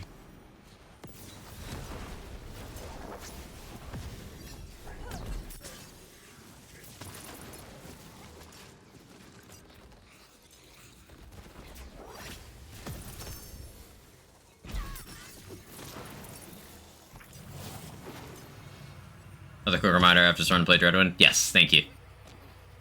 Haven't seen level 47 enemies in the chamber, it's 50% damage reduction. Neat. Yeah, I've been eliting a lot of rooms. I think I've elited every room.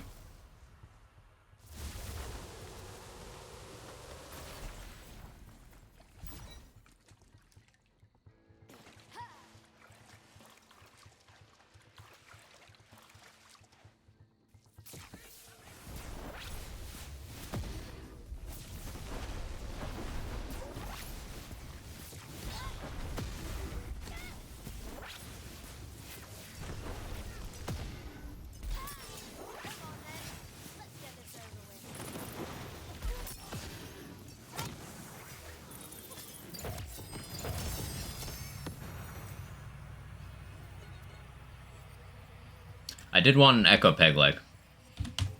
I needed that. Different setup, but I needed that.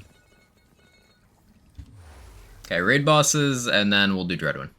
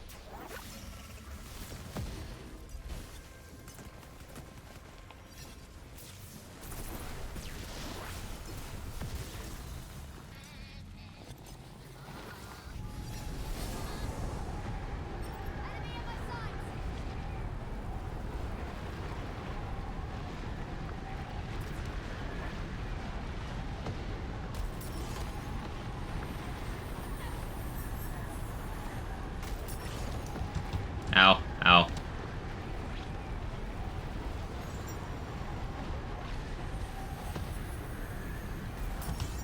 Oh. I turned at a bad time. Yeah, it was entirely my fault. Oh, hey, I death saved. Cool.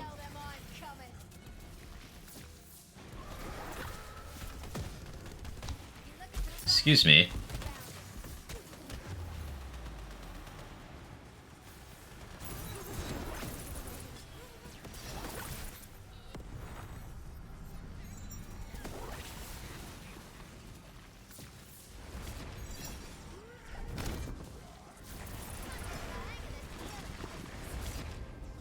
This is fun. You'd have to gear really weirdly to optimally boost both the Laser Hand and the Wicked Gossip, but it's just fun to use both. I think committing to one or the other is definitely still the play, though. For elemental boosts and such.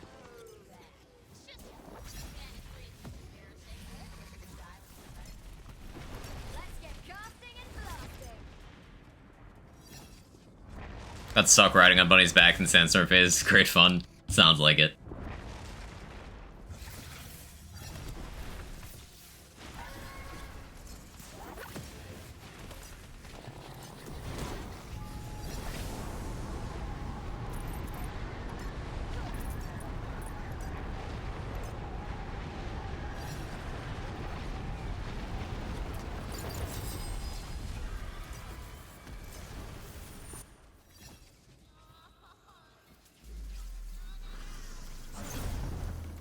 There we go. I'm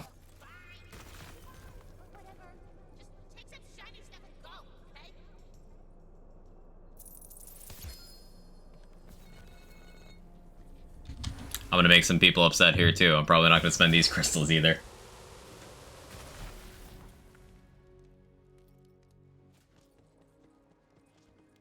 Does Bradluck proc Selective Amnesia? It mostly just kills you. Hey, Glitzy Hobgoblin. Thank you for the raid. I appreciate it. Welcome, man. What'd you get up to? How'd your stream go?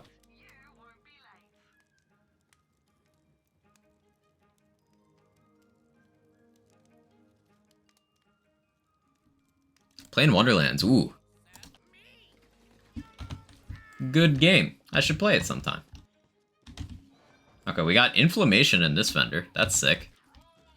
Play a lot of Wonderlands. What in the world is purpose of Blank Slate?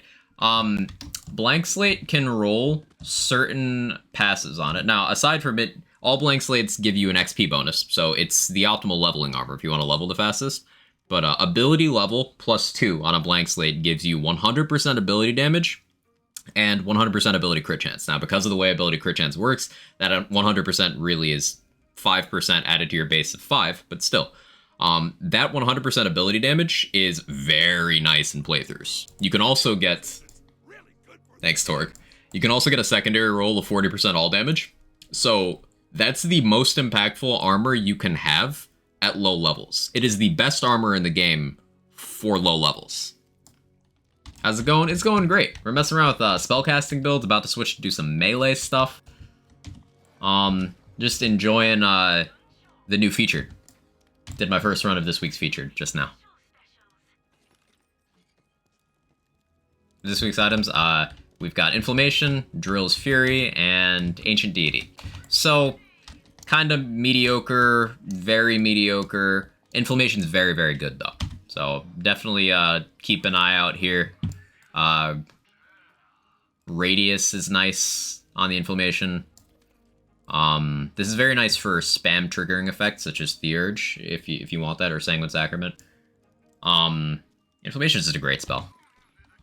Thought I'd pop in and show some love. Have a good stream. Thanks so much for bringing your people over here. I appreciate it. I won't be going too much longer. But, making new friends always puts a smile on my face. Thanks for bringing your community by. I'll spend crystals on. You choose a bunny of the category of gear you'd like to drop, and it'll drop you random items from that category. It's very nice.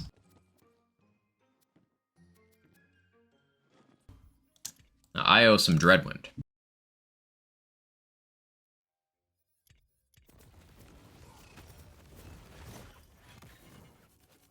I was actually messing with my Dreadwind setup a little bit.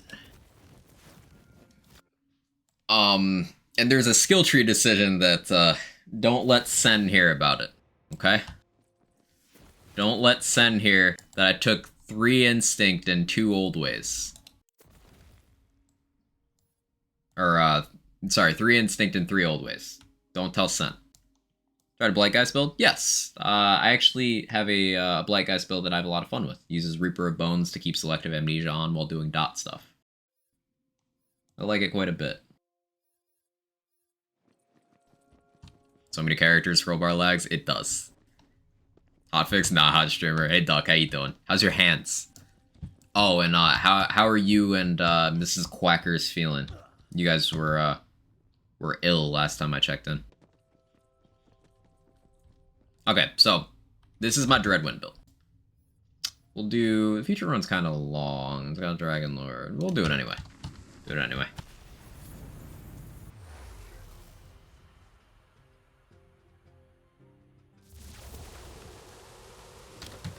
Door skill tree at the end? Absolutely. So I'm throwing Shrikes for crossbolts currently.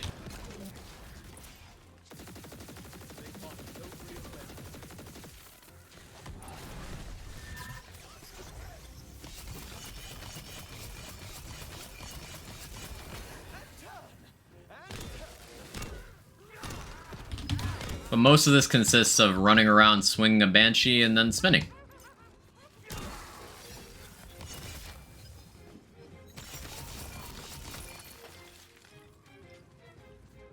Are you really so eager for destruction?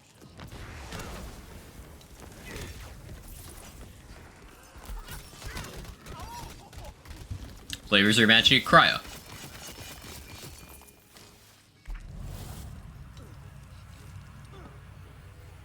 Now, cryo's not one of my preferred elements, but because of wanting to take advantage of soaked and icebreaker, I go with it. Trust and magic. Good old trust and magic. Spin to win. We spinning and winning. Hand's fine. Squawker's getting better. It seems to be the first day for me. I'm physically exhausted, hurt by the symptoms. Ugh. Well, I hope it passes you by soon. Gotta go. Thanks for 6 stream. Thanks for hanging out, Psyched Up. Hope you enjoy the rest of your day. At 42k HP, 27k shields.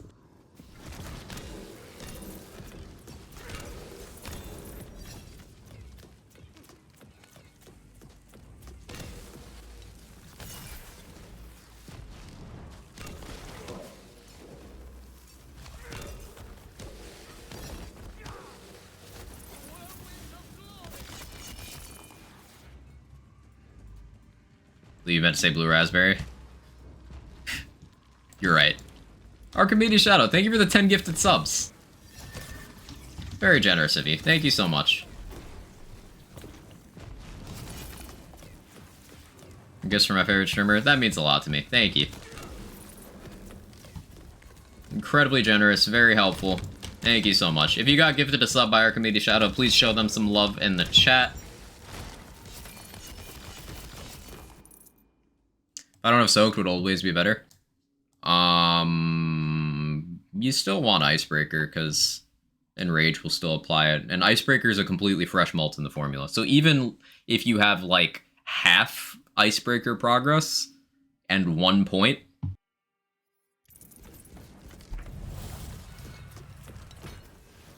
think about the impact of that. It's 10% per point. So let's say you have 5% icebreaker bonus active. That is 5% overall damage multiplier. It's huge.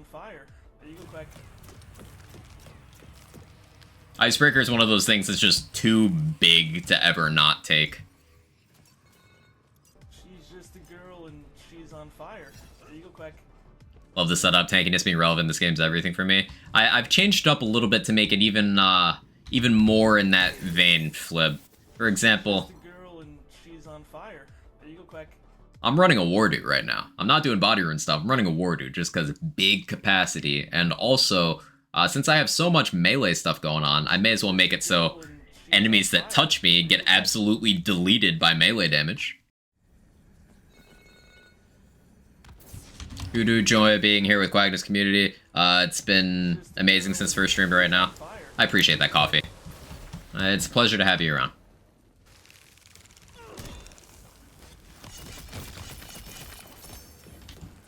Sorry, shields and health? Yeah. She's on fire. There you go, Quack. The scary thing is, Pragmatic, it could be more. I don't have a ward passive on my armor. I could have more constitution. Fire. There you go, Quack.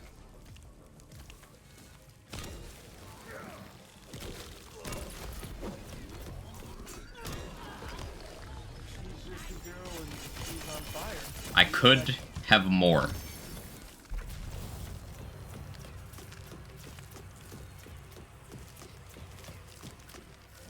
She's just a girl and Chill. on fire. There you go, Quack. So not forget, gonna forget when you gave a fucking sewer lid to that as Spider-Man. That was rude of me. I've changed. Slurping on a non-specific caffeine-free gamer hydration formula has done wonders to the electrolyte intake and stuff, surprisingly. Let's go. Trust and magic at the start? Yes.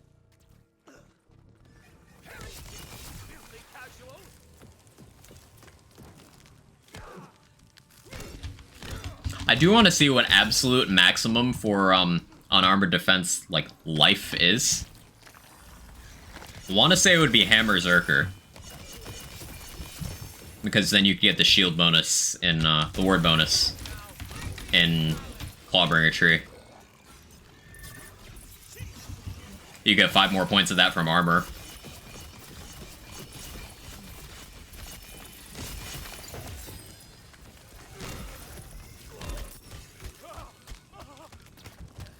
Assume you're going with the healing sigil instead of 3s and 1? Yes.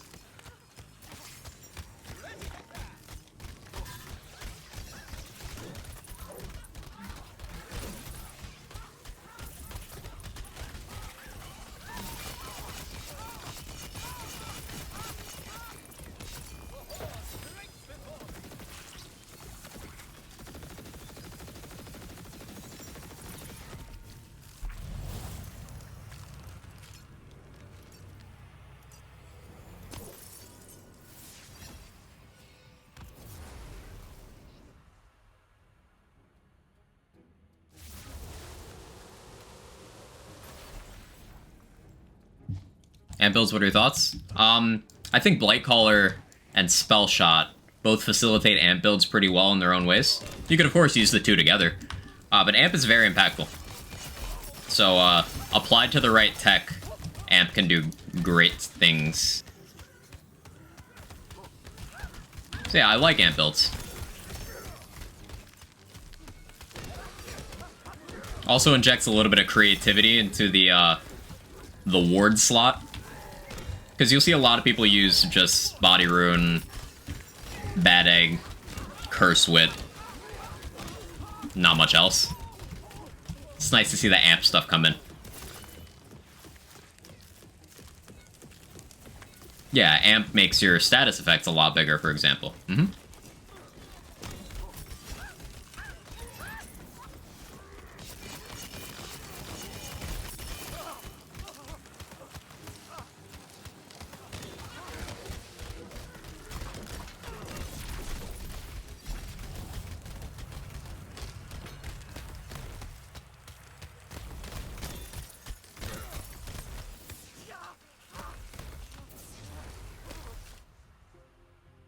Deuce is basically required. Other words you recommend. You could use a spirit rune can roll 2 amp parts, so that can be good because you'd have the benefit of 2 amp parts and also the spirit rune's effects. You could do just a purple with 3 amp parts. The downside of Deuces is it can't be enchanted, so that is a downside you incur with that. But I'd recommend either a triple amp purple or a Deuces for most situations, if you're doing an amp style build. Cool thing you can do with Deuces is you can use a non-elemental gun, amp it with Deuces, and it'll be able to apply status effects, and it'll, of course, get the big bonus from being amped. So you could, for example, use a non-elemental cannonballer. This is a favorite strat of Stone Swan. Non-elemental cannonballer with Deuces will apply an absolutely massive dot. Like, utterly bonkers, batshit insane dot.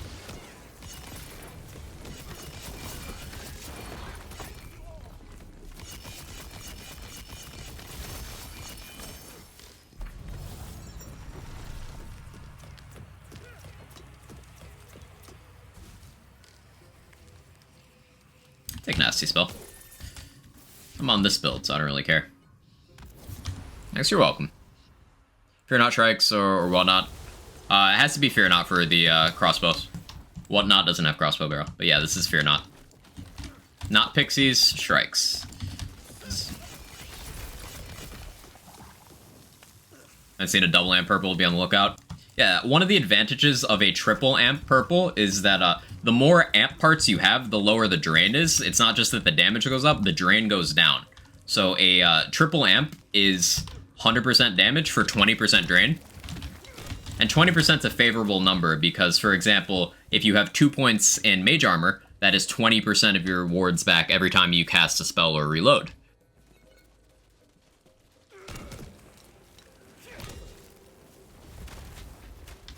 So that can be nice.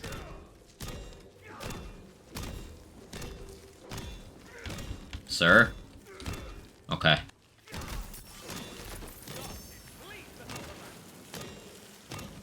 That crab did not want to surface. Deuces plus FTS plus handbows, the urge, a lot of fun. Sounds enjoyable.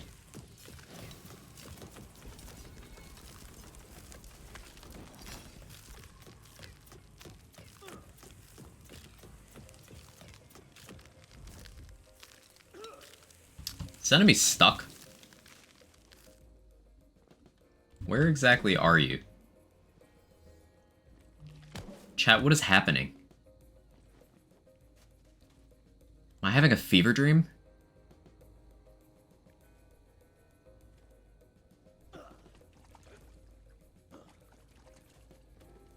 It's behind you. Stuck.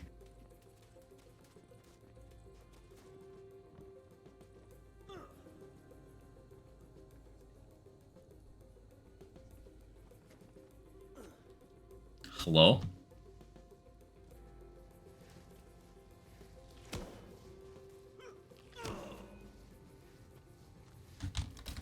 Get him, Shrikes. Find the enemy. What's that, Shrikes? Crab fell down the well?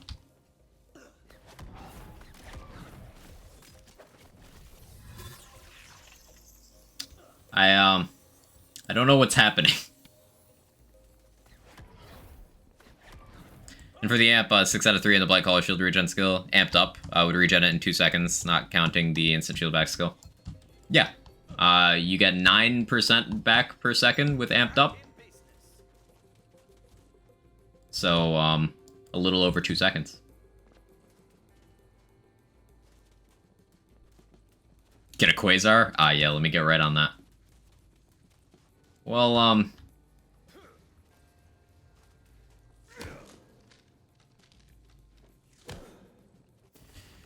do I have anything sufficiently explosive? Let's test some shit out.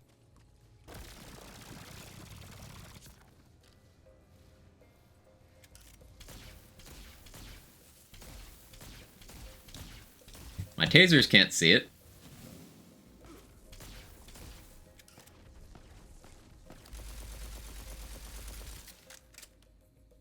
Huh. Got a marshmallow? Yes. Yes, I do.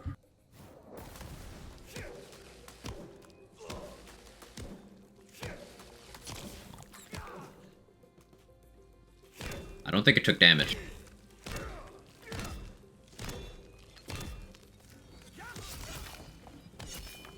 Why am I getting hit feedback?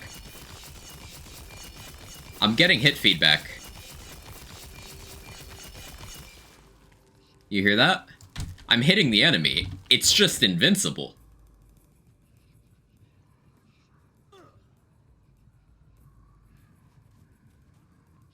Hey, Felicia. Why is nothing else spawning? The game hates me. Oh, well, I guess this run's over. Dive in the ground, get stuck? I guess so. There was that one that wouldn't surface a few minutes ago, so I assume it's more of that. Yo, secret raid boss just dropped. We'll do boss runs. I'll still do a build overview after the run. What do you know? There are Malo on turfs in this game.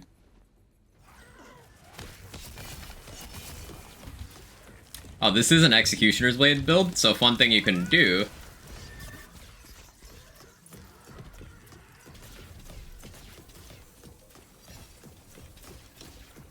Plant a bunch of tasers and watch XC Blades start doing the thing.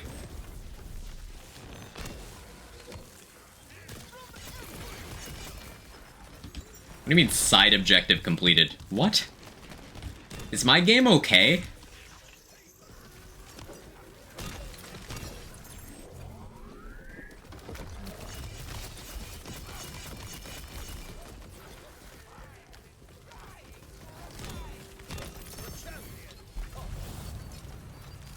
Dev in this game? No, I wasn't a dev on this game. I'm on the content creator team, so I'm a streamer who is officially sponsored by 2K.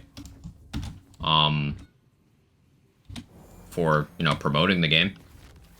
But no, I'm not a developer, Hugbert. Just a big fan that plays professionally.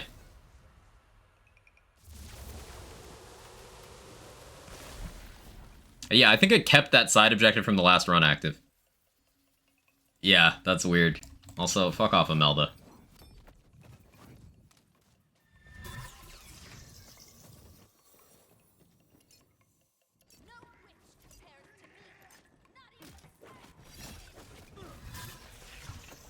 Hey, you're beloved. You're toxic.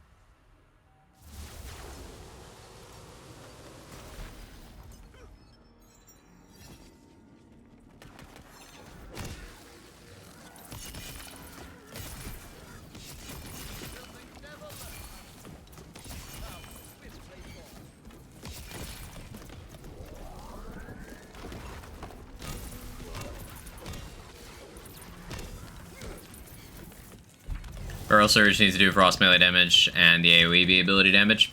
I would enjoy that a lot. That would be a good time.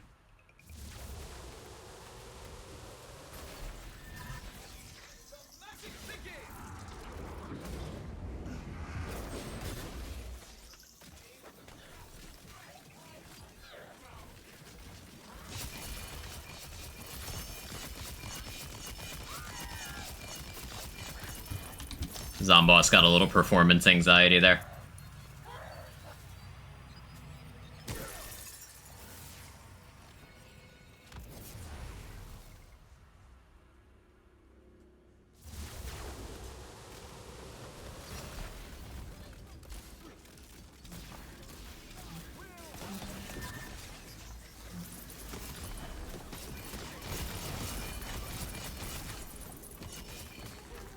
Maybe remove the cooldown on kill in favor of HP regen on kill.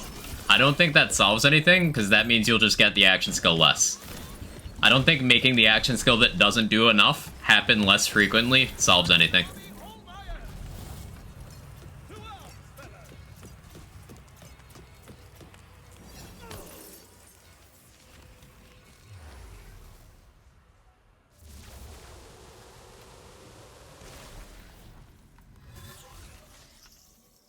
My spell is ready.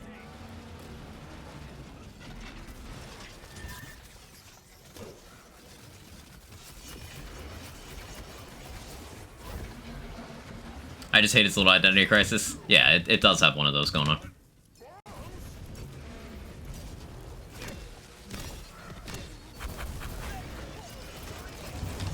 I just want to note that I took all four of Vorkanar's orbs there. And it barely hurt me. Didn't even health gate me. That's the value of defensive stats in this game. Queen Elizabeth just passed away. I'm sorry for the loss for anyone to whom that is relevant. She's very old, right? Like 90 what?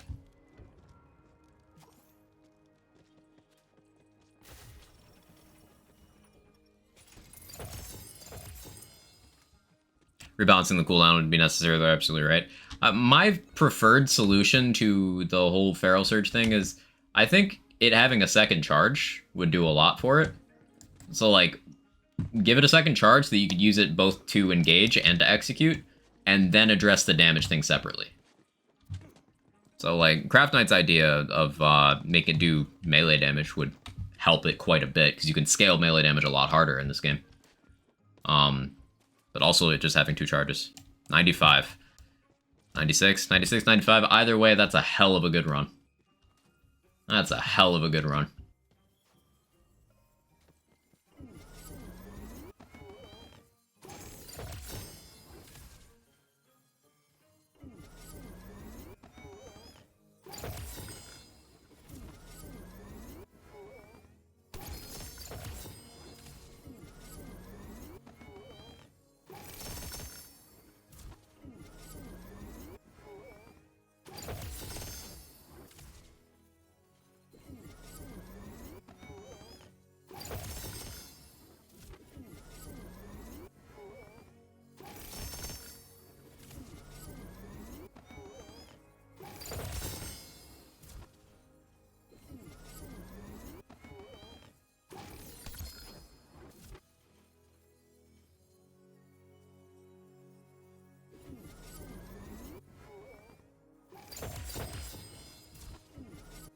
Phone is blowing up and I was perplexed why.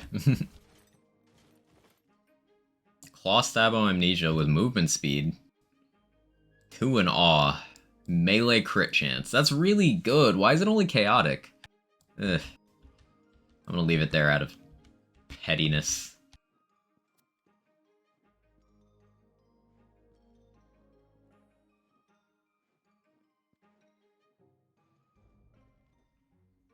Yeah, so, build overview, as requested.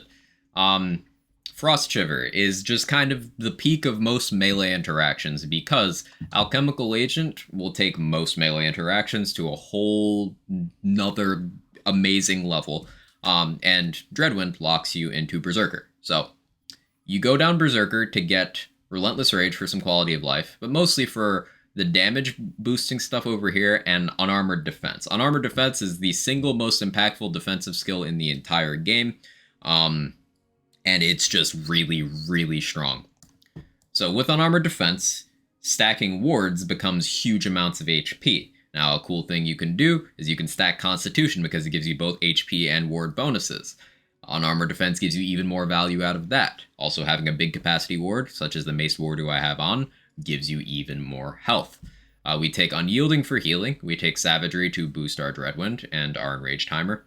Icebreaker is a fresh multiplier in the damage formula, so we take that. I have 3 points in the old ways right now. Now, optimally, you take 5, but because my armor happens to have a couple, I decided to take extra points in Instinct for swap speed, because I juggle weapons a lot in this, and it was just kind of an experiment.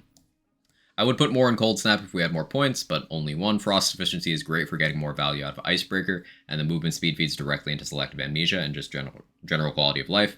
1 point in Blood Frenzy is here for a small amount of healing on kill, but also to maintain our Enrage timer. And as I mentioned, Relentless Rage is just a quality of life. It gets you out of emergency situations. Then over in the Sabo tree, we go down to Alchemical Agent, but we take it one step further and we go to Executioner's Blade for certain troublesome targets out of our Dreadwind capabilities, such as Imelda, as you saw in that run. We switched it from the Shadows and threw strikes until Executioner's Blade killed her. That's why that's there. Alchemical Agent is the star of the show here. Stabomancer tree, for the most part, is just not good. It's just not, but we take the things that are relevant to us here, even though we take some things that aren't. Like, follow-up barely does anything, but we got to get down the tree, and it is ultimately less of a waste than taking Arsenal, Swift Death, or Sneak Attack. Hero points-wise, max out Strength, max out Wisdom, Remainder, and Constitution. As I mentioned before, with Unarmored Defense, you get extra value out of Constitution. If you're ever having survivability problems in this game, I highly recommend changing your hero points and getting Constitution. No matter how you distribute your hero points in a build, you have room for Constitution somewhere. You can afford to sacrifice something else for it. In a melee build like this, you can max out Strength, max out Wisdom, and you still have enough to do mostly full investment in Constitution. If you're doing, say, a spellcasting build, you can afford to go Strength, Intelligence, Constitution. If you're doing a dot build, you can go Wisdom, Constitution, and still have enough for another stat. If you're playing on high chaos tiers, I highly recommend Constitution. It just makes you so much tankier, and unlike Borderlands games, buffer tanking, that is getting big numbers in your HP and shields to survive, is actually extremely viable. It's very good in this game. Very good. Gear-wise, Banshee, because it's just like the Dreadwind weapon. There's 2 weapons that you could consider best in slot for Dreadwind setups, and that's either Wailing Banshee or Spellblade, depending on your gearing style. Wailing Banshee has identical stats to Purple Greatswords, but it's got its legendary effect on top of that. So whenever you're in your downtime, Banshee will just be better. But if you can't get a Banshee, Greatswords will do the trick. Spellblade's your other option, but you need to gear a little bit differently. I have a Queen's Cry here for tasers for Executioner's Blade in areas.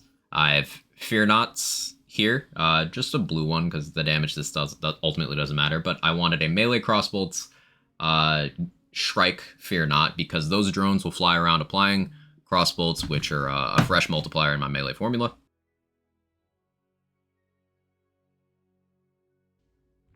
Twisted Delusion is for applying Soaked, and then I hold a Live Wire for my melee attacks and for when I spin. The Live Wire chains will not trigger from my spin, but I still hold it because, you know, I got the weapon slot. Mace Wardu is fun because the damage it deals gets melee formula. Do you hear something? And I believe there's a Kevin near you. it's very large capacity. We've also got the Dreadwind specific enchant here, so the longer you spin, the more damage you get, the faster you move, because I'm wearing a Selective Amnesia. Movement speed is also damage, so that serves 2 purposes, and the movement speed after spins lasts long enough that I will keep it into my next spin, as long as I manage my cooldowns properly, so that's very nice. Also this enchant on weapon for Dreadwind is like crucial for the builds. 50% damage for your Dreadwind, it's huge.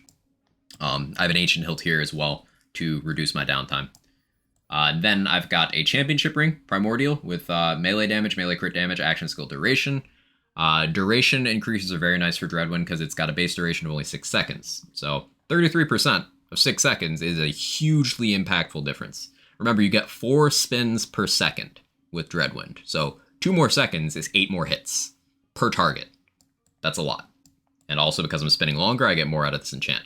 And I have a shell casing, which is why a lot of the time I'm burning myself down to low ammo, with even more duration. Melee crit chance, melee damage. Only a volatile, but this rolled good stats, so of course I'm using it. This Amnesia is like real good. Real good.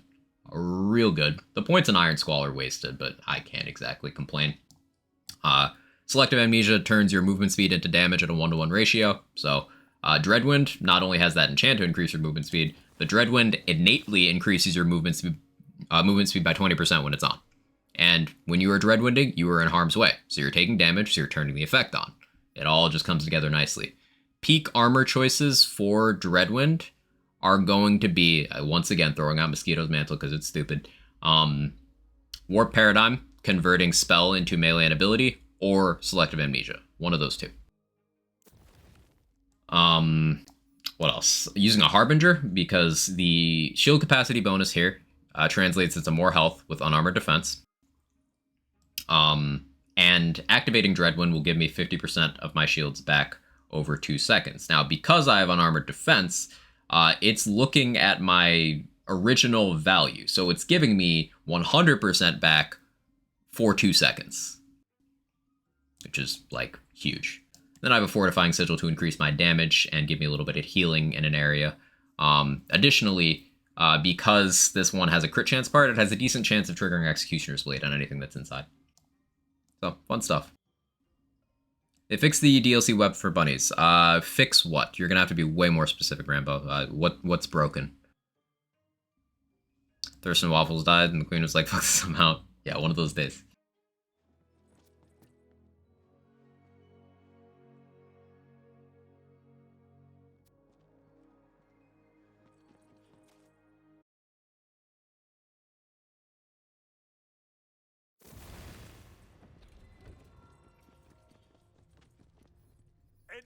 Do another run. Beautiful, thank you. You're welcome, Roddy. I got time for one more run.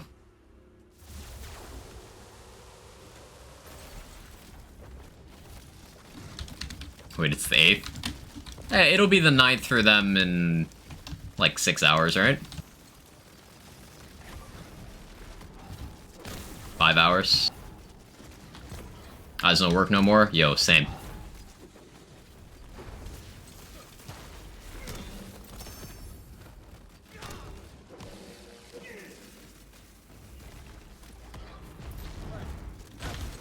Yeah, having those extra points in Instinct means I can swap to these strikes a lot more smoothly. And that's fun.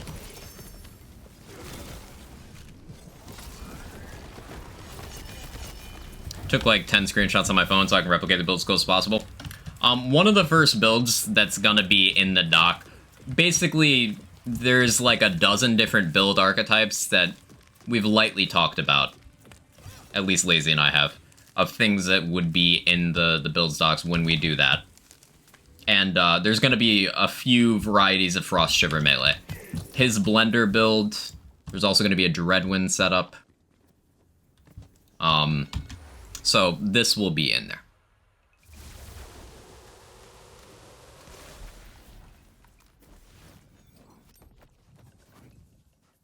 I don't have a time frame on that, but it will happen. Docs coming together. Yeah, I plan on pulling the team together late this month, early October, mid-October, to start work on that.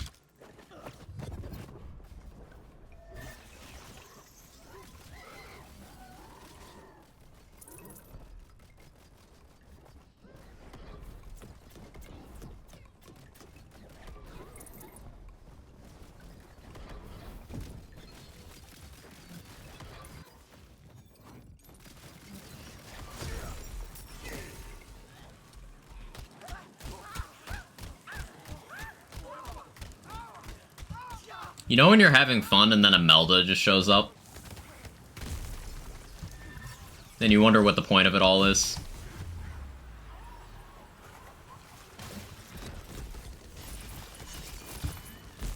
Fortunately, despite her many flaws, you can Dreadwind her. Because her hitboxes make no sense. Hate that encounter? Yeah, Imelda's just not a good boss.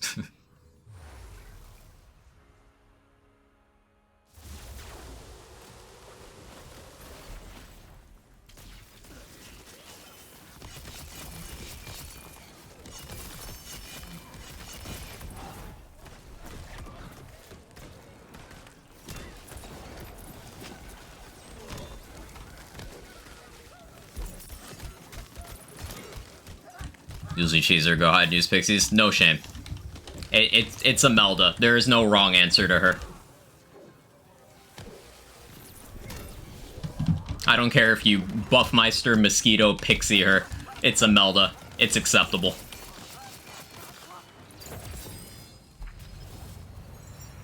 Ability damage, melee crit chance. That's not bad for Dreadwind.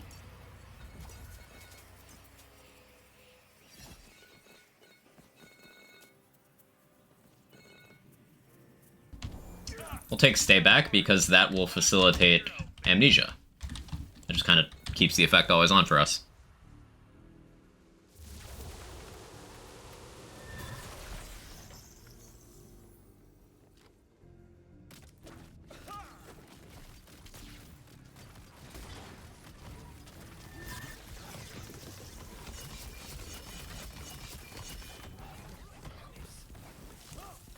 Outspin and Taunt Hammer, of course, Butter.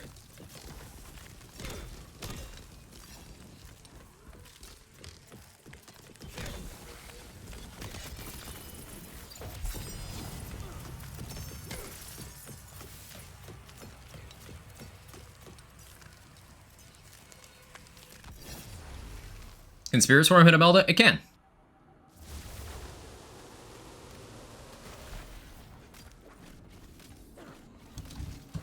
Good one, Nightbot.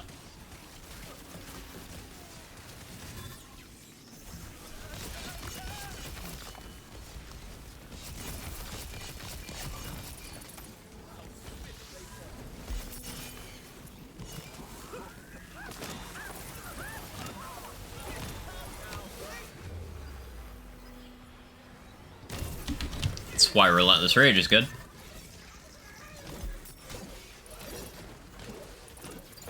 Think about how much it just took to down me there. Stay back from at least 3 enemies while an elite troll punched me in the face repeatedly, and I stood in puddles not moving, with absolutely no healing happening except for unyielding. You can get so tanky. It's your funeral. Nightbot been owning Pragmatic all day, it's true. Dragon Lord. More like drags on Lord. Yeah, I'm sorry. It won't happen again.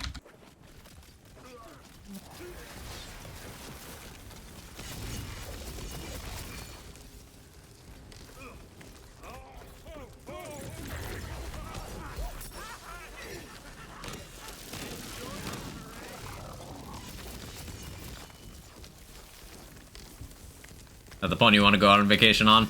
I'll try to think of a better one.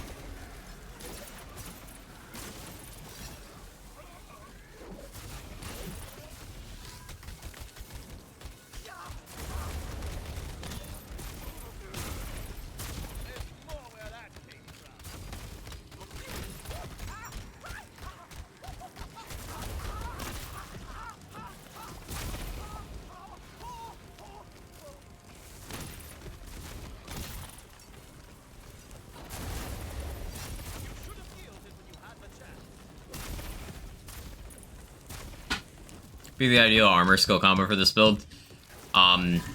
Burst Stabo with 5 in the old ways. Reason why is because follow-up doesn't help Dreadwind. Iron Squall doesn't help Dreadwind.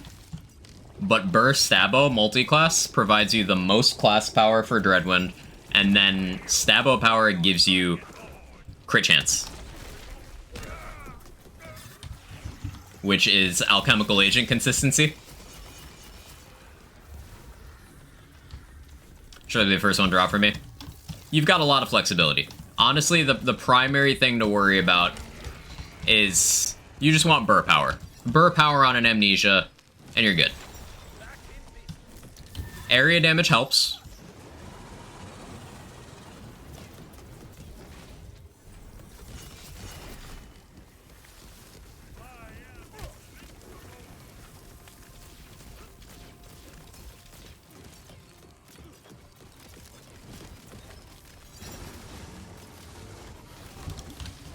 Do my strikes go for Bernadette? I think I need to actually shoot Bernadette with this gun.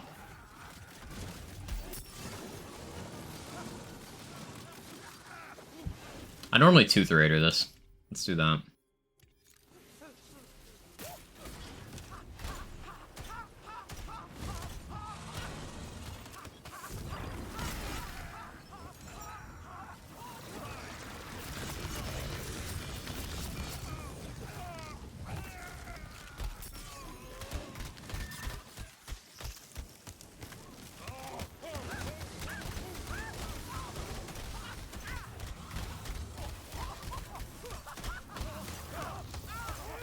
Stay back looking like a lighthearted suggestion in this build. It's downright beneficial. I don't need to step in anything special to turn on my Amnesia. I don't need to bait a certain attack. I don't need to hit myself. I can just get close, which is what I have to do damage anyway, so. Just better uptime.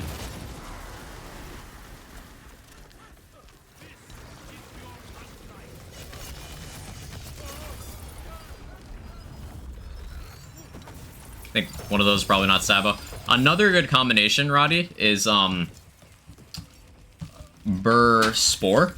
Because Burr Spore rolls Icebreaker and Cold Snap as the Berserker skills. Which are more beneficial than the old ways in this context. It's just the secondary class power will then do nothing for you. The biggest bit is primary burr power, but even that is somewhat of a suggestion because if you get a good one with secondary burr power, you can still get favorable skills, you can still get good buffs, and it's still fine. Just Berserker somewhere on an Amnesia. Alternatively, a Warp Paradigm converting spell into melee and ability, and the reason why that's good is because Dreadwind benefits from both melee and ability damage. And since it is melee fundamentally, you can then, for example, equip a Spellblade, and then the spell damage will also become conditional. So you can have spell damage becoming 3 different stats for Dreadwind, if you so choose. And yes, that does mean that if you were to use the Forbidden spell with Bonk Ka-Chow, both would apply, and it's as silly as it sounds. You can get Dreadwind to some truly dizzying heights. But I prefer to play at a level where it's still, sane. That's just me. That's in the beginning of streams, last stream before vacation. Yes, I will not be live again until, most likely the 20th. Most likely the 20th. Small chance of 19th, later than usual. Small chance of 21st if I decide I want an extra day. But at the very least, I will not be live until the 19th. Plan for the 20th. Did Overbit assume you heard the news? I did. World events like that have a way of making their way into the chat.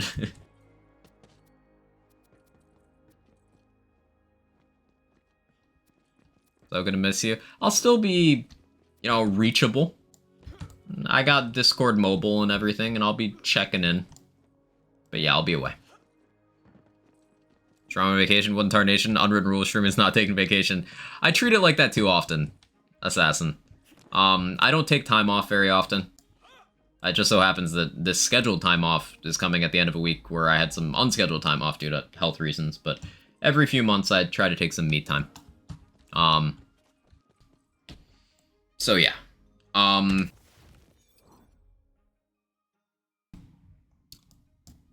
Scheduled grass touching? Yeah. So, recap. I will not be live again until realistically the 20th, September 20th. When I get back, we'll have a little more variety in the schedule. I plan on doing, on stream, a full series Dragon Age playthrough. So the Dragon Age games, one of my favorite RPG series. And and I really just enjoy all the games in different ways. So I plan on playing the entire series on stream. I've done it many times, but I'll probably do some high difficulty stuff. We'll probably do full series Nightmare. Which I know Dragon Age 2 extremely well, but I'm rusty at the other two, so that'll be enjoyable. Other things coming up.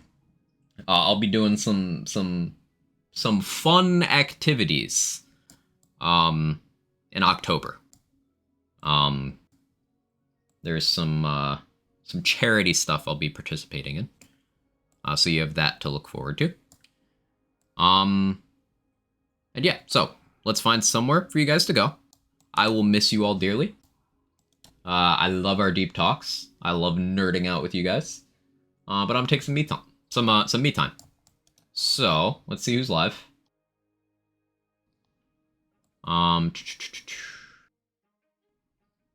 New PC soon too.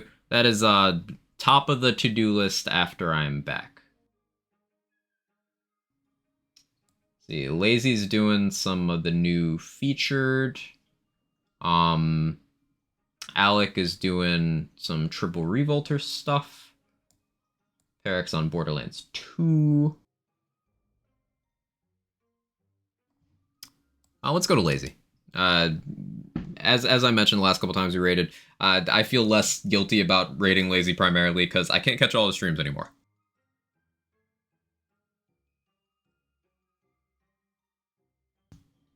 So, we'll head over there. Taking Kevin and Jake? No, they'll be taken care of. Have a good break? Thank you. But seriously, you guys are awesome. Thank you for all the support, especially this past week. I truly needed it. It did me a lot of good. Keep yourselves safe, happy, healthy, best you can. Remember, the Discord will still be active. There will still be a bunch of people hanging out, talking about stuff, and I'll be peeking my head in. And while I'm gone, other people who stream in my time slot, whose content you might enjoy, K6 does mornings as well. Lazy starts a little bit before I end normally. You've got Alec in that time slot as well. You've got Perek in that time slot as well. You've got Dame in that time slot. Too many people to list, but there's plenty of other entertainment on Twitch, and I encourage you to check out some of the friends of the channel. But yeah, I'll see you guys in a couple weeks. Bye.